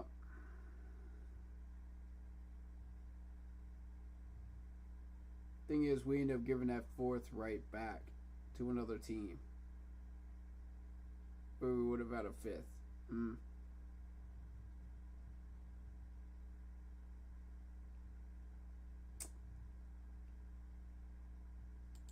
going to need a fifth and a seventh.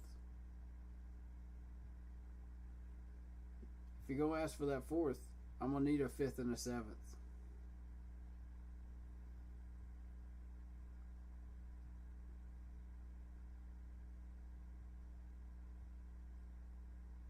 The 82 is real nice.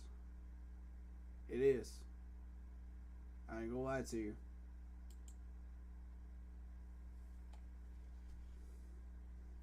And I am willing to move that 39.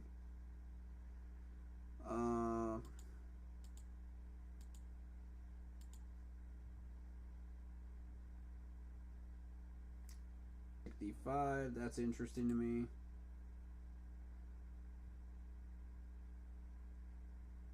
See, the 82 makes sense because PFR is sitting at 88. Now, guard position, you're looking at Marquise Hayes at 120. There's Alec Lindstrom at 85. There's a pretty good chance if you got the 82nd pick, you will probably get Alec Lindstrom within this draft alone. If you were just doing the real life draft, Alec Lindstrom would go higher than 85. I would say about the 60s range. Give or take a few.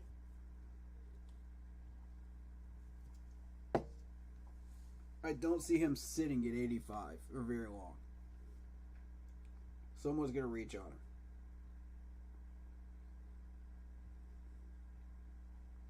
Going by this scale.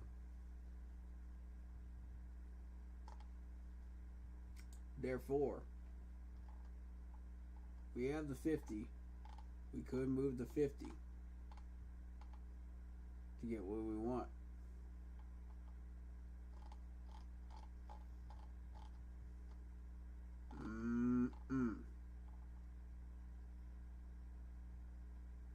We're going to end up moving the 39 and the 50, I think, to get what we want. It's just a matter of getting the right positions for each one of these. I'm going to need a fifth and a seventh. Y'all can't sabotage my 23 draft like that. I do want that 82nd. So I'll propose this. Yeah, I figured it would be declined. Alright,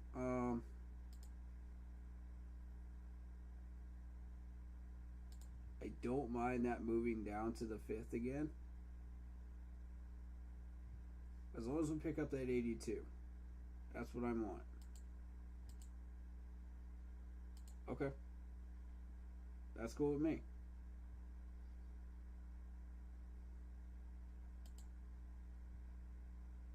See, they were going for a wide receiver. Tyler Smith from Tulsa there. Sam Williams there. So now we're sitting at 43. Now, 43. We can move a 43. Shout out to Andy. What's up, man?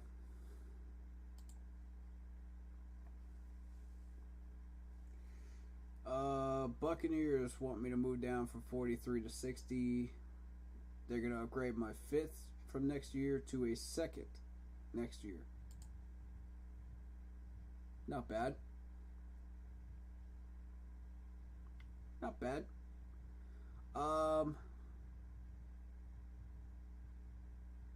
I would be willing to trade out a little bit to get a pick here. Instead of a 2nd, we'll move it down to a 4th and we'll ask for the 133. I think that's a fair move.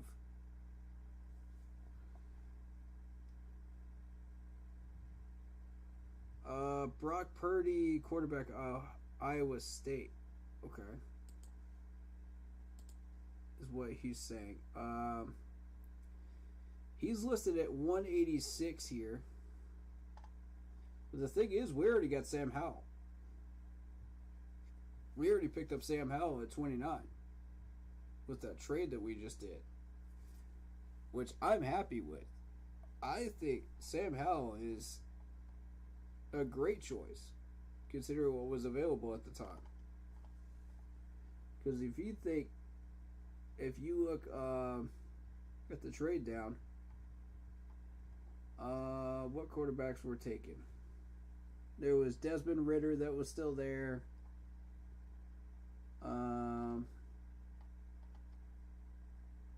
Jacoby Dean goes to the Titans, you know. So the quarterbacks still available in that list are Carson Strong, Caleb Irby, Zapp, Brock Purdy. Why are you interested in Brock Purdy? Sell me on him. You know, I'm always interested in learning about a new quarterback that hasn't previously been on my radar before. So, yeah, please do sell me on him. I'm interested to hear more about why you like him.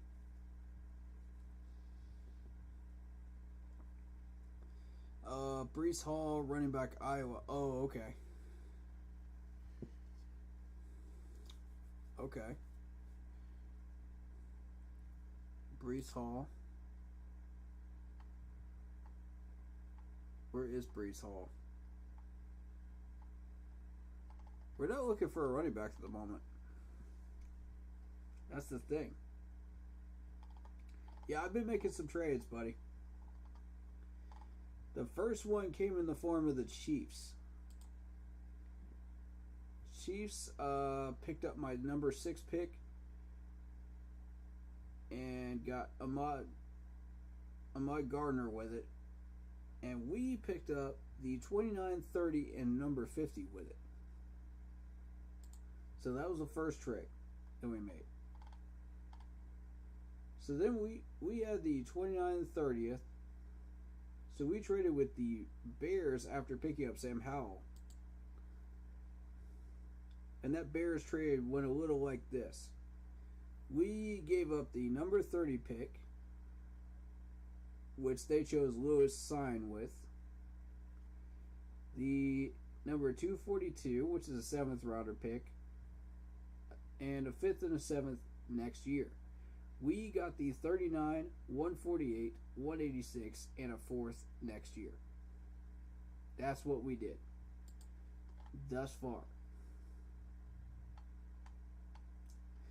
So now we are sitting at number 45. Number 43, I mean. Number 43. I am targeting currently Alec Lindstrom as our highest number pick on the projections board. So we can get a center out of this. Plus a guard and a tackle. Purdy seems good from what I have seen. McCaffrey is getting hurt a lot. So Hall, a younger guy, would be good based on injury for McCaffrey. Here's the thing, man. We've got 2 running backs. I like our running back room right now. Because if you look at it, we have Chuba Hubbard. I'm happy with Chuba. He made some real great strides last year from what he started out as. Because if you think about it, his number 1 problem is catching. Second problem was fumbling. We fixed both in 1 year. Plus, he gained more than 3 yards a carry. Up to maybe 4. Almost to the point where Christian McCaffrey was getting when he was put in after he got hurt. So, I'm very happy with Chuba. Now, granted, he's still not CMC when he's healthy. But, you know.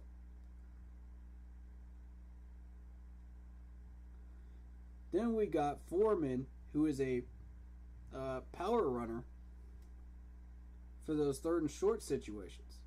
He's a power back. We listed him as a fullback, but yeah, he's a power back. Spencer Brown, Spencer Brown was okay. We still got to work on Spencer Brown. But,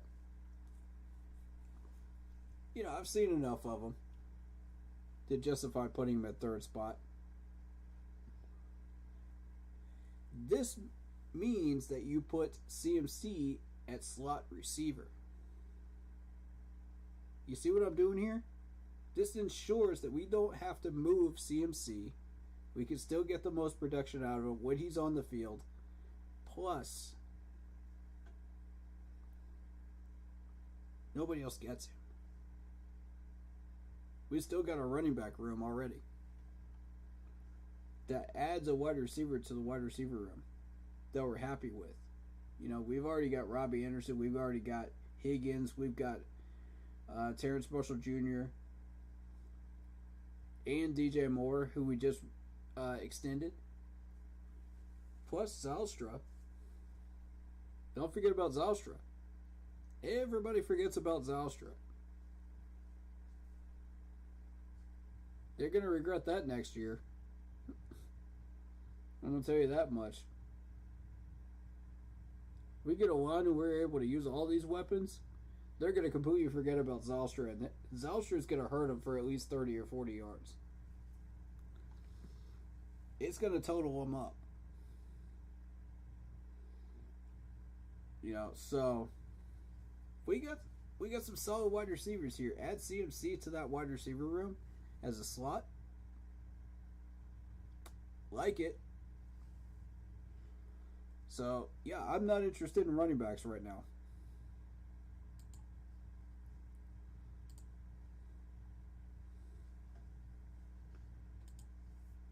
So, that being said, back to your last comment here.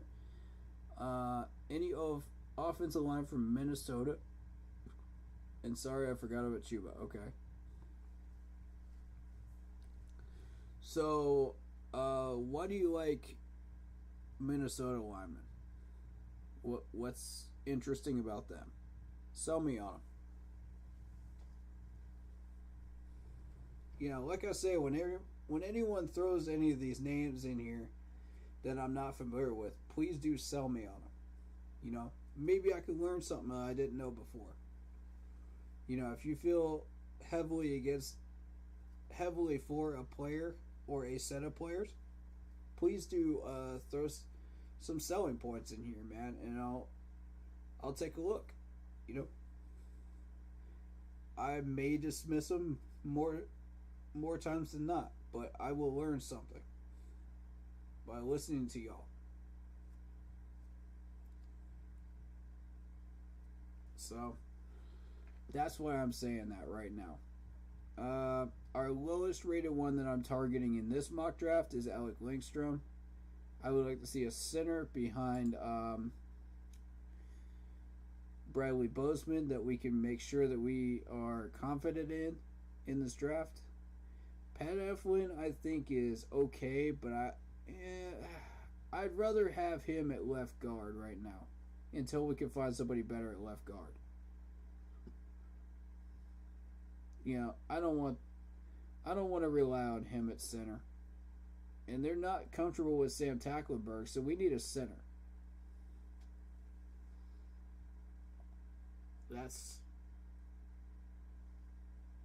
I strongly believe in that.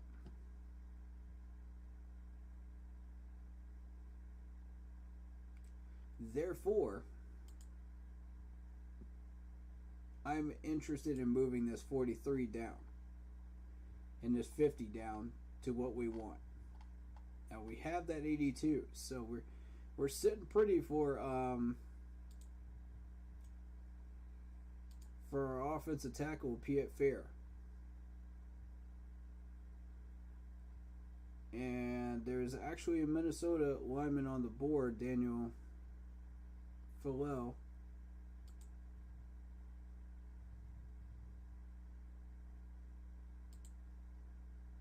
At 87.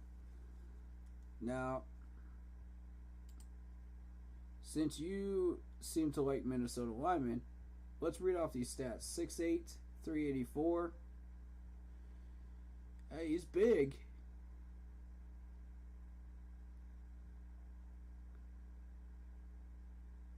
He was 400 pounds. My goodness.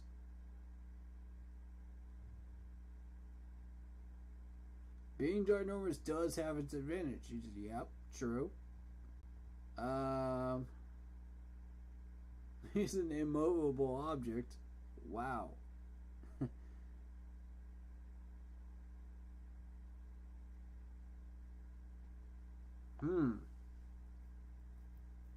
That's an interesting scouting report on this dude. Now, here's the thing, man. Being big isn't simply enough in the NFL, though. That's the problem with this.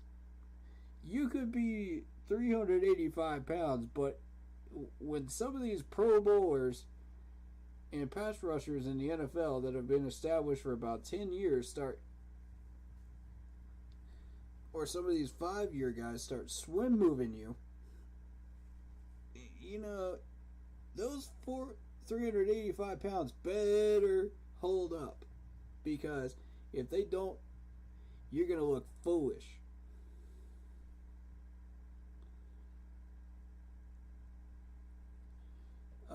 I watched a ball game in Minnesota versus West Virginia. These guys are the biggest offensive line I've ever seen in over 40 years of watching college football. Daniel Farr, if I spell his name right, is 6'8", 387, and the other guys on the line are close to him. Yeah, I see this, though. I see this.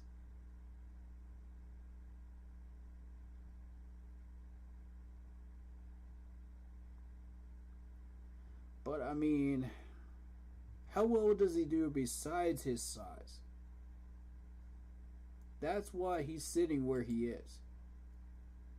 That's why these Minnesota guys are sitting where they are. You know, you got to be... What's his strength like? What's his footwork like? What's his hands like? That's what I want to know. Because it's a little bit more than just the size. Running back can run like crazy behind a line like that. That's the main reason I say that. Okay. Here's the thing. Our offensive coordinator now is a quarterback heavy offensive coordinator. So the reason I'm saying that is the balance between run and pass could shift to 60% pass with Pat McAdoo as our offensive coordinator. Now, again, I don't know how much more percentage it will shift because I don't know his playbook and I don't know his style. So, it's looking like a pass-heavy guy right now. Pass-balanced offense. Which is still good, when you consider the size. But again, footwork and hands. That size does you no good if you're constantly committing holding penalties in the NFL. That size does you no good if your footwork isn't solid. And these guys start using little tricks that they've been using for years to get around big guys like that. Yeah, Emmitt Smith did have a Hall of Fame career with a killer O-line. But people are starting to notice that footwork and hands work. And you're starting to see a lot more penalties. Because these guys are not keeping these defenders' hands engaged when the pass rushers bull rush them. That's what leads to a lot of these holding calls. And stuff like that. So that's what you're going to get with people that big. Unless you've got the feet and hands, that's a hard sell for me. Now, if you could show me all three, I'm interested. I'm heavily interested. But, at this point, it's a tricky sell. Now, Piet Fair, you are looking at a 6'5", 316-pound guy. Yes, the 316 pounds is a little less than what you're looking for, but his hands and his footwork, that's what I'm looking for. Yeah. Yeah, and not to discredit your research there, Andy, because I'm sure you really do enjoy those big guys in Minnesota there, but yeah, there's a little bit more to it in the NFL, though, for sure. You're very welcome. Happy to do that. That's what this channel is meant to do, is to educate just as much as I'm learning stuff too, so I'm just sharing what I know based on what I've learned, in my observations, in my opinions. So,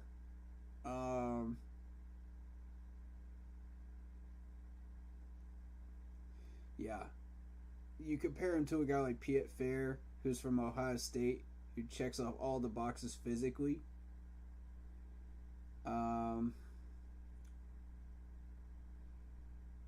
And I mean, yeah, he could use some refining, sure. But the footwork and hands, how many penalties did this guy get? You know what I'm saying? Like, how many guys got past him with the footwork?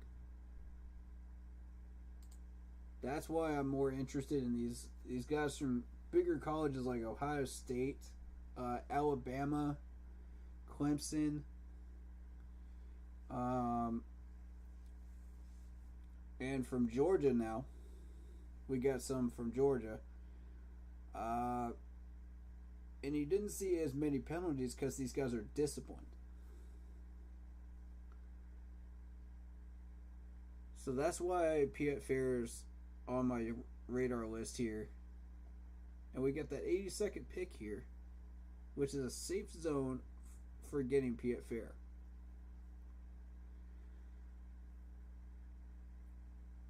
I don't watch Minnesota a lot in college football, but I was caught by surprise when I saw the O-line was that big. Yeah, for sure. Yeah, I could see where people would have that reaction, for sure. I could definitely see where people would have that reaction and try to sell Minnesota offensive linemen. You know, without that knowledge. For sure.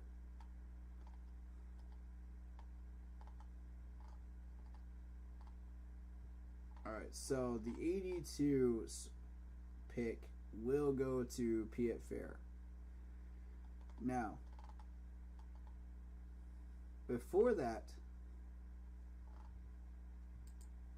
we have Alec Langstrom at 85. So the safest and lowest pick that I can trade to is 80. Anything beyond 80, we're in trouble. We're not getting Alec.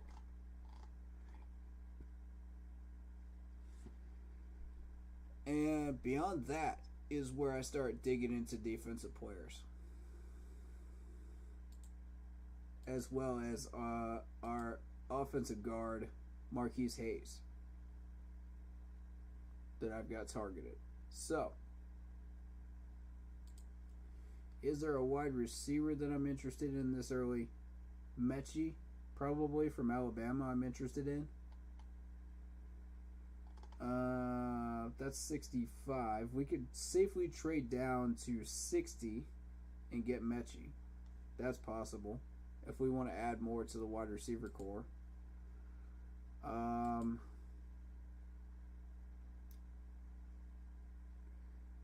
This is interesting. Devontae Wyatt is still here. At 43? He's still here? Wow. How comfortable am I with Zane Gonzalez as the kicker? The Bengals struck gold with McPherson last year. Very confident with Zane Gonzalez.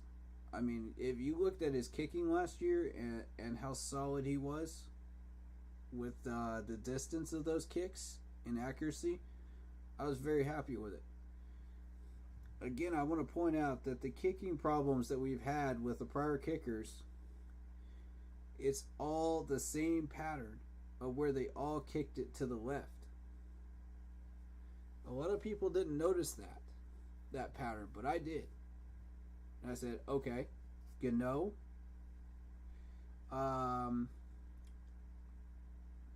the guy we got 2 years ago, both kicked. Coaching. Something needed to change there.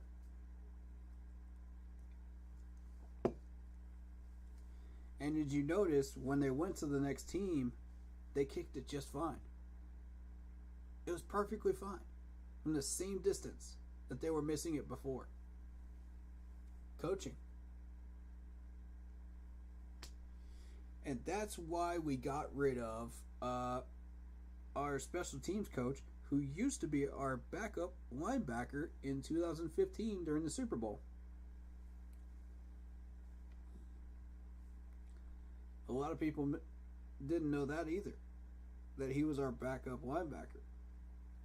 So there you go.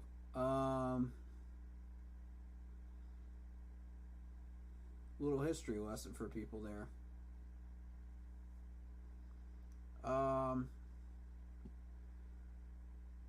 So yeah, 43, pick number 43. That's interesting. Devontae Wyatt's still here. I like this. I like this. We can either go for Devontae Wyatt or Mathis from Alabama here. Ooh, a defensive tackle. I like this. This gives us options right here. Ooh, that gives us options. There's also Christian Harris. Okay. Oh, I like Christian Harris a lot more than I do defensive tackle right now. I like that. We shouldn't pass this one up. No, we need to move the 50. Let's keep the 43 and go after Christian Harris here. That's what I'm feeling right now. Yeah, we lose out on Devontae Wyatt, but we are really in desperate need of a linebacker.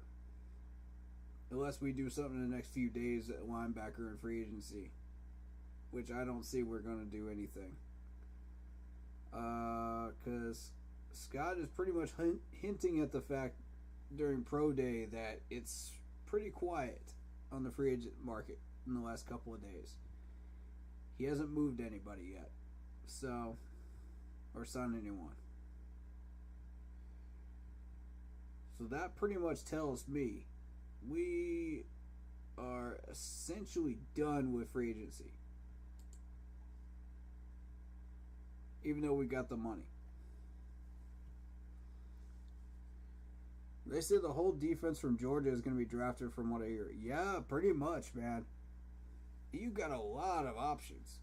You got Channing, Tyndall here, linebacker at 100. You got Quay Walker at 83. I mean, you go to defensive tackle, you got Devontae Wyatt at number 36 on this list. Granted, this is PFN. I don't know how different it is on the other ones, but corner. Ooh, Mario. Mario made the top 120. All right. Way to go, Mario. Mario's a Clemson corner. Hey. I'm a Clemson man for those that don't know. So, I'm real happy about that. Way to go, Mario. Good for you, dude. Safety. Safety. I think the Georgia safety has already been taken, though. Whatever you do, Panthers, don't sign Antonio Brown. I can't stand him. Preach. Preach. Do not sign this man. That is toxic. I agree, Andy. I don't even know what we're doing with Sean Chandler. I don't know why he's here. But whatever.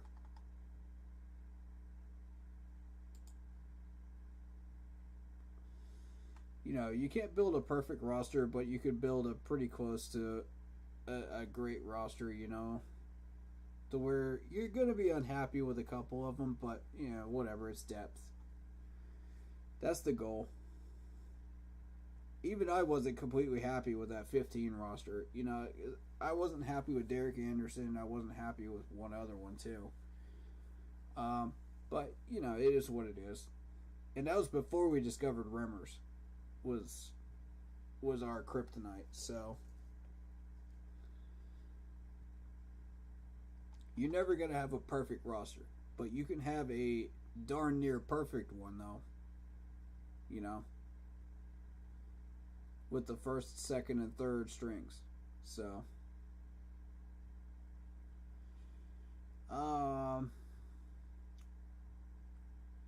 Mathis. Mathis at 66. I kind of like that. If we do move that 50 down, it would have to go to 60 and no further. So it would have to be somewhere in there. Okay. Not bad. Not bad. We could get it. We could get a defensive tackle and a linebacker here. There's also Brian at 93. I like that. I like that as an option. However, we would have to trade down to get him. And I'm not a fan of that. When we have Christian Harris on the board. I mean, I feel like we can't really avoid this one. You know, this is... Christian Harris is a no-brainer.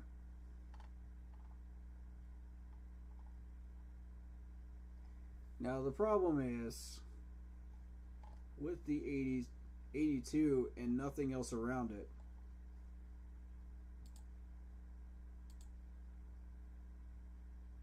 that is a tough sell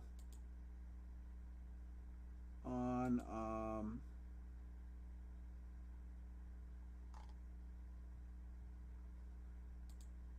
it would come down to Fitterer or center. Alec Lindstrom. So for me, I have to go with Fitterer. We needed offensive tackle desperately. We could wait on center.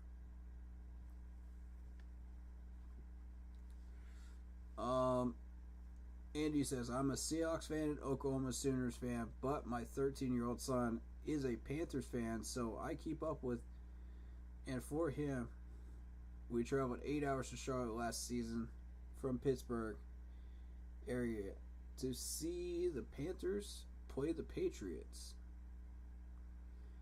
and planning to go again in 22. That's what's up, man. That's a long journey, man. To see the nonsense that we put on the field last year. Yikes. But I mean, I hope that whatever game you go to in 22, we can put something on the field worth watching. I can't guarantee that, but I can guarantee Scott Fitterer is working on it. You know, despite Matt Rule handicapping it. So hopefully we can have a good product on the field. We're building. I like the free agency so far. I like what we're going for. We're making progress under Scott. A lot of progress, as a matter of fact. We got, 2 people from the Rams? I mean, that's pure luck right there. I was not expecting this to have that shot at 2 Rams in one free agency period. That's... wow. Like, I expected the Bengals to start offloading. I didn't expect the Rams to do it. You know, that kind of threw me for a loop a little bit. But, weird year in 21, I'll tell you that. Weird year. And, it didn't get much better in free agency, I'll tell you that. Except for after we restructured the contracts. Once we did that, everything started to change in the right direction. Against the Cardinals to see Murray or the Broncos or Browns. Have to see Deshaun Watson's when the schedule comes out. Honestly,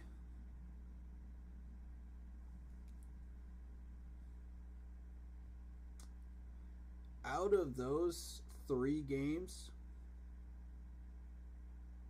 that's an interesting one for me. Broncos won't do much. You're not going to see much from the Broncos. We should win that game. Browns is going to be a tough one. They didn't really lose that much, but they didn't really gain that much either.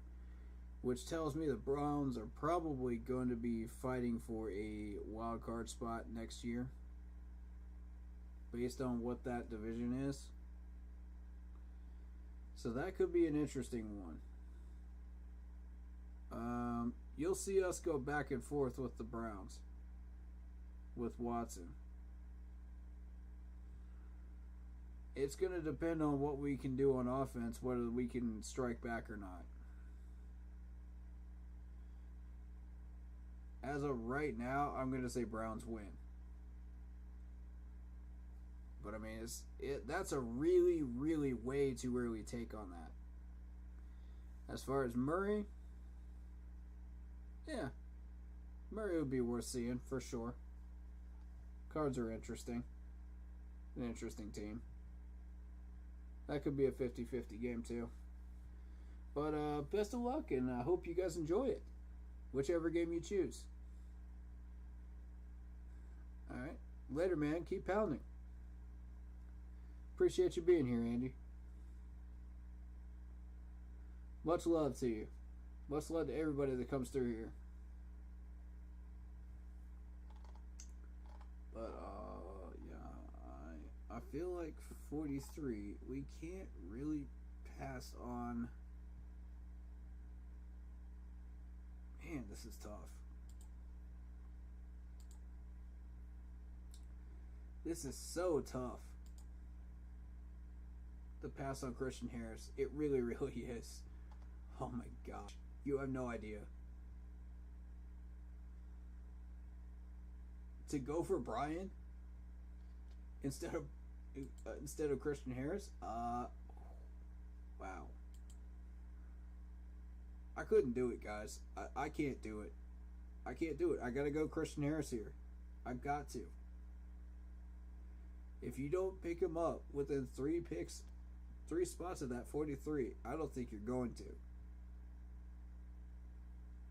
That's a no-brainer for me. That's an Alabama guy over in Oklahoma. Yeah. Yes, sir. I can't justify ignoring that one. I can't do it. Yeah, there goes Devontae Wyatt. I expected that. Yeah, so there's Mathis at 66. Now, the phone is dead at this point. We got a clear 16 spots between us and Mathis. I'm willing to trade as far down as 60. I'm going to try the Packers.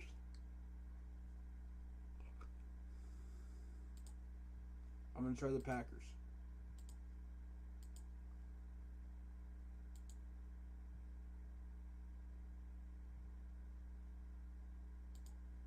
I want that 59. In exchange,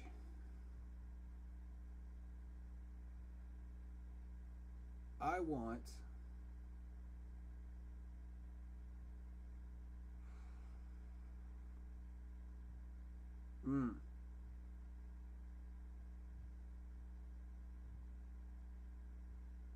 this is tough because I don't know that I could justify asking for the 171, but asking for a 5th for Green Bay is too much to ask of them, I think. I'm going to ask for the 171. Let's see if we can get it. Got it. That's the right put. That's the right play to make.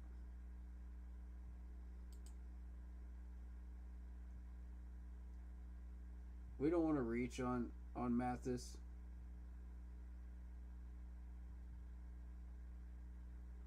But we know he's there at 66. So I mean, it's the smart play. It's the smart play here.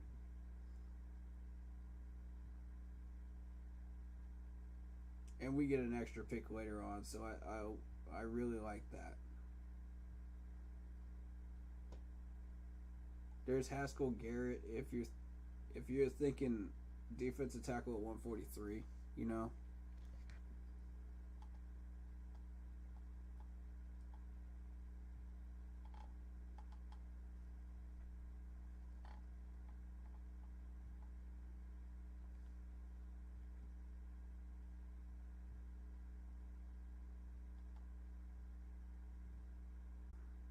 Yeah, Mathis here.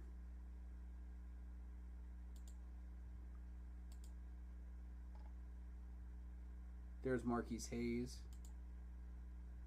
There's Fitterer. And there's Alec Lindstrom.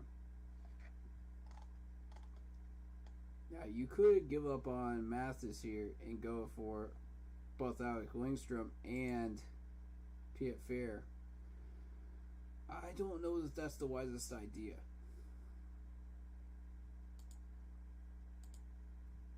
See, I'm feeling Mathis, man. I'm feeling it.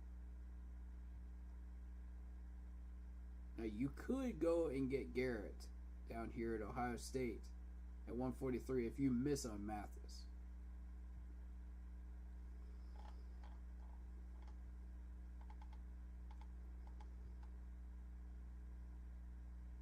And Garrett 143, okay.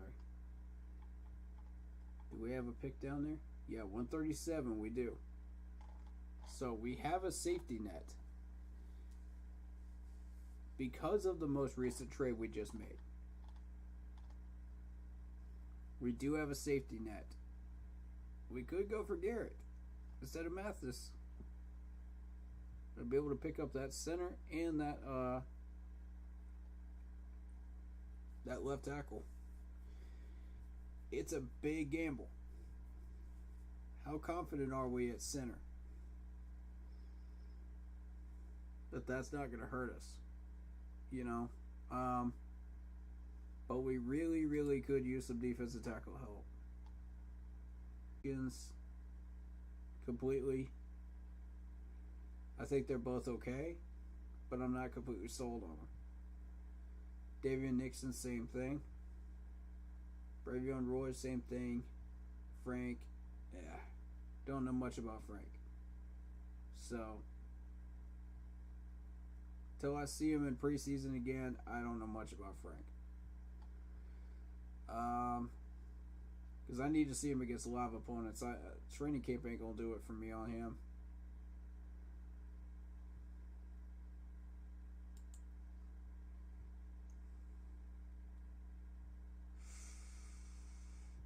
We miss our chance at a center, or we go for a really, really good defensive tackle. That's the question here.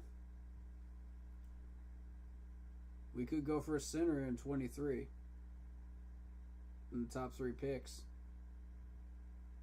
That's a thing we could do. If we feel confident enough that Pat Eflin can hold his own for the second half of the year,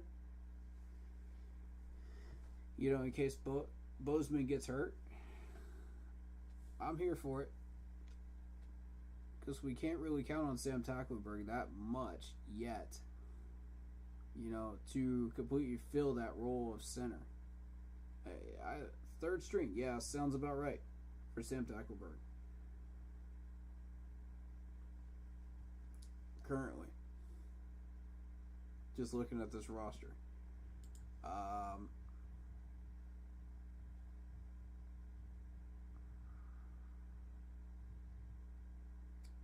This is rolling the dice, man. This is rolling the dice until 23. But I really like Mathis. I really like my Bama lineman, man. I like him a lot.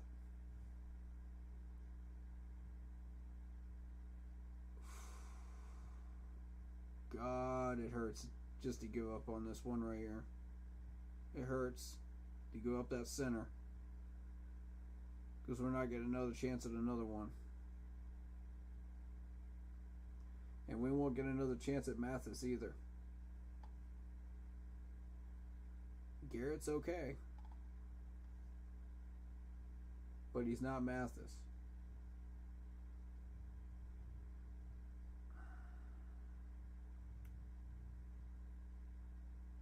Is it worth the sacrifice?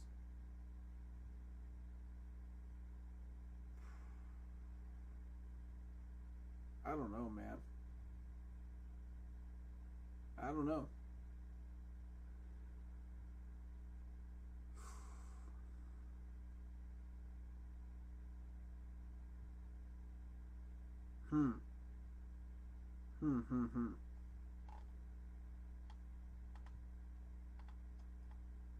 That's a tough call, guys.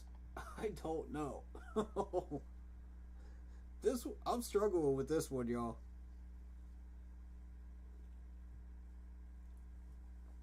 I ain't even gonna lie to you. This is one of the big sacrifice moves that I'm actually struggling with.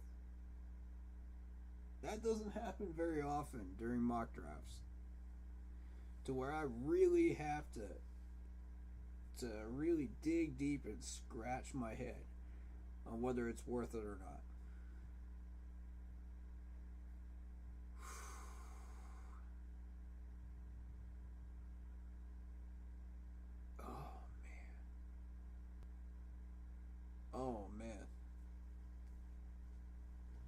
This is killing me.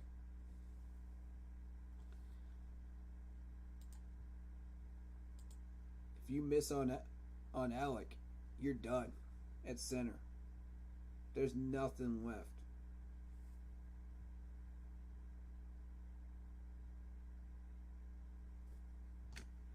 Again, we do have a safety net for that defensive tackle, so Garrett's a good second choice.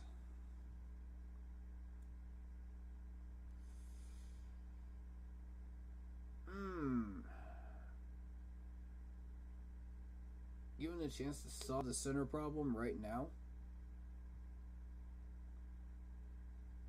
versus a little bit of a sacrifice there at defensive tackle.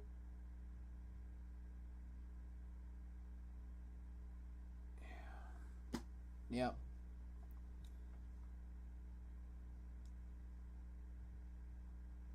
I think I would take the center.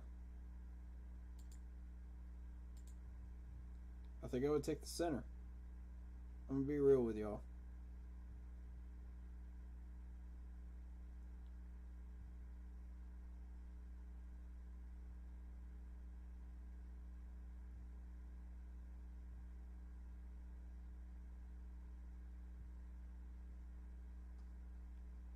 Screw it.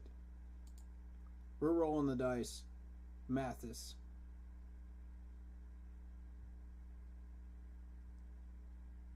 We're rolling the dice.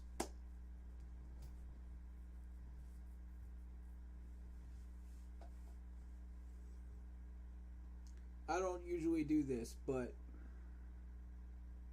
I don't think we can get a trade down. Oof. There goes Fitterer to the Colts.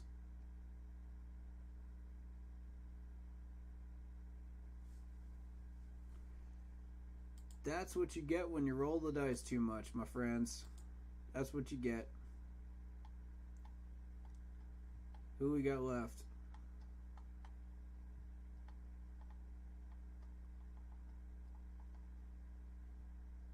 Should have went for that center. Now I'm paying for it.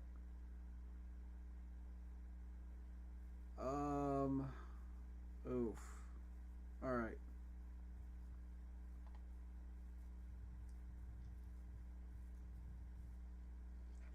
Did we previously get a tackle? Did we?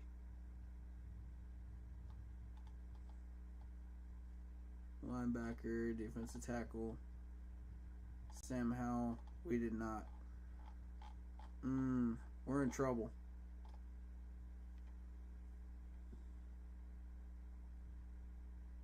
Dare Rosenthal from Kentucky. Now I was hearing some good things about Rosenthal.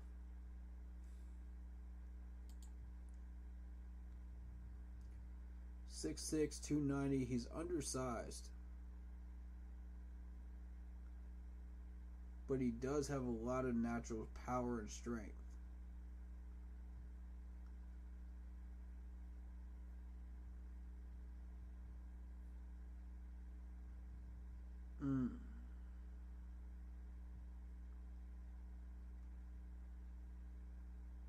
I kind of like that.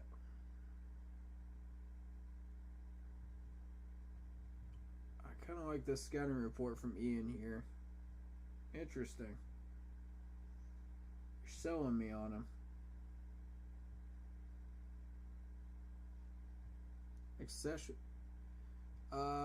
Executional promise.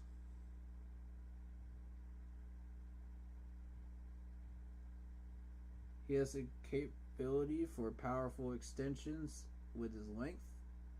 When he's on his game, he can freeze players. With violent punches, he can latch and transfer power with impressive quickness, generating impressive upper body torque on the attack. Ooh, I like. Okay. Okay.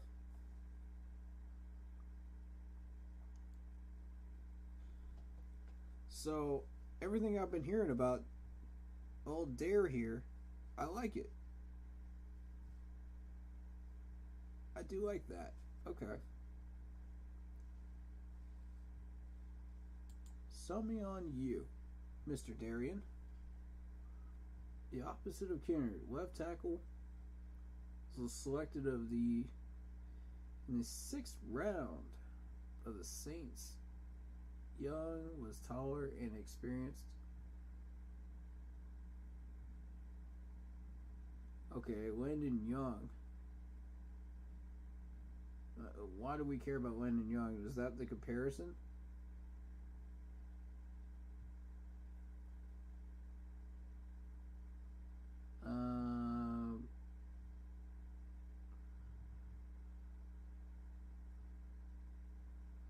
Platform sheet clear.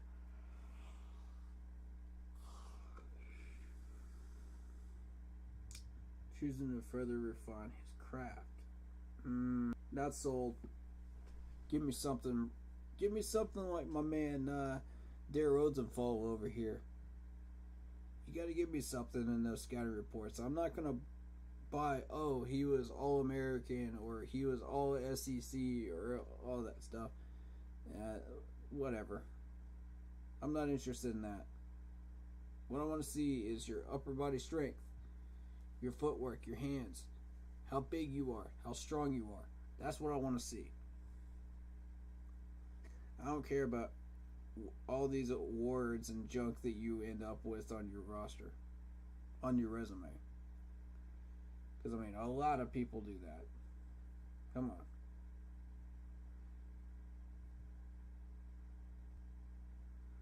A lot of people can win these awards.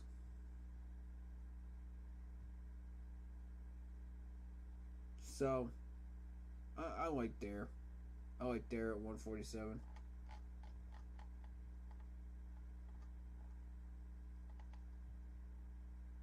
Yeah, we can get him in round 5. There's also Rasheed Walker from Penn State.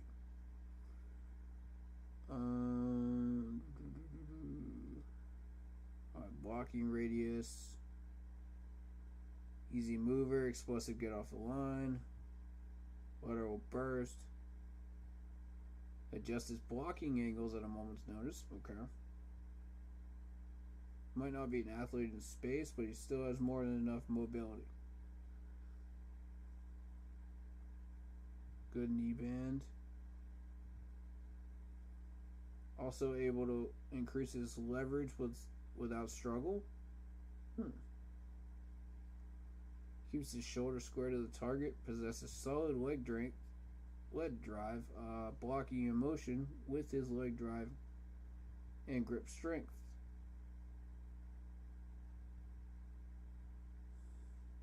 Especially as a run blocker.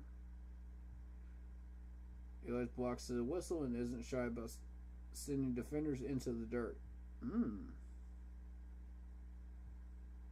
Okay. The only thing that really would turn me away from him is the fact that he's a run blocker. We might be looking for a pass blocker predominantly. But otherwise, I like that. I like that. 6'5", 313. You know? I like that. He's an option.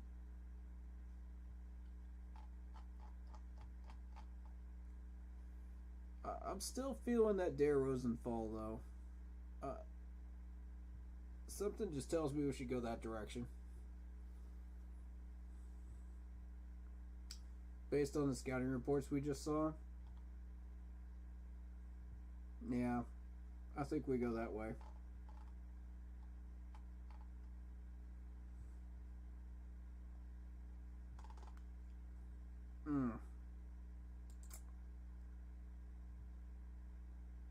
There's Sawyer at 166. Marquise Hayes. 120 still there. We don't have anything towards 120.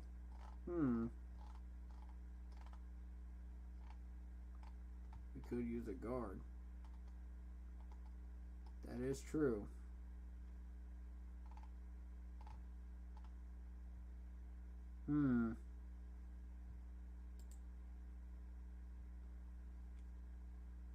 Langstrom's still there.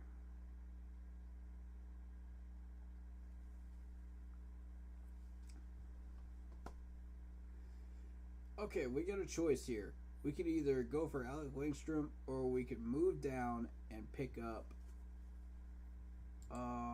Marquise Hayes at 120. Which one would we rather do? Now, see, here's the safety net is Sawyer from Georgia at 166.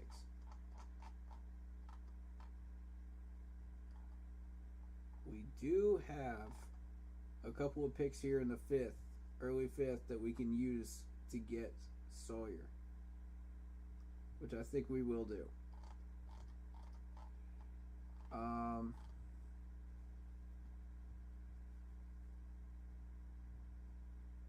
I could pass on Haynes to get Sawyer if we can get a offensive center. But here's Schaefer, Justin Schaefer, 196. Look at this. Well. Look at this. We got a 171 down here. We can pick him up. We got a 186 as well. Okay. You know what? I'm sold. I'm sold. Let's go after Alec Langstrom here. That's what I'm thinking right now. The Rosenthal, 147. We pick him up at, say, 137 here. A little ahead of that 147. You know. No, we pick up Dare at 144. So that's him. Sawyer, 166. We pick him up down here somewhere. Probably 149.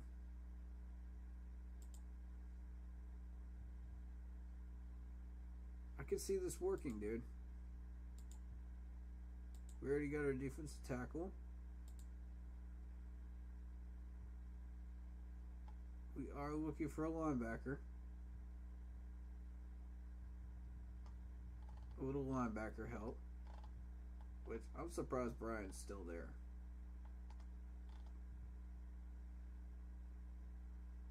Never mind.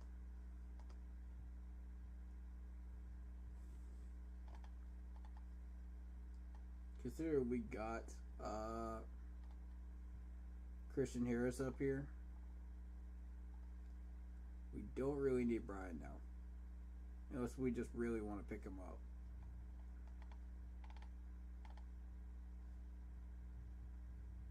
So I mean that's gonna be a no.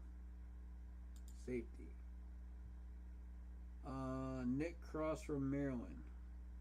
It's safety. Stands out to me. We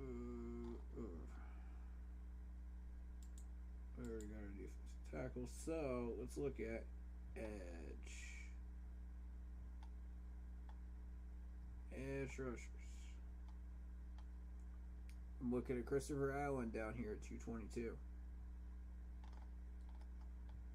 We just need one edge rusher, man. One extra guy. There is Isaiah Thomas here at 99. Kingsley, if you like a South Carolina Gamecock guy, at 70. I kind of like that.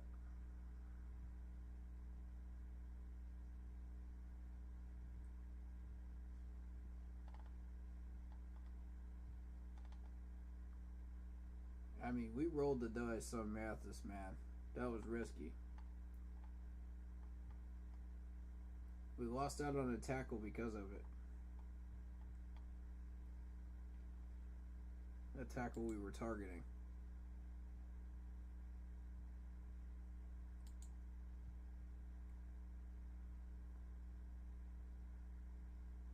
However, I feel like we'll get lucky with Dare.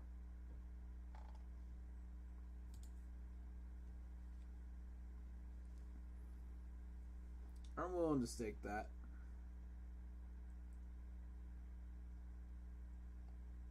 I'm willing to sacrifice Sawyer for Hayes, for sure. I'm willing to do that to get a center.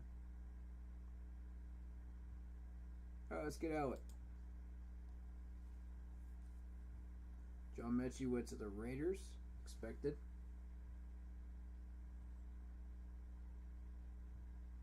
This is where things get a little tense.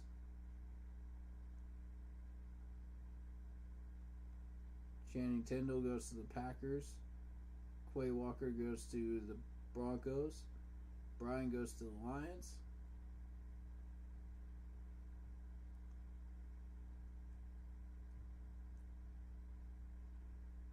Damian Pierce. James Cook.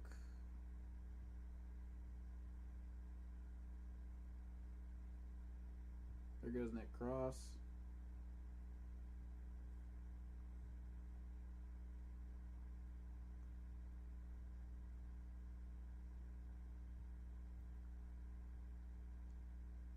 Sean Walker. Okay. Okay, that wasn't even who I was targeting anyway. There goes Marquise Hayes to the Giants. I expected.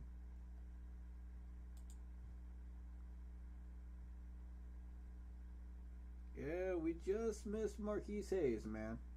We just missed him. I'm 37. We made the right call.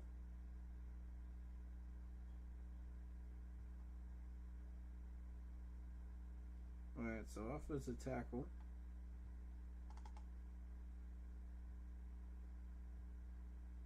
We missed that again. This is bad. I'm thinking the further we move, the harder it's going to be to get a left tackle here. So we might want a free agent sign one. I think that might be the best move. If you're going to go for a quarterback, you need a free agent sign a left tackle. And vice versa. This is how it's looking right now.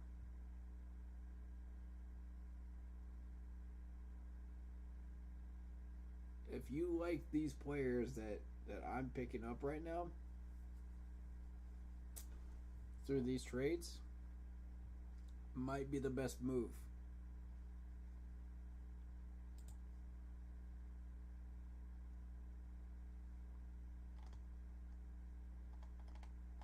Who did we pick up? We went for Lindstrom.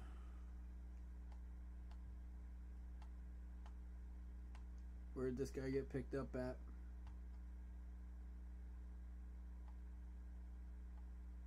Need to know, need to know, need to know.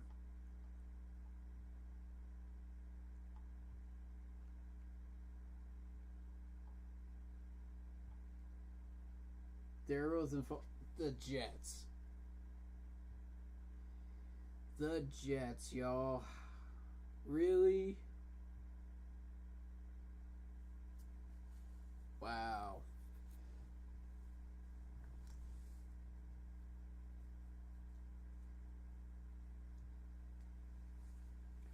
The New York Jets. Got our tackle. They got him way on up there. Too, they reached. My goodness, they reached. Alright.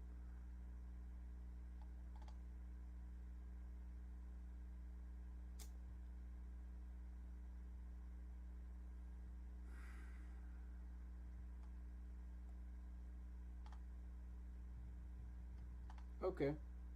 So let's assume we get our offensive tackle from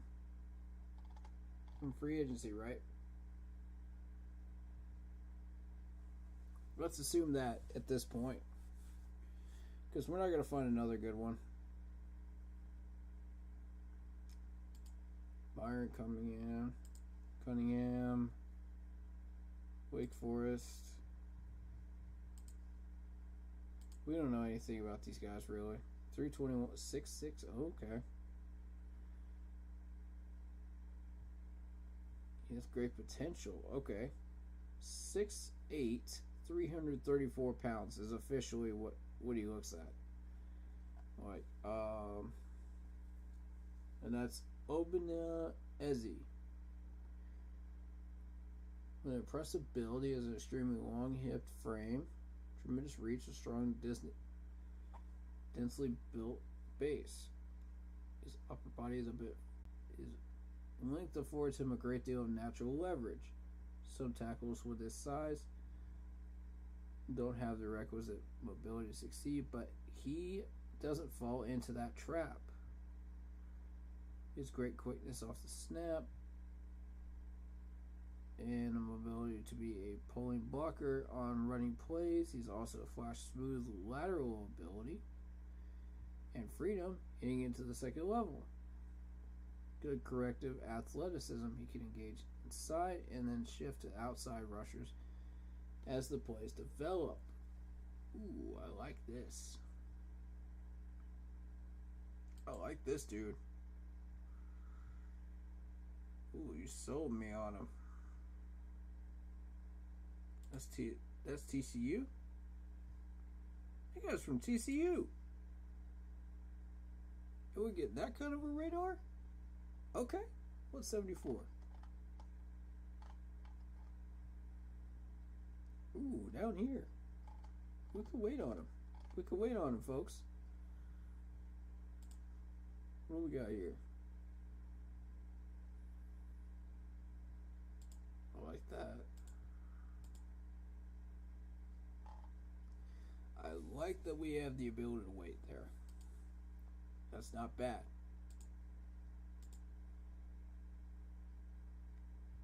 Oh, we got Haskell Garrett here. 143. Edge rusher, let's see. Tyreek Smith, I like at 181.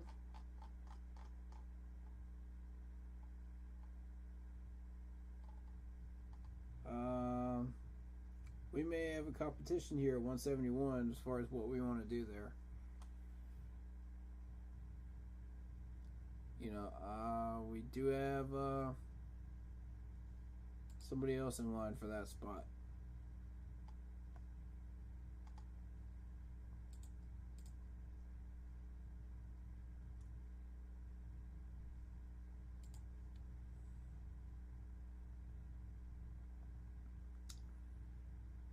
And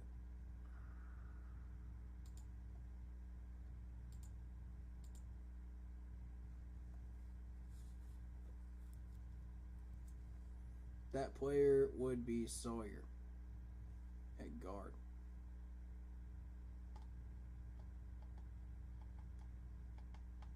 Now we could get Sawyer at 149. We could do that.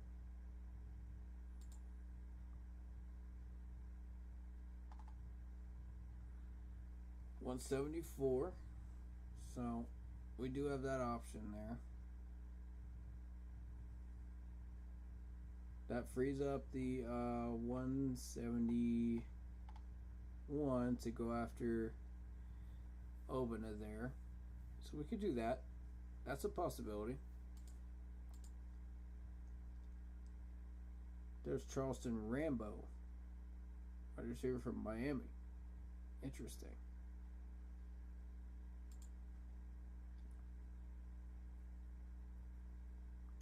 Sawyer 166. We could do that as well. So these next picks will probably be Sawyer. Sawyer's going to be a reach. Unfortunately, that's just how it's got to go.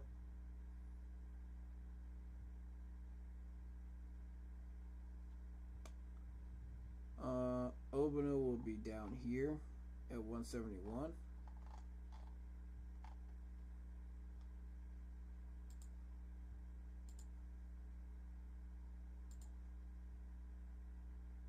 And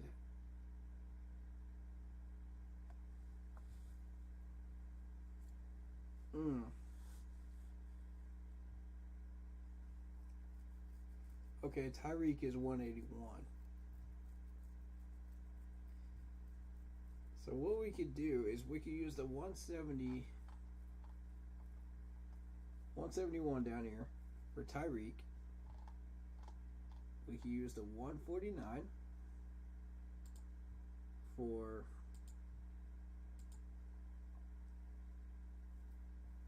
Sawyer.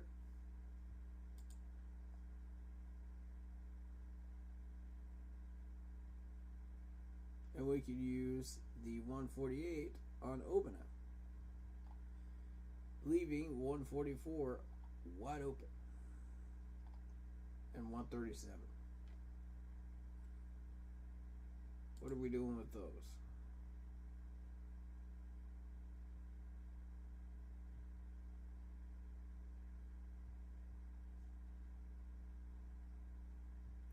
That means we could get Garrett as well at defensive tackle, solidify that defensive tackle area. That's a possibility. And I'm thinking another linebacker, possibly.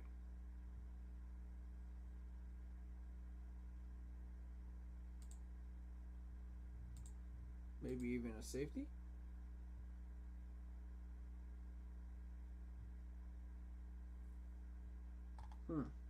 Okay. Offense.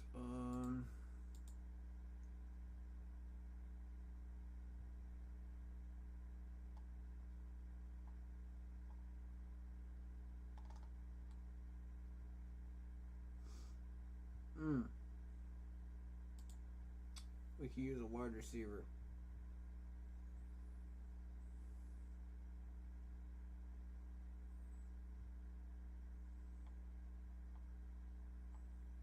Who stands out?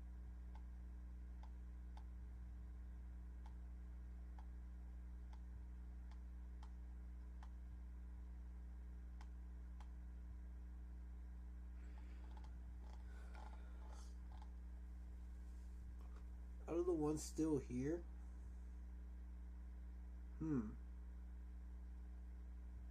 That's a tough one. NC State catches my eye. Tennessee catches my eye as well.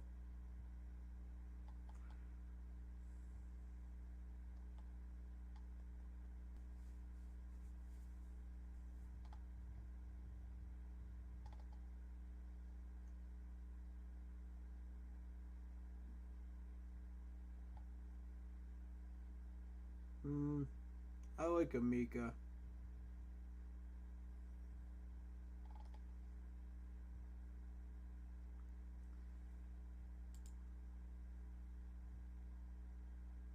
If y'all really are sold on a running back, then Zamir White. However, I'm not.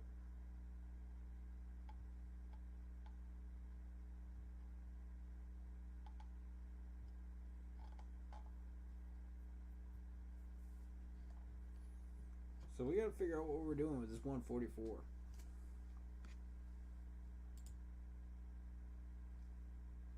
Who is still gonna be here?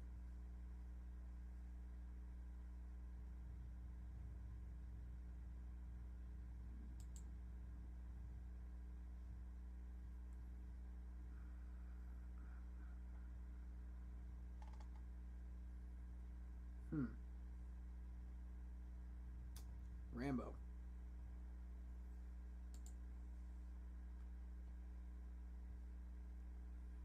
I'm feeling Rambo.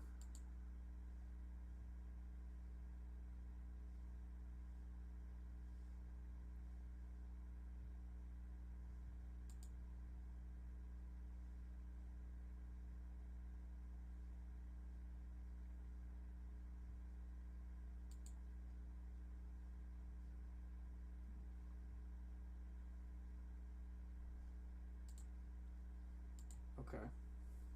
Tackle.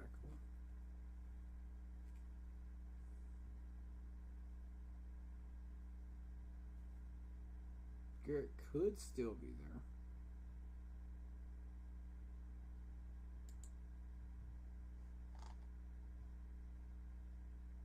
I don't know, you're taking an awful risk.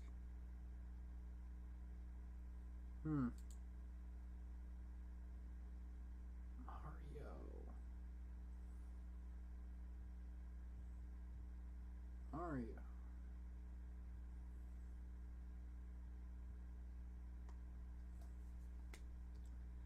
This is our one chance to get a Clemson corner. Wow. Would you look at that?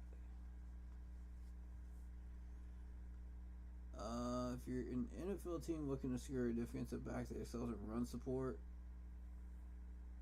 this Clemson corner is the man for you. In the game study, he didn't have a single missed tackle.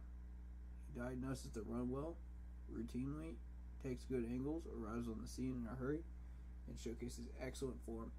Bingo! We found a winner. There's our corner. There's our corner right there. Hello. How are you doing, sir? Oh, if Haskell Garrett is still there at 144, we are grabbing him. We already got our defensive tackle, but if he's still there, that's our winner right there. Mario, welcome to the team. Happy to have you, buddy. That's beautiful. That's just absolutely beautiful. Haskell Garrett. All right. Wow. The Rams aren't fooling around. The Rams are wanting us to trade this 148 for a 175, a 193, a 212, and a 253. Oof. You know?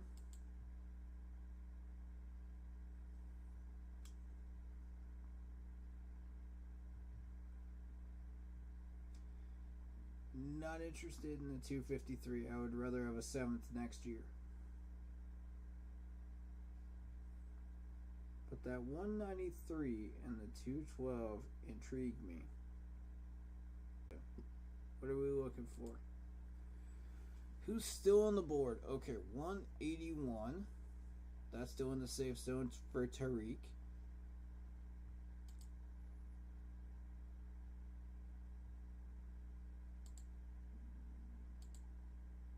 Offensively, we want Sawyer, which granted we could get him at 149. Defensive tackle 174. This is risky. We either give up on our one guard opportunity or we give up on our one tackle opportunity if we take this trade. I can't abide by that. Sorry. But if you're willing to move that 175 to a... Hold on. 175 is a 5th rounder. You are willing to move that to a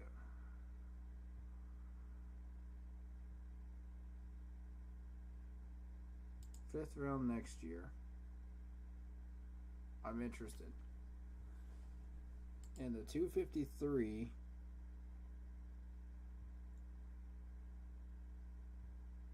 move that for a 6th.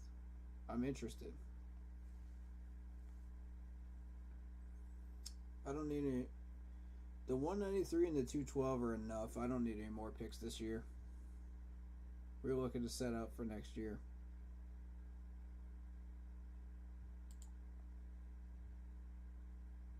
That's what I want instead. Decline? Okay.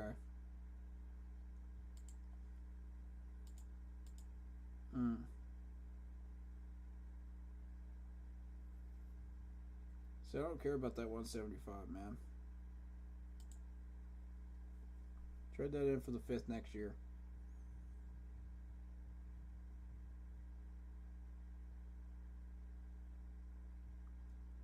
I don't need that 253. I'm good.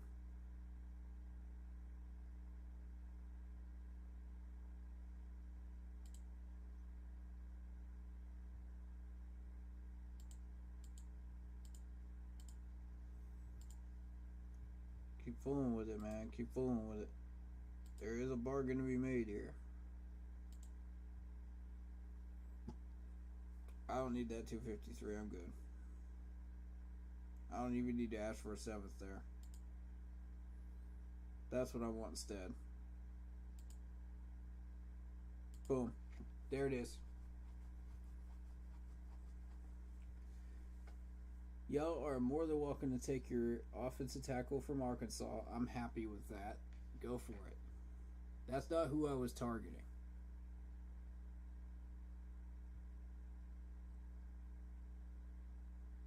So, we just added a few new pieces to this puzzle here. So, that being said, now we have an option. We have our options here. I like this.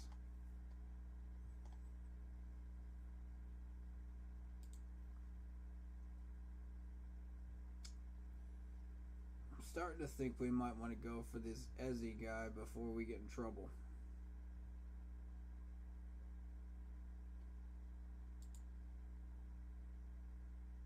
So you're at 166. We know that Sawyer's safe, you know, before that 171.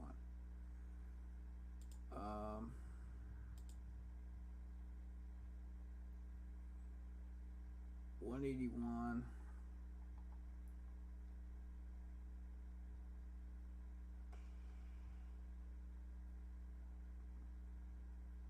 I mean, we can hope he shows up down here. But if not, we can go for Christopher Allen from Alabama. That's our safety net.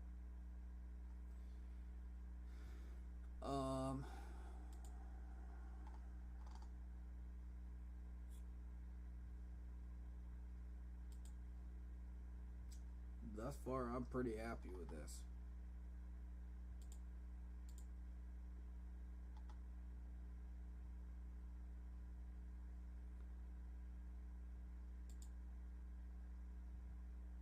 Okay.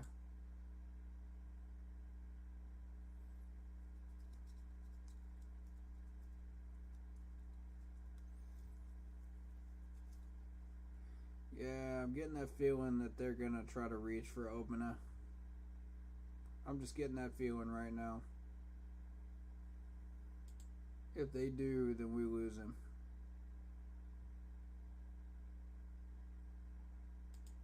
I think the smart thing to do is just to get Obina right now.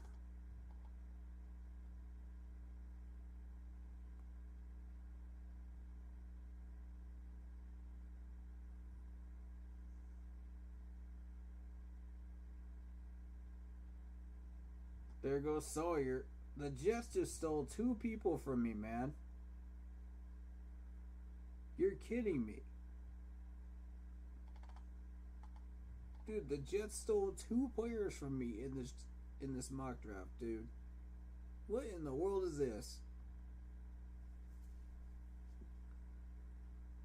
You're kidding me.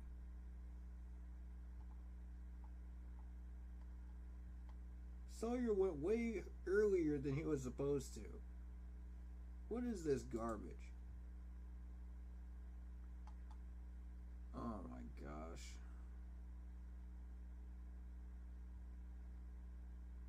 Justin Schaefer then.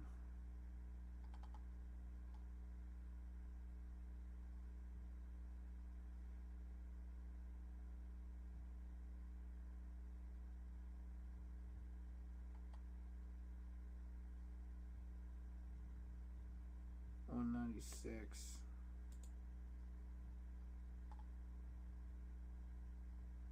At least we got our tackle. For what that's worth. 181. 186.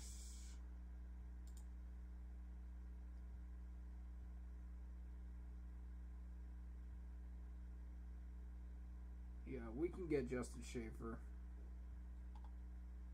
down here. We'll be fine.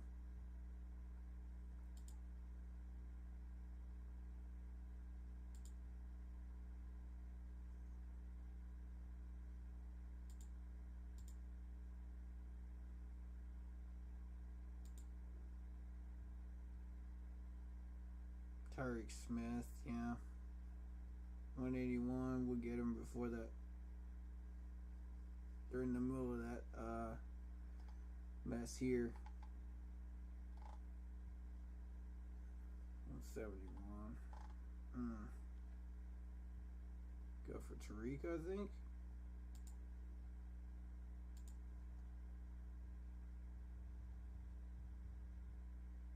Justin Schaefer we wait on. Yeah. That's what it looks like to me. Let's do that. Tyreek Smith.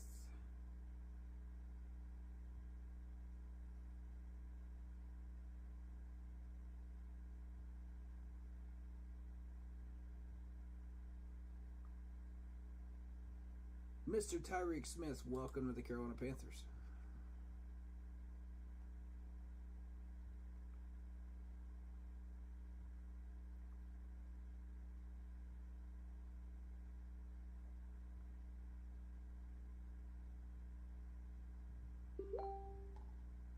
Right, so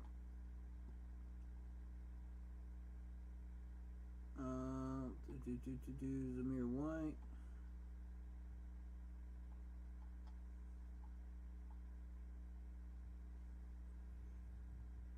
And offensively, we're looking at guard. We want Justin Schaefer. Boom, drafted. Welcome. Christopher Allen, there goes the edge rusher. And at 193 and 199, 212, we got question marks as far as what we want to do here. I mean, at this point, let's just see what else is on the board. We get Jalen McKenzie.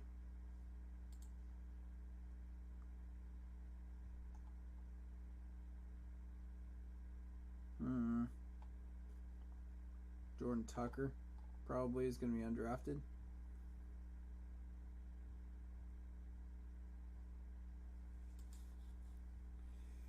I don't know, dude.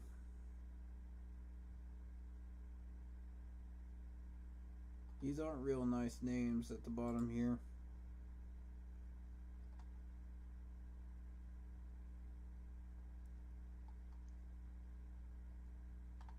I don't know enough about these guys.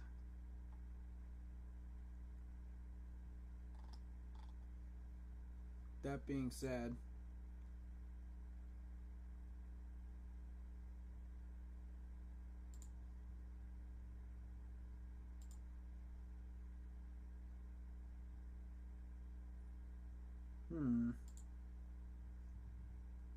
another linebacker probably.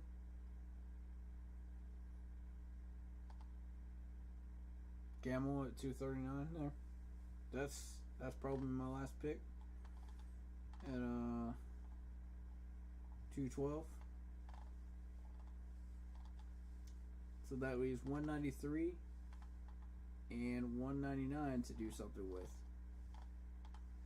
So we got two picks left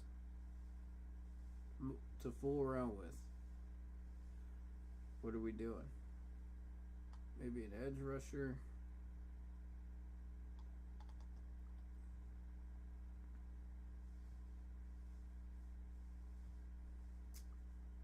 I don't know, y'all.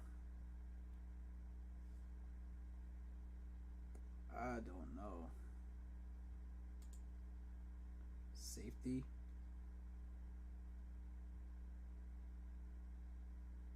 We do need one. Why is Colby Harville Peel still here?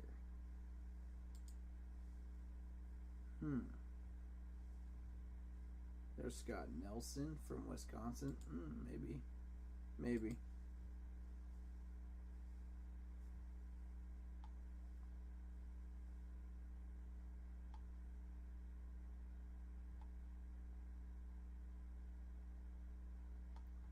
Nolan Turner.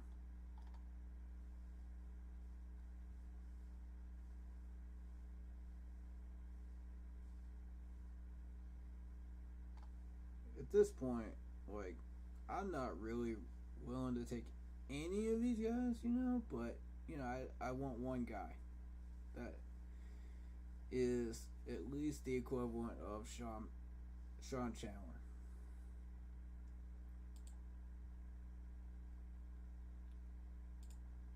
So I'm looking heavily at this list here. I think Scott Nelson.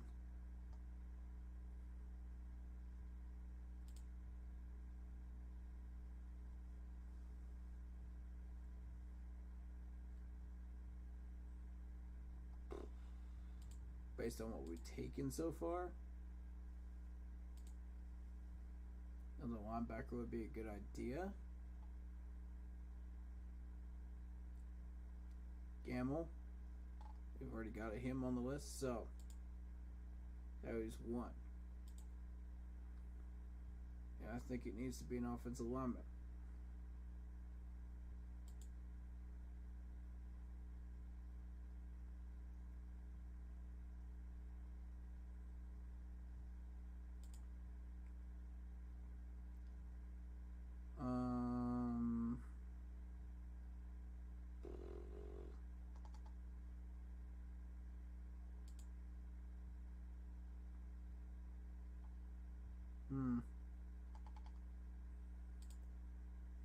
I'm thinking Jalen McKenzie. Trojans have typically had a pretty good offensive line history over the years. I would feel comfortable with this pick. Make sure we get another tackle. Doesn't have to be a world beater, but, as long as we get one. That's the one I'm feeling particularly happy with. There's Georgia's punter. But, we got a punter.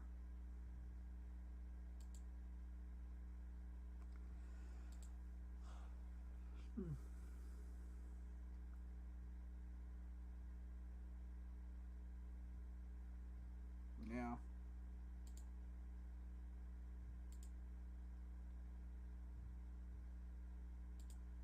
I think Jalen McKenzie's the pick. Honestly.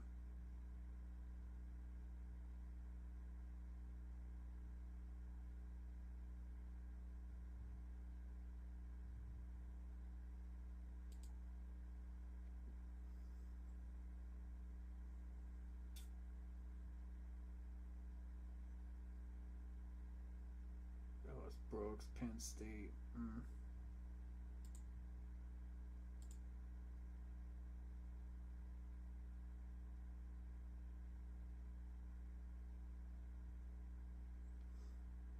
Alright, we're going for Gamble. So that's going to be the last pick that we make.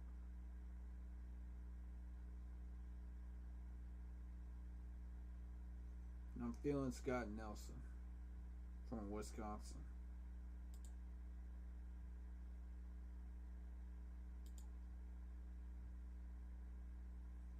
Double check, make sure.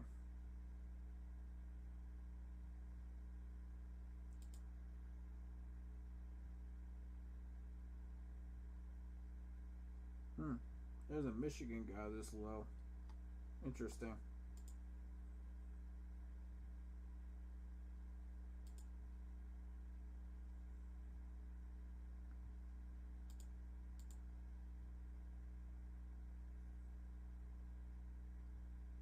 Ty Chandler. Ty Chandler dropped that far? Whoa, hold up. Hold up. Ty Chandler dropped this far? 5'11", 204. I'm surprised. What happened to you, dude? I thought you were way up there in the 100s range. What happened to Ty? That's interesting, dude. There's an Oklahoma running back down here, too.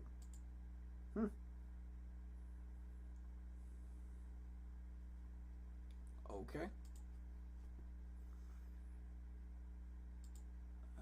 That's real interesting, dude.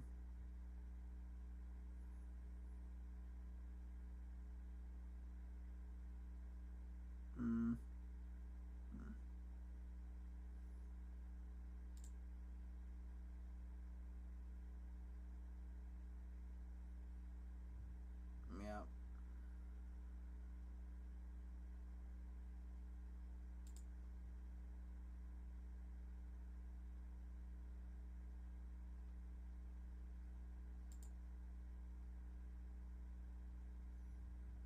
.223 safety. 239 linebacker. Scott Nelson.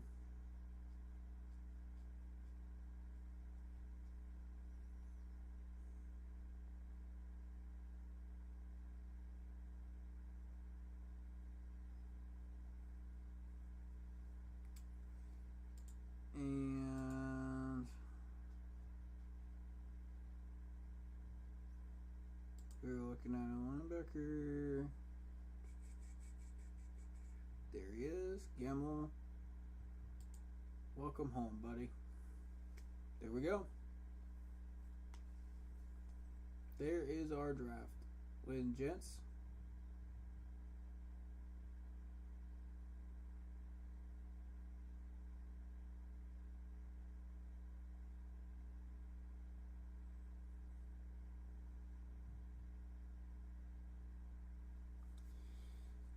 And that concludes the first mock draft stream of 2022. Once again, if you'd like to do this for yourself, it's profootballnetwork.com/mockdraft.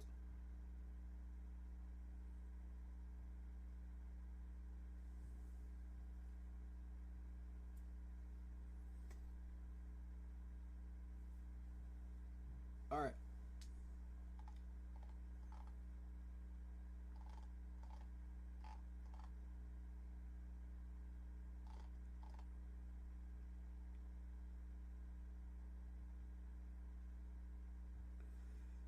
All right, so basically what we did is Sam Howell, quarterback. All right, Facebook is back, so here we go. All right, one more time for the people on Facebook. If you want to do this for yourself, it's profootballnetwork.com/mockdraft. All right. So basically what we did, Sam Darnold, 29. Number 29 pick. Number 43 pick, Christian Harris at linebacker. Number 59 pick, Philidin. I always mess this first name up. Fidarian Mathis. That's how you say it. Okay, Fidarian Mathis. Okay. Y'all correct me if I'm wrong on that. At 59, that's another Alabama guy. So, Alex Lindstrom, our center at 82. A corner, Mario Goodrich at 137. 144, Haskell Garrett, a defensive tackle. 149, Obina Eze at TCU at left tackle. Now, granted, you could do better than Obina, but the thing is, like, I did not expect to miss out on two people that the Jets reached on. So that would never happen. 171 is Tyreek Smith, the edge rusher. 186 is Justin Schaefer, the Georgia guard.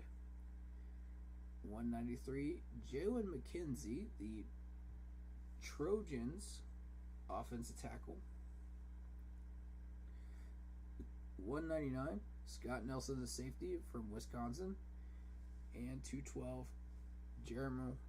Jeremiah Gemmel from North Carolina, the linebacker. So there you go. We have checked off the positions of quarterback, linebacker, defensive tackle, center, corner,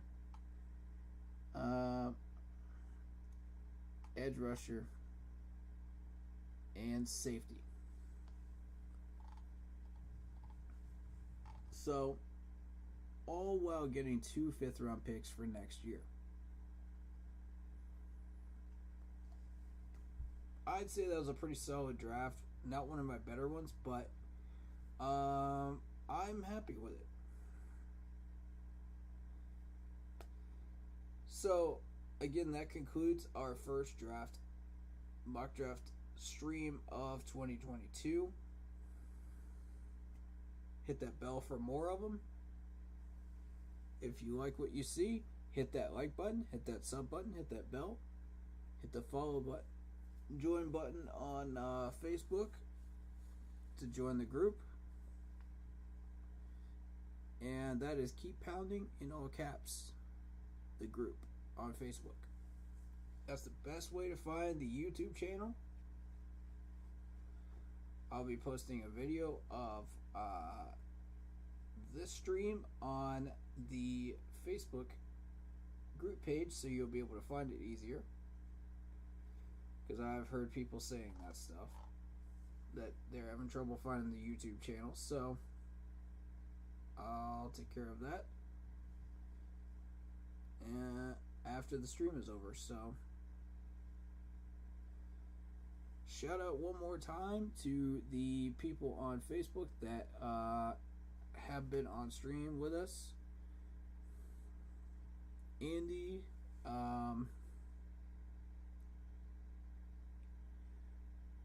Braylon, of course, who joined us on the Zoom chat. Harvey, appreciate you. Torian, Eric, Timmy, Anna, Michael, and Joshua. Shout out to all of y'all. And especially my YouTube partner, Carol, who is watching and recovering from her surgery. So everybody show some love to her in the chat, the comment section,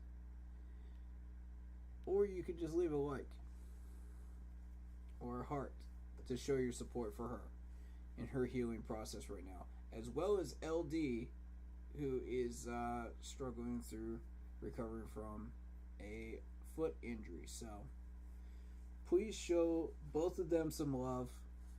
Throw some hearts up in the chat. Throw some hearts up for the stream. And yeah, that will do it.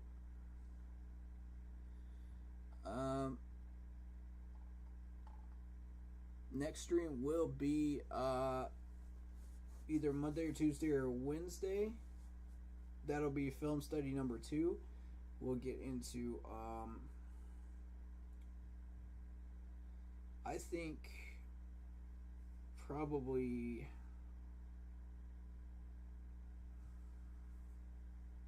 I want to say what position should we look into?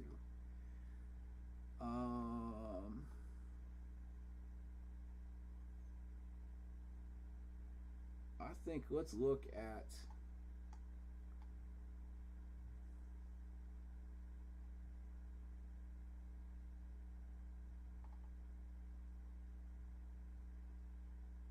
I want to say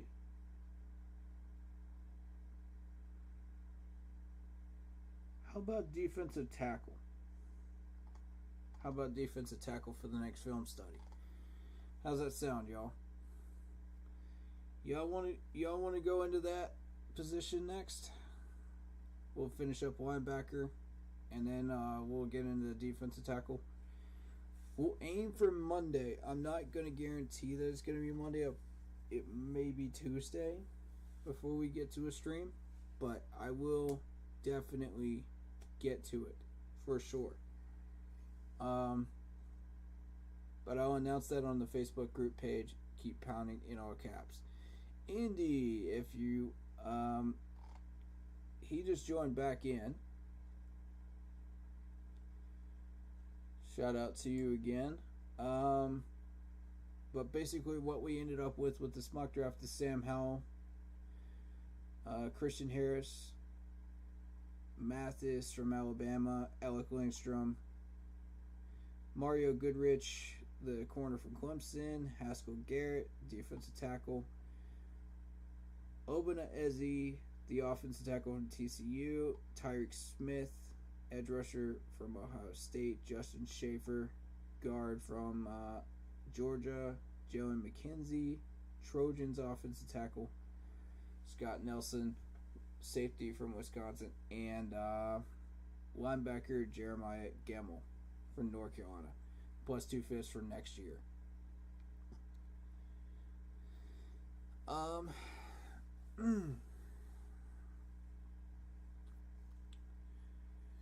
right, cool.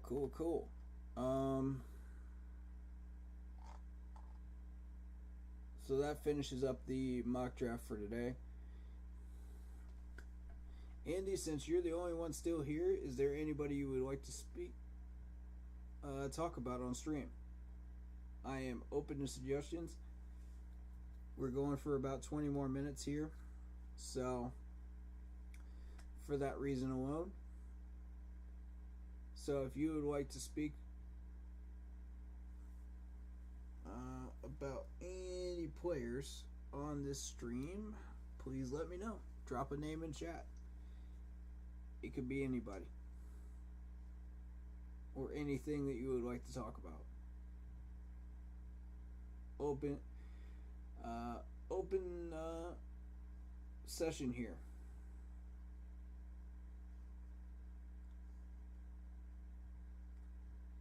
That being said,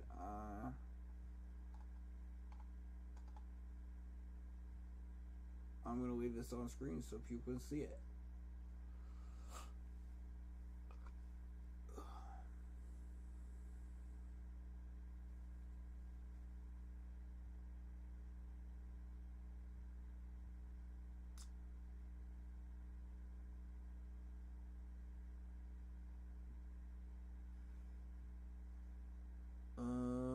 Okay.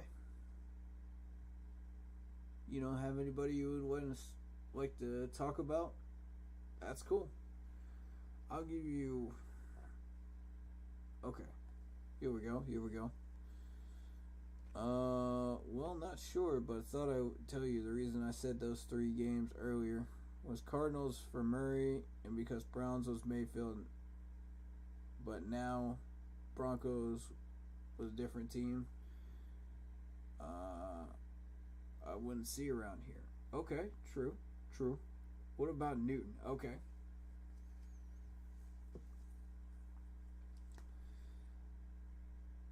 Since you skipped out right when I was finishing up the explanation for those 3 games,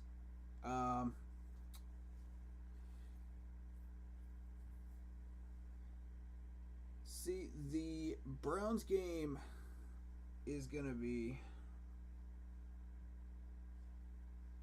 It's going to be tight.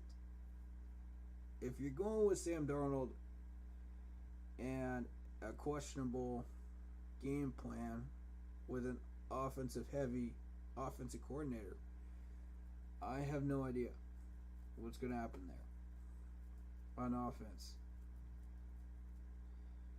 Other than what we've already seen from Sam Darnold, I don't know what the improvement would be.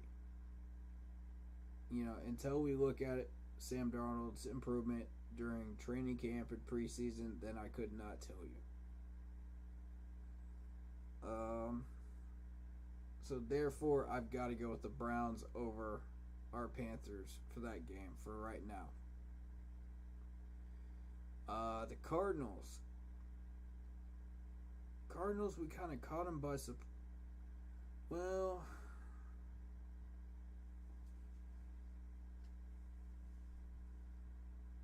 let's see. That was that game that we put in Cam Newton in, wasn't it? It was a dual quarterback system there. Sam Darnold and Cam Newton. And that was the one we completely surprised that team and blew them out. I believe so.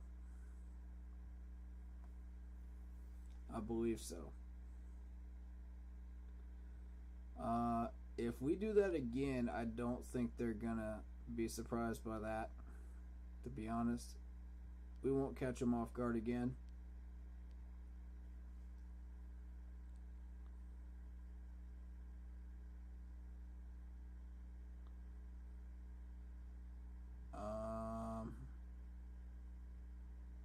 And as far as the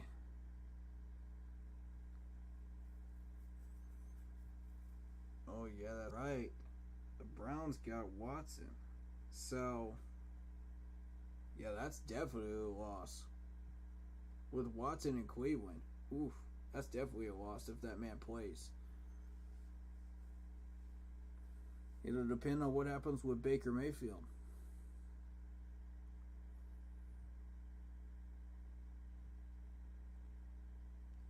Who was the third team you were talking about? It was the I'm trying to remember now.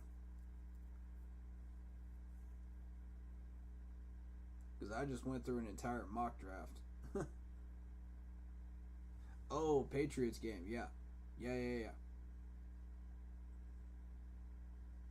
Right. Y'all don't mind, we don't need the screen capture for right now.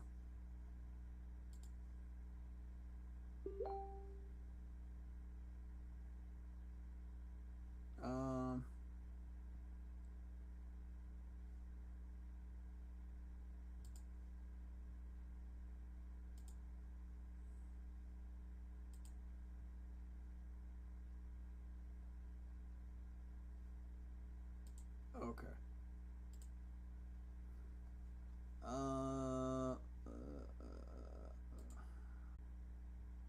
Okay, Broncos game. Right. Broncos game should be a win. I don't see remind me again which quarterback went to the Broncos? Because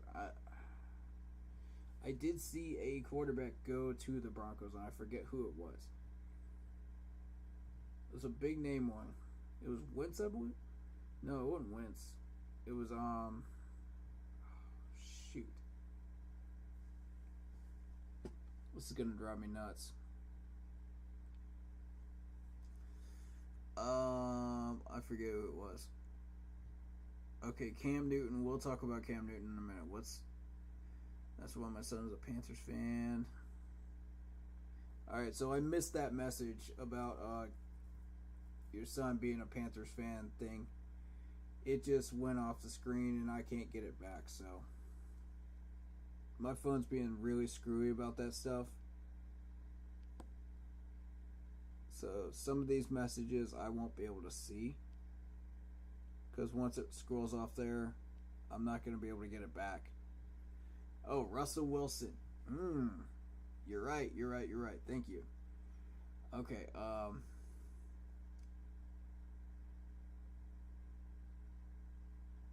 we picked the Patriots game because of Newton. They cut him and signed him days after we were there, and we were like, come on now. That sucks. I'm so sorry to see that happen to y'all, man. Because I know that's a long way to travel. That's a long way to travel, y'all. We saw Wilson throw his 200th career touchdown pass in 2019 in Pittsburgh. That'd be awesome if we saw his 300th touchdown in person. Wow. Yeah, for sure. For sure. That'd be crazy.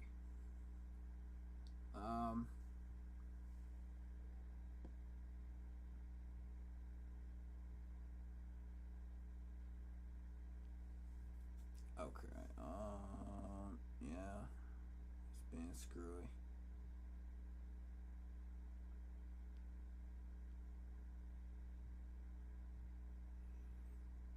I hate the Facebook chat on my phone. It's so bad because it just scrolls all the way down, or you scroll way up, way past where you're trying to see an older message. It's so dumb. I mean, that's just how Facebook Live does. It's so ridiculously stupid. So yeah, Facebook people, if you're watching this stream, fix this, please. Fix your scrolling system in live chat. Thank you. And allow us to see more than just like 4 comments on a live stream when you're looking at it on a PC. You know, allow us to go back through the comments, because YouTubers and streamers miss a lot of stuff when that happens on Facebook, and it's really annoying. Please fix that. We were going to go to Buffalo, and it was December 19th, 3 hours away. Then we said no way. In blizzard, we drove south to see the Panthers play Patriots instead in warmer weather. Yeah, I feel that, man. I feel that one. Those blizzards are no joke up there at Buffalo. You made the right choice. 19 is 3 hours away. 3 hours away. Yikes. Y'all are travelers, man. I like that. I like that a lot.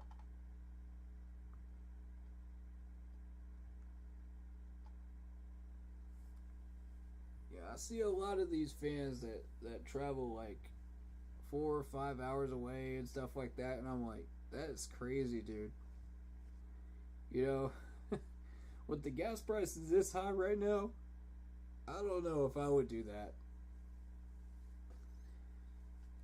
I mean, I would love to go and visit some of these cities, man, but with these gas prices being what they are, we gotta make a living here, you know what I'm saying?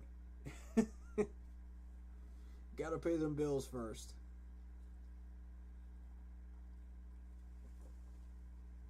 Before you can think about something like that.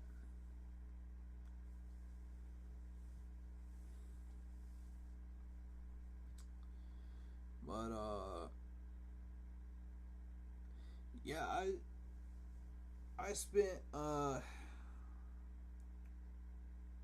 4 games up in Charlotte during that 2015 year.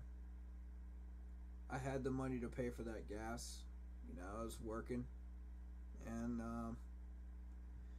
it was a fun year, man. It was a real fun year. I didn't mind making the journey up there. It's 2 hours from where I am. So, North Carolina, South Carolina. You know, up there and all the way back. The worst one, traveling wise, was the Colts game in 15 with that monsoon. I'll never forget that. That monsoon rain that just never stopped. Ugh. My lord. Yeah, father and son time is priceless. That is for sure, man. If y'all get some of that father-son time, please take advantage of it. Don't waste that time. It's it's beautiful and it's precious, man. Because, my grandpa passed away in May of last year, and I spent a good amount of time with him. We talked sports. We went to some Furman football games. We went to, this and that sports-wise. And it was beautiful, man. It was a beautiful time that we spent together. We traveled the U.S. twice. Once all the way out to San Francisco. So we got to see the St. Louis Arch. I actually traveled through St. Louis during that particular time. They were having a baseball game with the Cardinals when they were playing in the new St. Louis Cardinals stadium. So that was cool. Or they were building it at the time. That's right. They were building it at the time. So during that point, they were having a game in the old Cardinals stadium right across the street. So that was pretty wild, seeing all the red baseball jerseys on the street as we were driving by. I was so looking forward to that. That was cool. We'll be prepared more for parking in Charlotte. We got lost coming out of the stadium. Took 2 hours to find our car. Had to call a cab. Oh no. You had to call a cab to find your car? Oh no. Oh no, y'all. Oh no. Alright. I'm gonna do something for y'all. Hold up.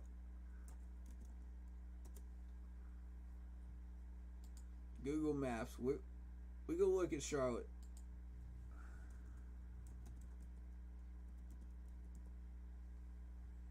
Charlotte, North Carolina.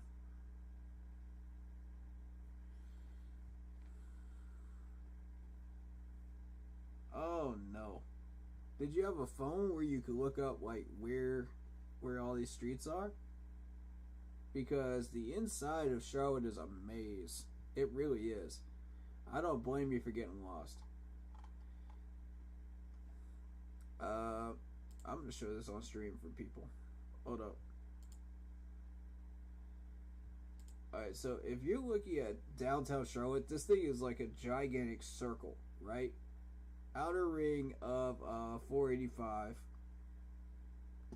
If you're looking on YouTube, that's basically what you're seeing. With the NASCAR Hall of Fame right in the middle. Basically, Bank of America Stadium is right in the middle too.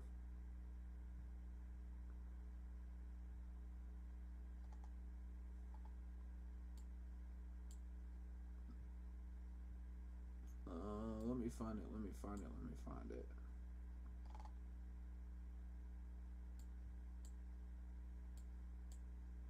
There's a lot of stuff in downtown Charlotte. Oh, you got turned around and went out a different way than you came. Okay.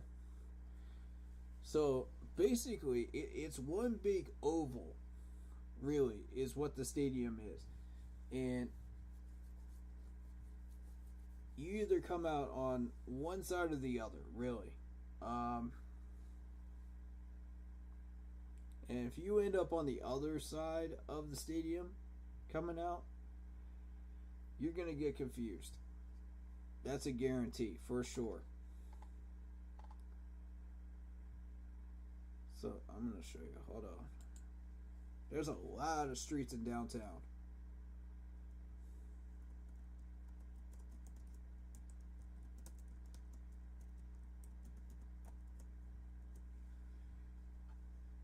So let's Google it. Here we go. Alright, so which street did you walk in from? Because there's South Graham Street. and then there's 27 and Moorhead State Parking over here on the other side. You've also got South Mint Street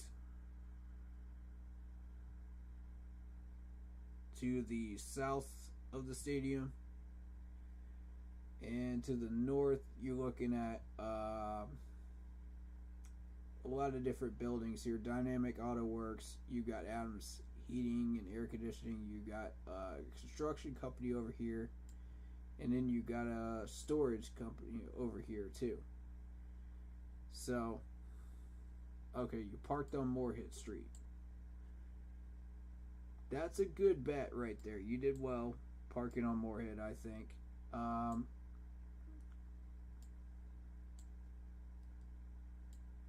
Yeah, Moorhead is going to be down here south of the stadium. And the reason why I tell people that Moorhead is a good one to park on is if you go north of the stadium, if you're coming in north of the stadium,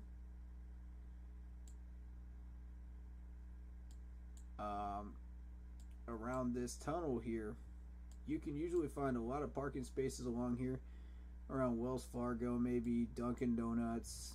There's some good stuff over here where you can find a spot typically.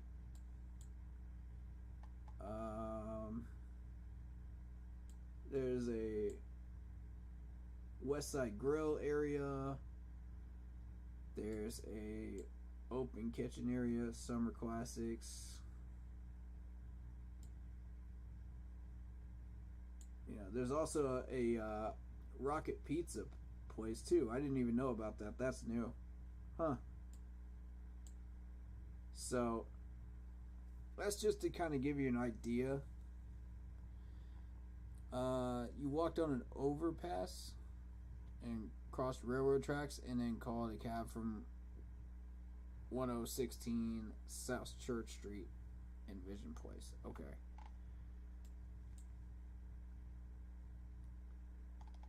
.106.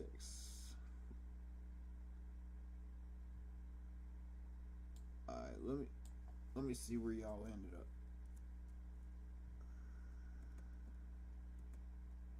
1016. There it is. Okay. So, you were basically to the south of the stadium. I see where you were. Okay, not a problem.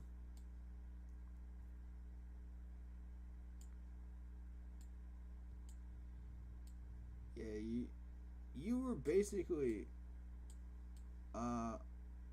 just off of Moorhead Street when you called that cab. Just a couple blocks away from it. Anderson's, maybe, if I remember right.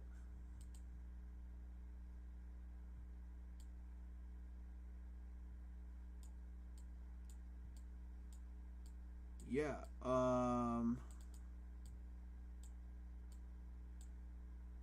you can also use these gigantic buildings in the background as like landmarks.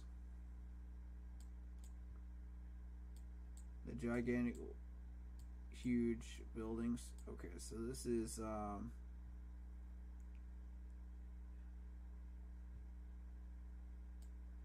you're looking at that little small building across the street from like sort of a parking garage. A gigantic parking garage slash apartment area.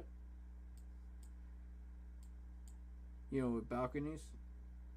That's pretty much what it was. Yeah, dude, you weren't that far off. Honestly, you're a couple streets out from Moorhead.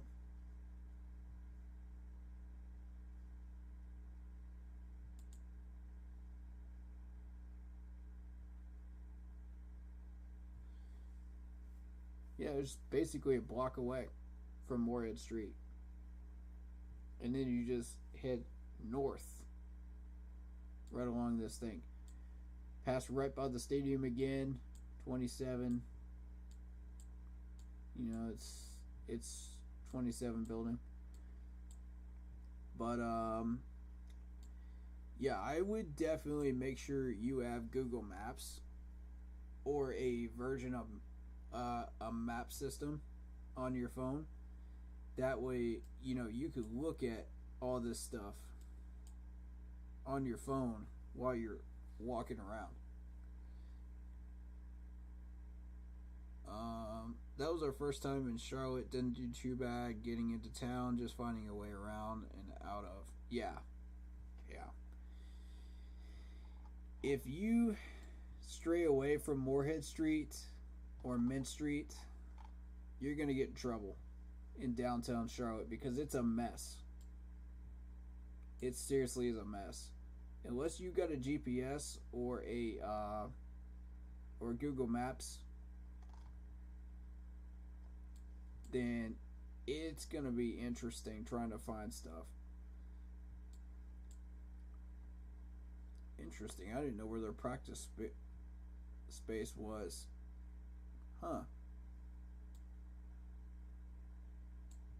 Okay.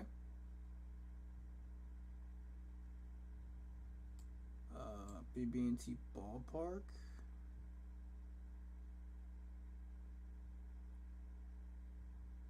What's that one for? Is that a minor league team? I didn't know we had a baseball team, a baseball park near the Panther Stadium. That's interesting. Okay. There's a lot of hotels in downtown Charlotte. My goodness, look at all these. All these that are in purple, those are hotels. Jeez. I had no idea they had that many in that one area. That's nuts. What I'm curious about is that baseball park. Like, whose baseball park is this? That looks like a minor league team, and I can't figure out. Because I swear that looks just like the Turner Field model from Atlanta. That's wild, dude. Huh. I'll have to check that out next time I'm in Charlotte. BB&T Ballpark. Huh. I'll Google that later.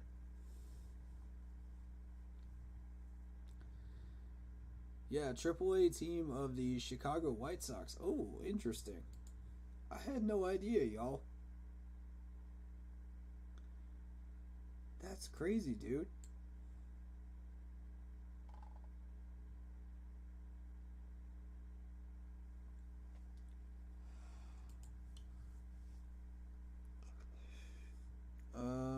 Fairfield Inn. Okay, yeah. Yeah. AAA team of the Chicago White Sox. That makes sense. I didn't know that it was in Charlotte, though. Huh.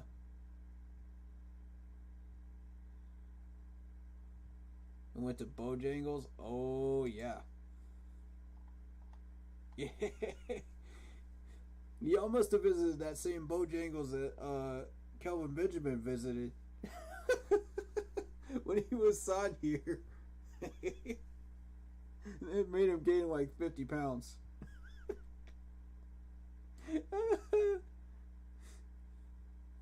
Oh my gosh. That's gotta be the same one, man.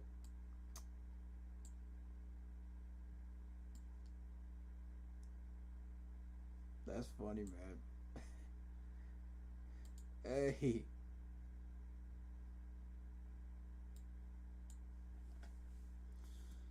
I'm gonna find that real quick.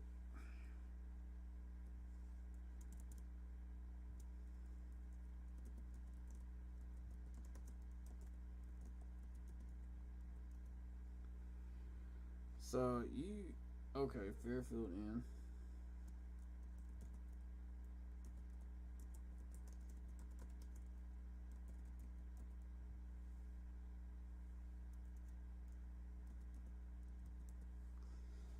Oh, okay. So that was over here. Gotcha. I know where that is. Okay.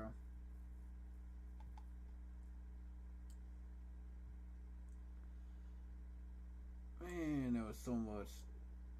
There's a lot of places over here, man. You gotta. Wow. Charlotte is just nuts, dude. There's so much stuff over here.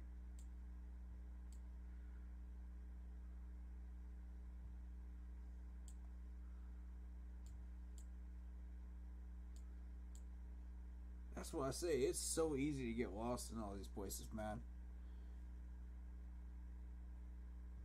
Yeah, you could look out of the room and be cross country from the courthouse for sure, man. For sure.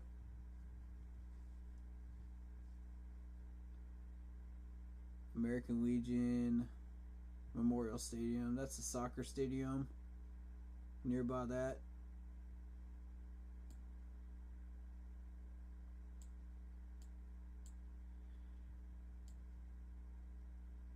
That's wild, dude.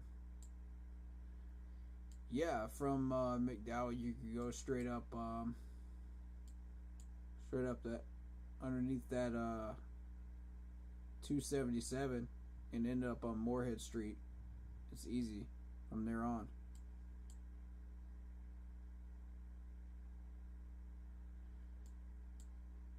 And the parking spots I ended up at was on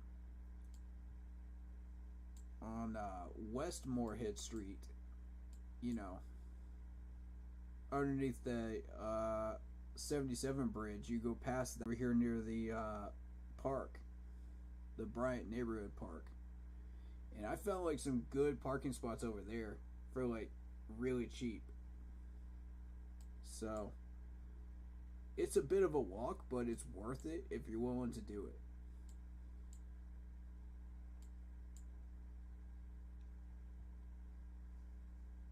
But yeah, that's Charlotte for you. Yeah, I could easily see how people would get confused, you know, because you got like 4 gates, right?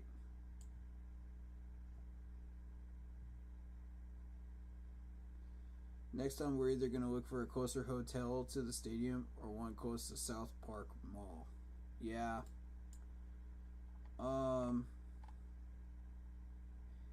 You got the Residence Inn right here.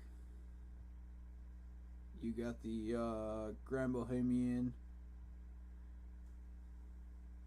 Kimpton Tryon Park Hotel. There's a lot over here near the stadium. That's a little closer. There's the Westin.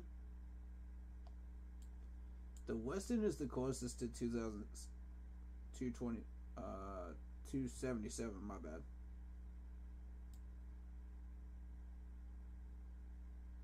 Out of all of them. Otherwise, you're looking at Graham Street, you know, is your best way of getting there.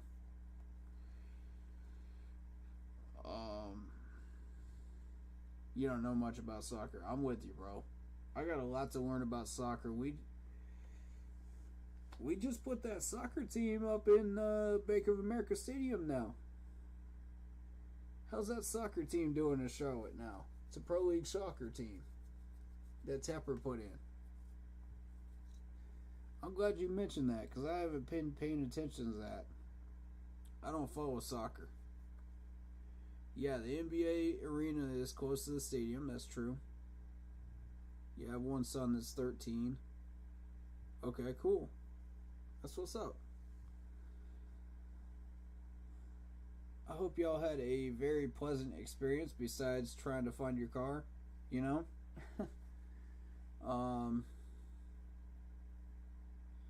Yeah, I do slightly follow the Hornets. You know, I'm not an NBA fan that much at all, but I do follow the Charlotte Hornets, you know, their final scores and stuff like that, just to see how we're doing. Yeah, of course, I keep an eye on the Atlanta Hawks as well, so they're both close by. Since we don't have a pro NBA team, in the South Carolina area. So I watch both. So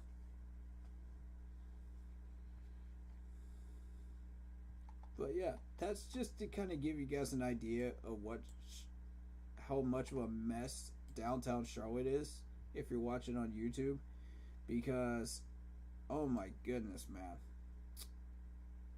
if you walk off onto the wrong street, you could get lost for about an hour, and you don't want to end up way down here on North Graham Street. That's where you don't want to end up, because there's nothing down there for you. I can guarantee you that. Any of these other ones, you're good. Yeah, the only bad thing was trying to find the car. Everything else was good. Awesome, man. Cool. We've been to NFL and MLB games so far. We have NBA and NHL left on our list. Yeah, that's cool, man. You crossing stuff off your list. That's what's up. Yeah, I've never been to NBA or NHL yet. I've been to Major League Baseball for sure because I'm an Atlanta Braves fan. So, who just won the World Series, by the way. Yup. Still feels good to be a champs, baby. Love it. We've been waiting a long time to celebrate in Atlanta. That parade was fire. I wish I could have gone, man. I straight up wish I could have gone, but I had a family emergency, so you know how that goes. Otherwise, I would have been there. Because I was popping off the chain over there, man. That was nutty. But yeah, downtown Charlotte, you don't want to end up North Graham Street at 11 o'clock at night. That's one place you don't want to be. You know, I don't want to say it's a dangerous area, but it's not a happy place to be at that time of night trying to find a car. Let's put it that way.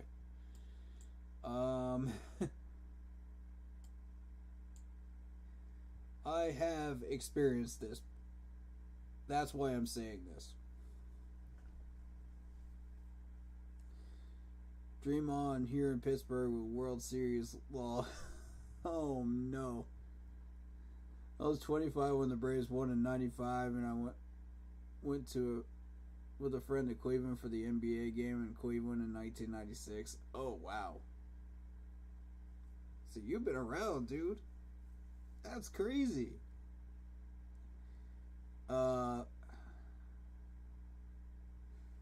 That's a shame though that your Pittsburgh Pirates aren't getting there, man. You know, maybe one day. You got to get some good management up there that know what they're doing, and these players don't want to come to Pittsburgh yet until you get some good management. And that's what I keep saying in Carolina, man. Until we get Matt Rule out of here, nobody's going to want to come. Unless it's by Scott Fitterer. So, you know, we're kind of in that same boat. You know what I mean? But thank goodness for a good GM here in Charlotte. So I'm happy. And we got a great general manager with the Atlanta Braves that knows what he's doing, and immediately made a trade when Freddie didn't sign with the Braves. So that's happy right there. Happy memories. So I mean, we're gonna compete next year too, next season.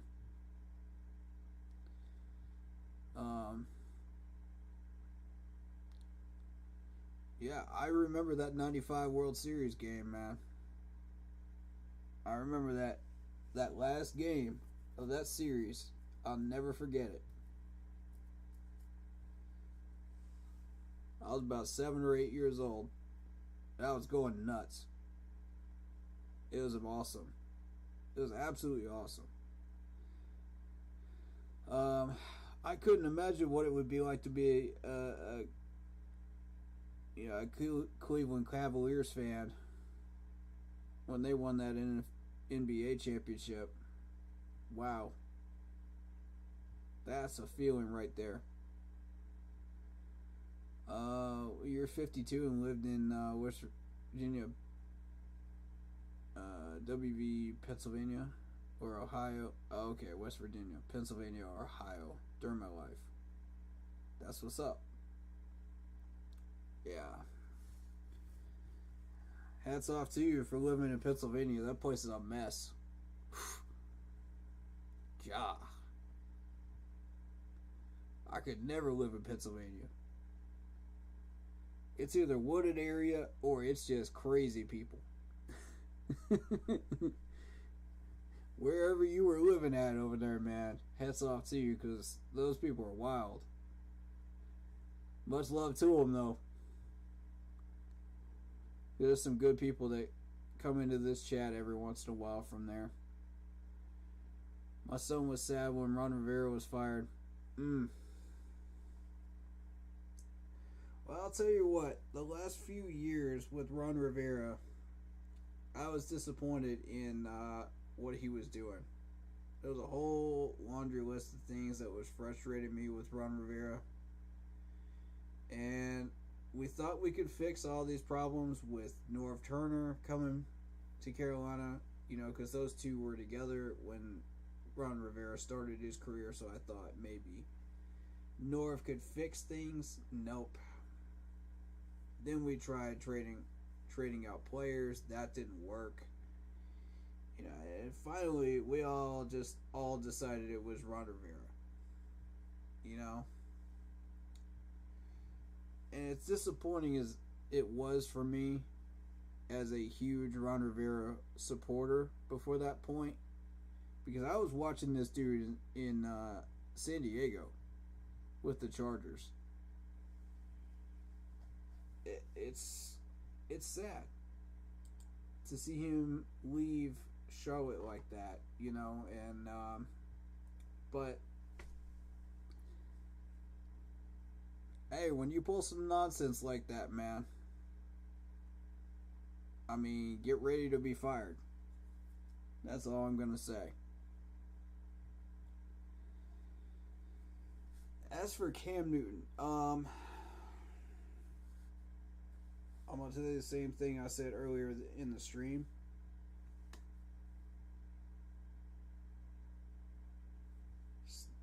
These people need to stop putting words in Cam Newton's mouth. Look, people need to stop putting words in Cam Newton's mouth. This dude said he's interested in coming back here. The proof is that he was talking to Matt Rule in the first place. Do you think he would come back here if he wasn't talking to Matt Rule? Nah. We met every single request that he has asked for. This team is going to be competitive. We'll allow him to take a pay cut. We'll put him at backup.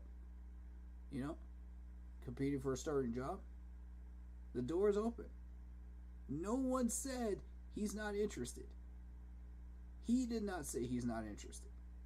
So, I don't get why people are saying that. I don't understand it. But,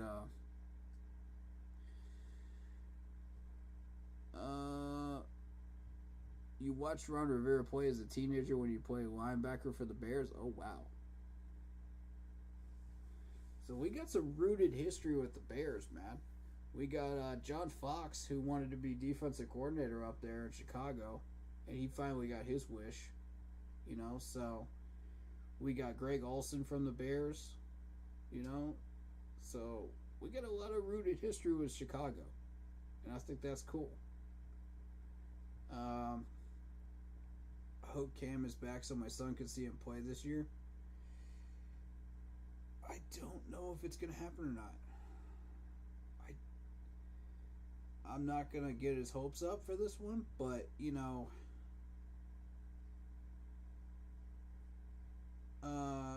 you say, I think Newton's problem is bad luck, injuries, and so on. It's not even that anymore. He's healed up from his injuries. The only real issue that I've got with Cam Newton is his decision making after that concussion back in 15 during the Super Bowl. So that will cause him to throw some picks because he isn't 100% there brain wise, and that's what concussions does to players. You know, you got to be careful about those injuries, guys. That's why I keep saying we got to prevent the preventable injuries, so this garbage doesn't continue.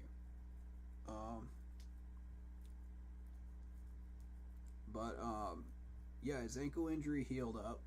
His shoulder is about 90%. That's the best you're going to get out of it. You're never going to get 100% out of that shoulder. So yeah, the injuries are not in question here, because you saw that during the limited amount of time that they put Cam in last year. They had no issues putting him in short yardage situations, letting him dive for first down, stuff like that. Putting him into red zone situations, you know. They were just like, okay, well, we're just going to take it slow. We're going to put him in where we think he might fit. And the Cardinals were not looking for that. They were not expecting us to go a 2-quarterback system there, and it worked.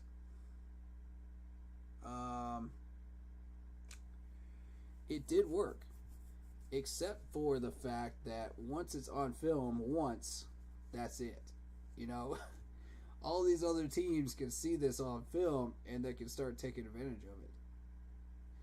Plus, we didn't really have a very good game plan or a playbook with Joe Brady sitting in offensive coordinator.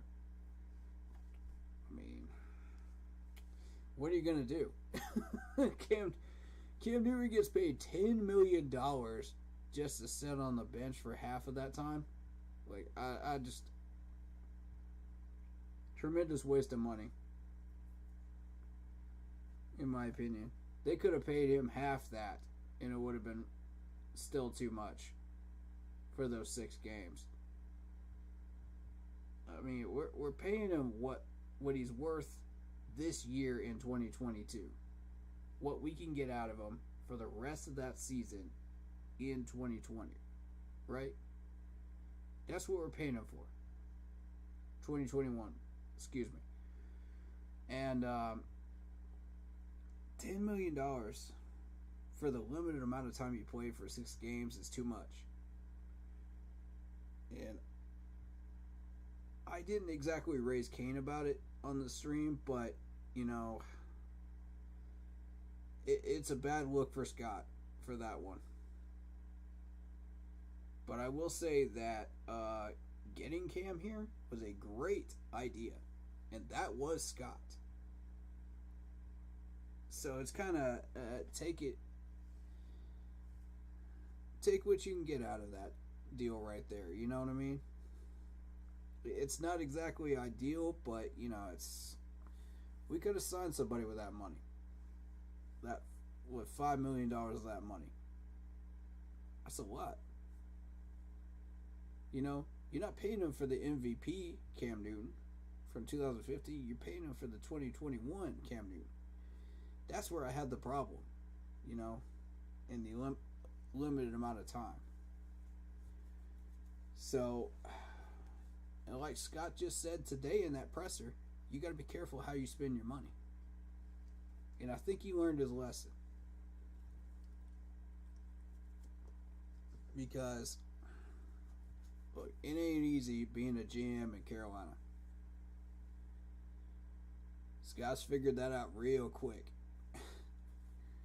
And the door is open for Cam to come back. You know, I don't like that Matt is the one leading the negotiations here. Not happy with Matt right now at all.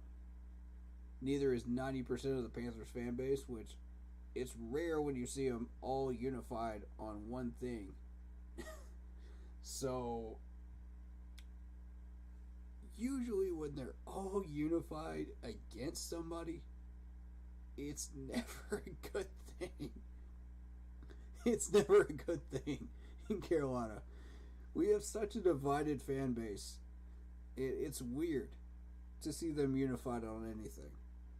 The last time that we were unified completely on a good thing was probably Luke Kuechly and Thomas Davis's retirement. If I had to pick one moment where they were all unified.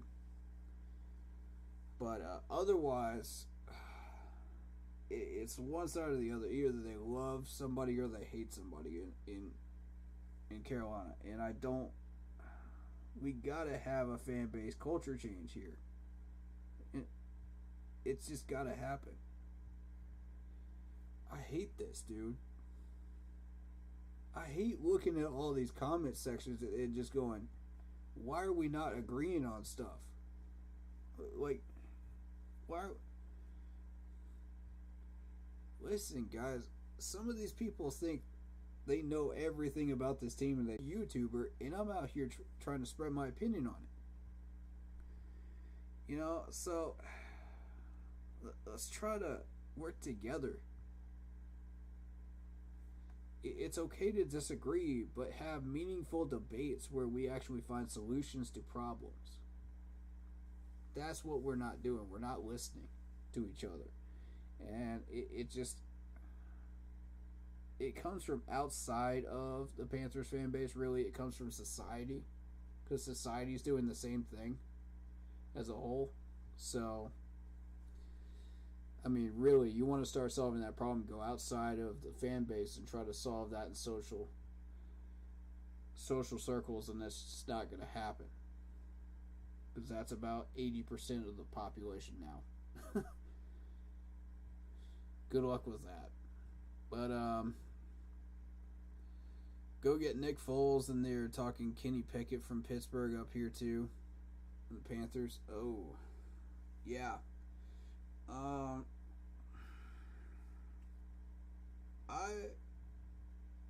I know you're joking about Nick Foles. Yeah. I know you are on that one. We were actually interested in Gardner Minshew. There was a lot of talk about Gardner Minshew. And that's not a joke, that's serious. Because I heard that from a few different sources. If we were to trade with the Eagles for Gardner Minshew, I would not support that trade. I don't think Gardner Minshew's the answer. And when we have a Pro Bowl quarterback sitting right there on the free agent list, that's the best on the free agent list right now. And yeah, it's disappointing. It's disappointing. We're willing to try to make a trade for Baker Mayfield or Watson before we're willing to re-sign Cam Newton. I mean, I don't blame him on the Watson trade. I'm with him on the Watson trade. He is better than Cam 2022. I'm not saying that. But I'm just saying, if you want to make moves outside of Cam for only so long, he's going to start to lose interest in us and respect for us. You know what I mean? Because of the loyalty factor. So, you know, you could go with a quarterback in the draft, which I would suggest looking at the 23 quarterbacks instead of this year's quarterback crew. But, Scott Fitterer seems interested in looking at some of these quarterbacks and going against the scouts saying, there are some starter-ready quarterbacks in this crew. So, maybe we should jump on it, on one of them. And don't throw Sam Howell out. Don't ignore Sam Howell. I traded down and I got him. I was able to get him. You stay in the first round, you can get him. I mean,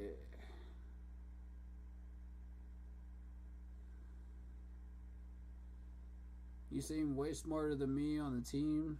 To me, it's just fun talking sports. That's what's up, man. I love talking sports, man. I'm a Panthers fan through and through. I go to the training camps, I watch the combine. I do YouTube videos. I got an entire channel with this, man. So I love doing this, man, for free. For you. For the management. I always want to see progress with this team. I always want to see us compete for a championship, and it takes a lot to get there. So I'm happy to offer my opinions and solutions, in exchange for any information that people have to offer. So that's what we do here. We're real, and we try to accommodate everybody's opinions. The good and the bad, and we just talk. I'm surprised, being from Carolina, Mitch Trubisky didn't go to Panthers, but he signed with the Steelers. I'm not. Nobody wants to play for Matt Rule. Nobody wants to play for Matt Rule. Matt has continuously shown he does not understand how to scout players. He does not understand what he's doing at all, or who to go for as far as free agency. It's a proven fact. After 2 years, he's going after Temple and Baylor guys and people from New York, from the Jets and Giants. I don't understand it. Worst teams in the NFL. Why do you want those players? And I'll tell you why. It's because he's salty he didn't get his job up there in New York with the Jets. He's salty because Tepper bought him out at the last second. I took my son to Latrobe, Pennsylvania for the Steelers training camp a few years ago. The year Le'Veon Bell held out. Excuse me. And before his crazy behavior. But they were like 30 feet away from Antonio Brown. Wow. That's wild, man. Yeah, I've been able to get a lot of autographs over the last 4 or 5 years at the training camp. Sadly, they didn't do it last year. But I did get to talk to one of the players and ask him why. So, it's policy now. So, because of COVID, which is disappointing. But I remember back in 16, 17, going to those training camps, and you could talk to literally anybody but Luke Kuechly, Thomas Davis, and Cam Newton. Cam Newton was always on the cart. Every time. He only came over to sign like one custom jersey one time. A day after I was there. And that was like 2 years ago. 2 or 3 years ago. In the exact spot I was standing at, too. Oddly enough. So, you just never know. I was about 2 feet away from Luke Kuechly, too. And the pictures don't do Luke Kuechly justice in person. Dude is massive. God, he's got huge arms. He is swole. I'll tell you who's more swole. Nanamika Sue. I remember when Sue had his first training camp practice against us.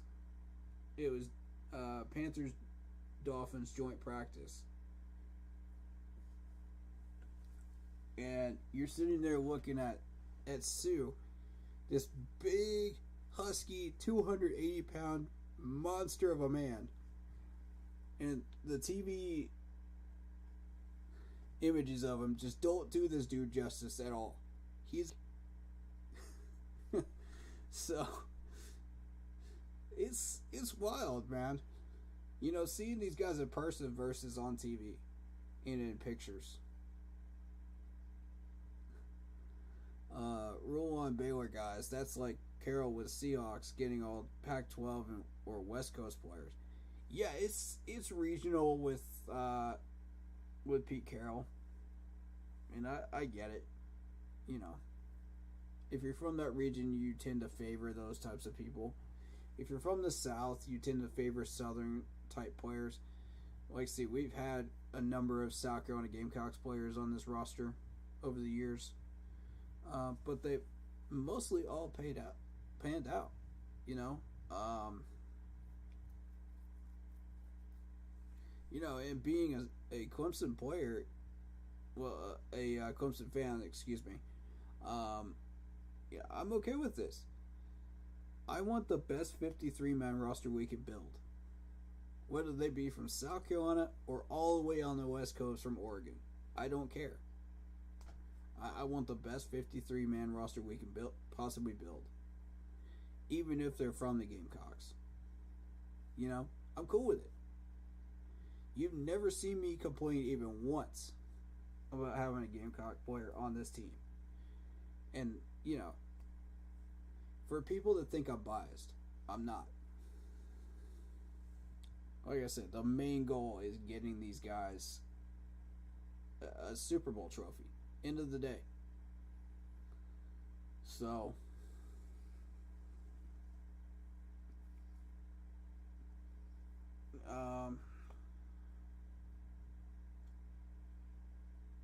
I got my son a J.C. Horn jersey last year at a Panther shop in the stadium.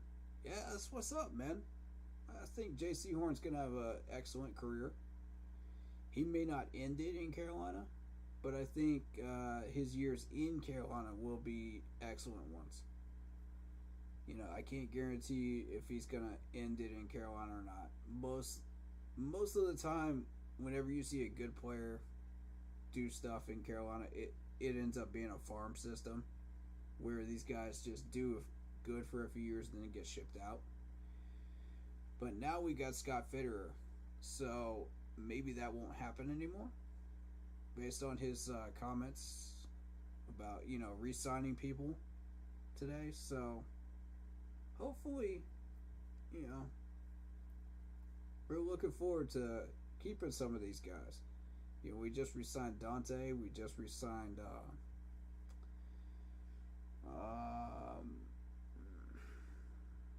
trying to remember who it was. Well, Dante being the big one, right? That's the big fish we were trying to re-sign. I think he was a defensive player.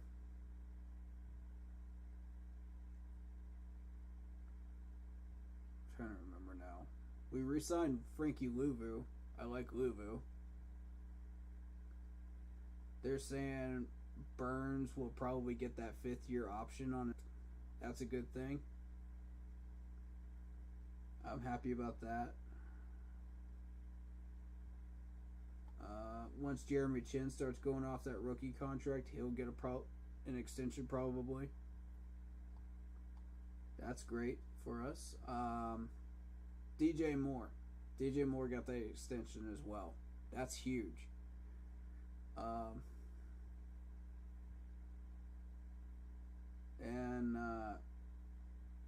this line is starting to get better. It's starting to look nice. It's starting to gel. I'm surprised we managed to get a couple of people from the Rams. The fact that we did is a huge plus. We still got some work to do in this draft, though. Only problem I have with Carroll with the Seahawks was when he drafted Rashad Penny, running back from San Diego State, instead of guys from LSU. I always joke the reason he got 2 players from West Virginia was because it's West in the name. If it was East Virginia, they wouldn't be drafted by the Seahawks. Oh, that's a good one. That's a good one right there. Yeah, I liked Geis over Rashad Penny as well. I'm surprised he did that. But, I mean, I think it was whoever was GM at the time in Seattle that did that and made that choice. Because it's not necessarily the head coaching responsibility to get some of these guys. Yes, they do make some of the phone calls, but the GMs are in full control of these drafts. Make no mistake about it. The head coaches have some say in it, but yeah.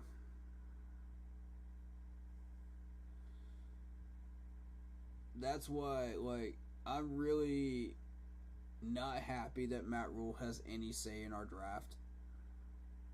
Because he has no idea what he's talking about. You heard that whole nonsense about Kenny Pickett's hands, right? Like, why? What does that matter? What does his hand size matter? Stuck here learning it. You know? I don't like that. And I don't like that he's leading this Cam Newton negotiation either. Unless he's been handed a script from Scott to make that happen. But Schrenrier, okay, he's still been there for who knows how many years at GM. Yeah. Scott Fitterer was an assistant to Schrendier. So, and he kept going up the ladder every year. He would get promoted every year. And that's why he ended up with a GM job here. You know, he finally advanced enough that the Seahawks were just like, you know what? We don't want him as a GM. We're going to toss him out and see who wants him. We got crazy lucky to get him. He's changing the entire mindset of this team. And he's on the same page with Tepper. So I'm very, very pleased with that. I'm on the same page with Scott, which is a very, very good thing. Good things happen when that happens. Because I've made a lot of opinions and things on this channel that have actually been true and have actually come true. So, due to me and the GM being on the same page. So, if they're paying attention, man, I appreciate it. I appreciate every second of it. Trust me. And nothing but love. If you're watching this late into the streams, man, nothing but love. That's crazy if you can throw the ball like he does. Who cares how small your hands are? Exactly. Like, the only reason it matters, and work was required to say something about it because it's NFL Network, you know. They would be remiss not to. But they spent about, 2 minutes on it? 2 to 3 minutes on it? Something like that. Because I was watching the combine. And it was just a half a hand size difference. And I'm sitting there like, what does this matter? How is this relevant? If you could still throw the ball and you could still have a release, you know, unless that wrist is injured or that hand is injured in some way, who cares? You know, it's one of those who cares moments, you know? So, they said the only reason it would matter is if you're playing in cold weather or if you are going after a fumble in the NFL. I agree with that. You got some cold weather places like Green Bay, you know. Cleveland is still outdoors. There's a few of them that are still outdoors, you know, that still can mess with you. New York, you know. So, yeah, I can see how that might be relevant. But otherwise, what does that have to do with being drafted? He's not throwing the ball any different just because he's a half a hand size lower. It makes no sense. No sense whatsoever. This is more proof that Matt Rule doesn't know what he's talking about, because he did the same thing with the arm length with Brady Christensen last year. It was the same conversation, basically. We're all just like, what? Oh, gosh.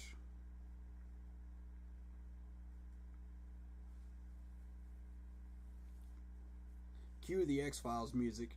Do-do-do-do, do-do-do-do, do. You know what I mean?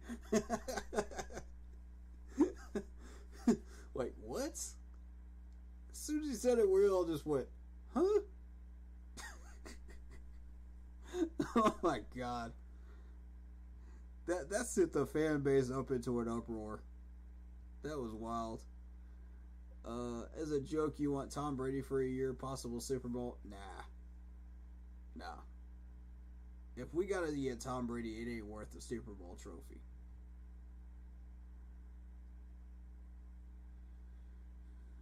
Dave Craig played 19 years and had a decent man. Good history lesson, y'all. Good history lesson for everybody watching on the stream. I did not know this. Speaking of old players, do you remember Pat Terrell by any chance? I have his autograph from the 1995 Carolina Panthers. And we also got one from the running back during the time. I believe that's Anthony Johnson. Correct me if I'm wrong, y'all. That's beautiful right there. That's a real NFL size helmet. No joke, man. That's worth some money right there.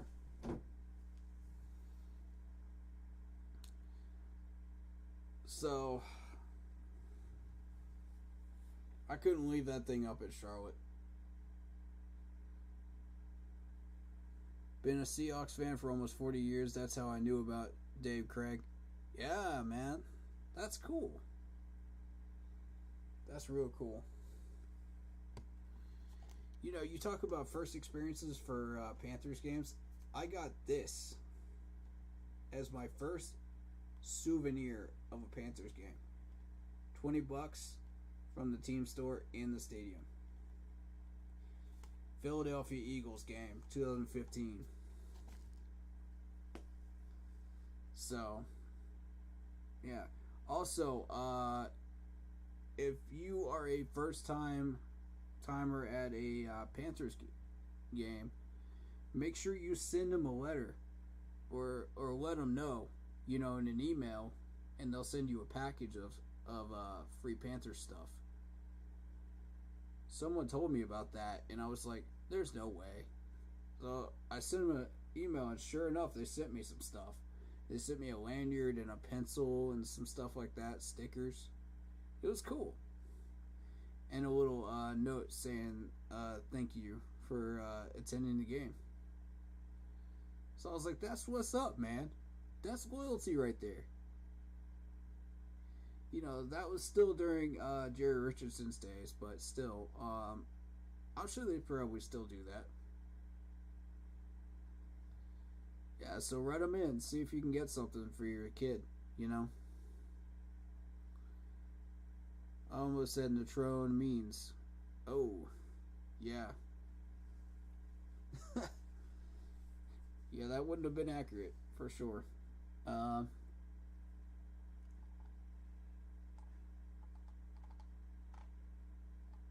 You know, just saying, I welcome in teams from all 32 teams. Fans from all 32 teams. As well as people that are just wanting to learn about the sport as well. So if that's you, then welcome. You found a great place to learn. You know, you found a welcome place that will allow you to explore that knowledge. And it's great being here and doing this. So it's a blessing for sure. I read years ago where this 9-year-old kid from Oklahoma sent a letter to all 32 teams and got a package only from Jerry Richardson. Only team. So he said, I'm a Panther fan. I saw that. I did see that actually. That was a while back, yeah. That was cool, man.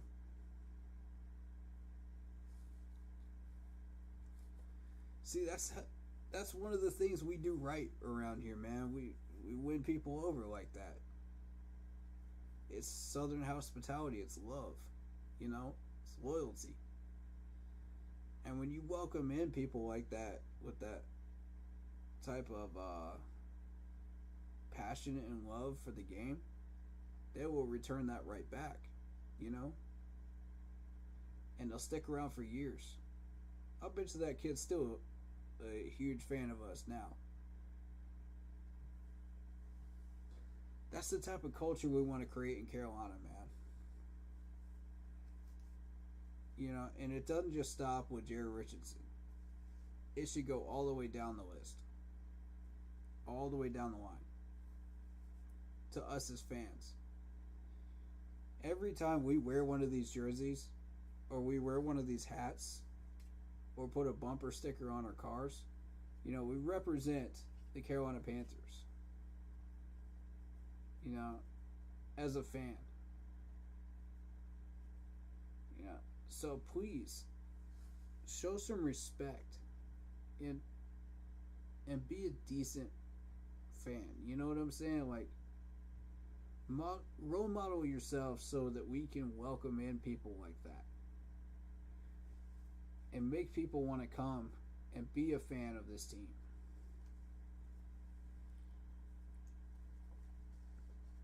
And that's what I love so much about that 2015 team is they were such role models. A trophy. You know? It goes beyond that. The fact that we made the Super Bowl, that our players' names were household names. Everybody knew them. Everybody knew who they were. You know, they were good people. Not just good football players. And that's what made people want to respect this team and want to be fans of it. It was beautiful to watch. We had people from Australia, the UK, you know, even as far out as China, Japan, that started to really gravitate towards us, watching what we did, who we were, what the keep pounding mantra was, you know, and why it exists, you know. And I want that again. I want that again so bad. Y'all just don't even understand.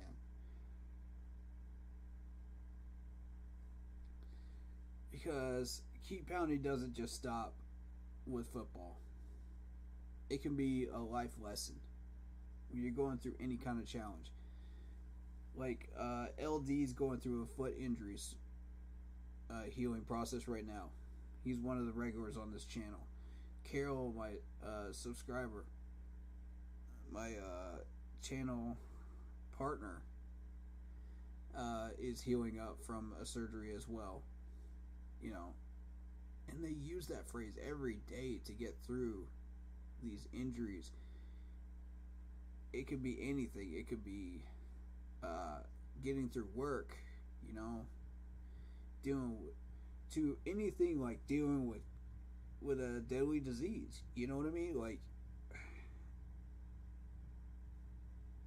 you keep pounding. That's what it is, man. And it's beautiful to see that phrase used in such different ways that are positive and helpful.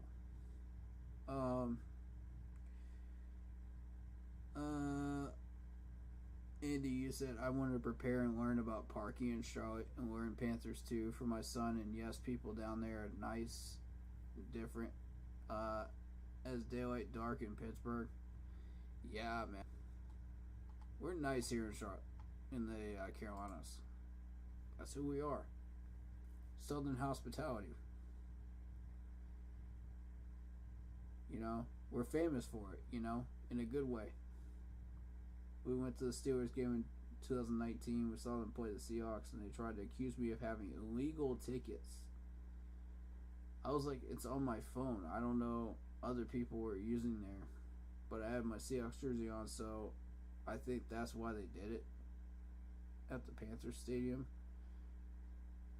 Patriots fans everywhere, but they were very nice. Yeah.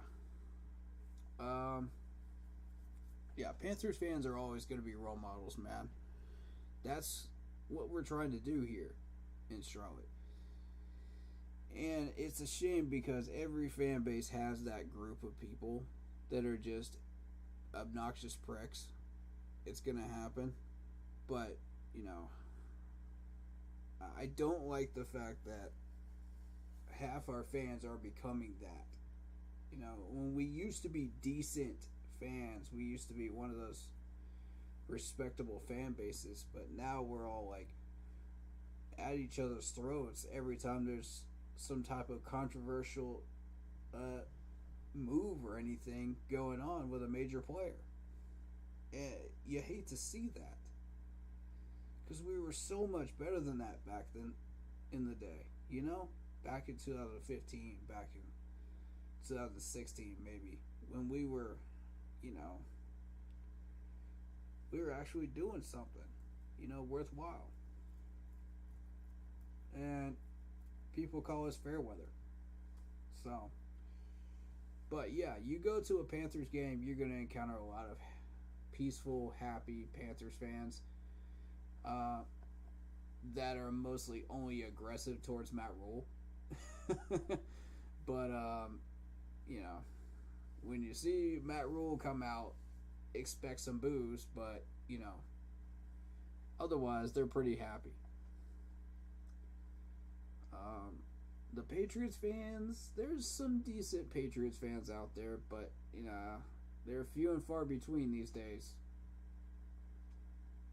Don't get them started on the Deflategate and stuff like that, and you're good, typically. Funny story, at halftime I was in line for the restroom, standing between two Patriots fans, and they were talking back and forth to each other, and they gave me an impression they were trying to get me to say something to pick a fight. I just smiled, wearing a Panthers shirt, supporting my son's team. I thought to myself, some of the stuff I hear media people say here in Pittsburgh, like Coach Belichick, Chiefs instead of Belichick.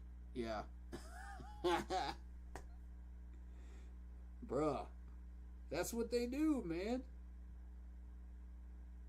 That's why I don't like it when we play the Patriots at home in Charlotte, man, because these people are just obnoxious, dude.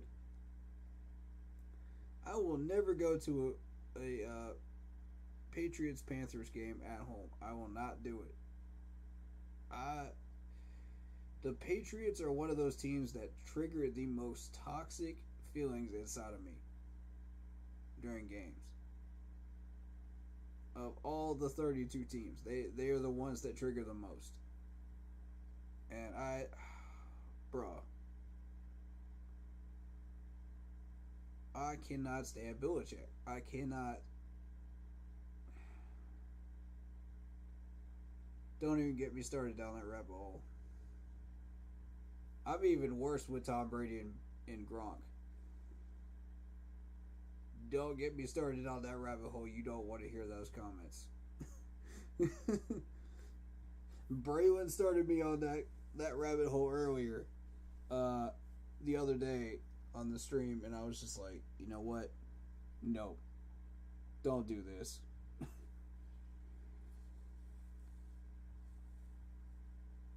And I'm starting to see, like, there was a whole handful of toxic Niners fans, too, that were saying some stuff in my comment section a few years ago. Don't go looking for it. But yes, it was there. They were there. I said something that they took out of context, and then they threw a ton of negative comments and toxic stuff into my comment section. I was just like, this is ridiculous. This is ridiculous. Be better. You know? I welcome all 32 teams fans up in here. I don't want that. I don't want that on my channel. You know what I'm saying? Like, that's not what I'm trying to build here. Just because y'all have selective hearing. And y'all didn't want to hear the rest of what I had to say. So, you know.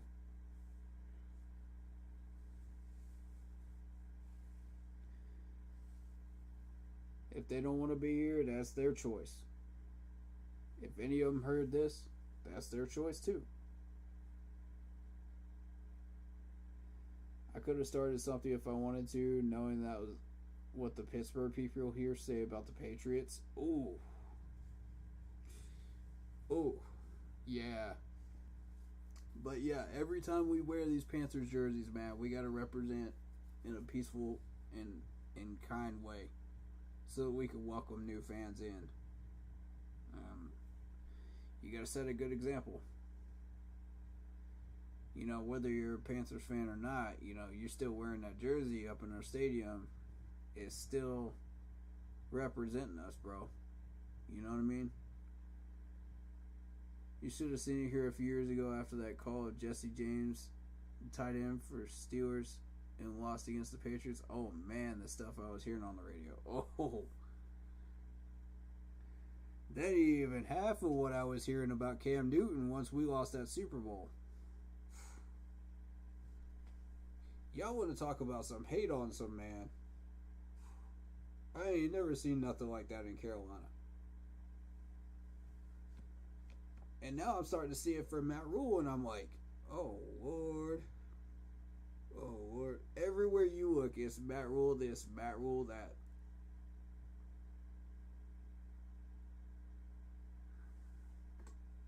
You know, the funny thing is, you saw Robbie Anderson speak up about it. He thought we were booing the players. No, we were booing Matt Rule during those games.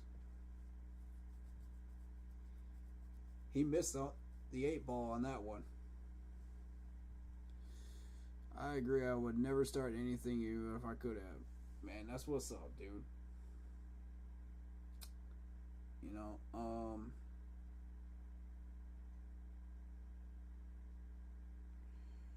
but yeah, we gotta be better. We gotta be better than this. And I say that as all Panthers fans. We gotta be better than this.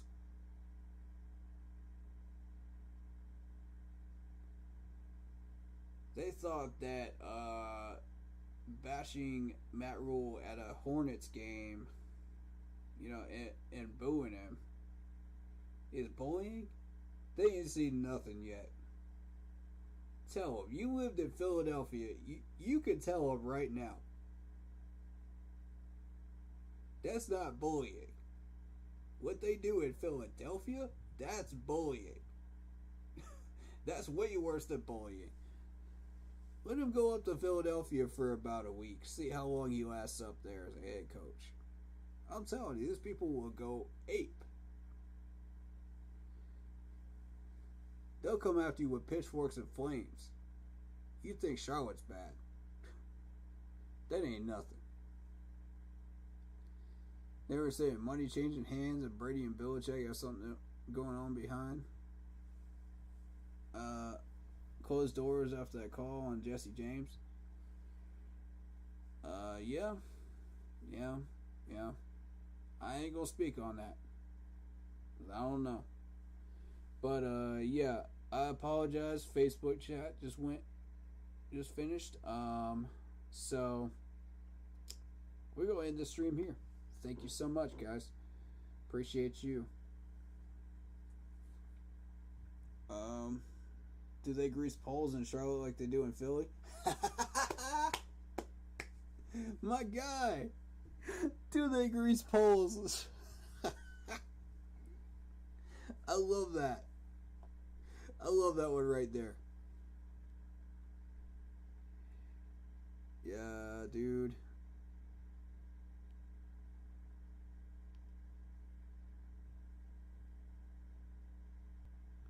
Hopefully, the stream posted. Hold on. I want to make sure. Yep, it did. Okay, cool. Cool. Hopefully you shifted over to the YouTube channel if you did. But yeah, shout out to you, Andy, man. I apologize. You know, Facebook's on a timer as far as like how long you can stream for. So, nothing I can really do about that. I apologize. But, yeah. Really, really do appreciate you, though. And,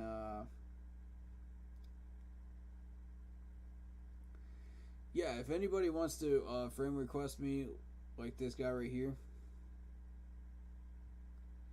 I'm going to go ahead and respond to this. Yes, confirm. Love it. Let me know that you're from this Panthers stream.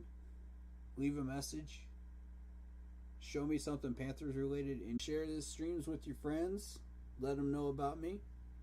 Let them know about the page. Let them know about the channel. Let them know what we do here. You know, who we are. That's the biggest selling point you could possibly do. Is tell them what we do here. And tell them to scroll a little bit on the listing and they'll find it, you know. But I'm gonna put the YouTube live stream on the group page. So the group page is the easiest way to find us on Facebook.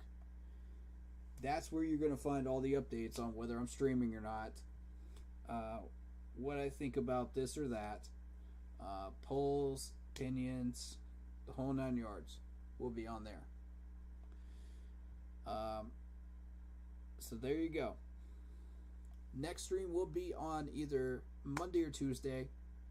Be sure to tune in for that, 6 or 8 o'clock p.m. One of the two times we will be starting, and we'll be doing another film study, this time on defensive tackles. So make sure you don't miss that one if you're interested in that. Thank you guys so much for watching. If you got this far, please leave a like. Please leave a heart for LD and for Carol. Love y'all. I'm having a blast on this stream. Thank you so much. And I will see you guys in the next one. Peace.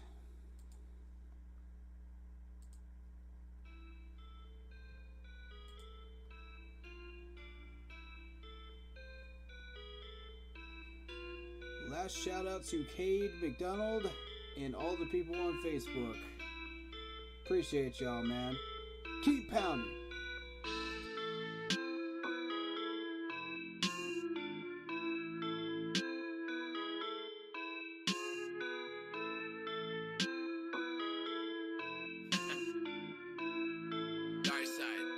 light this bitch up.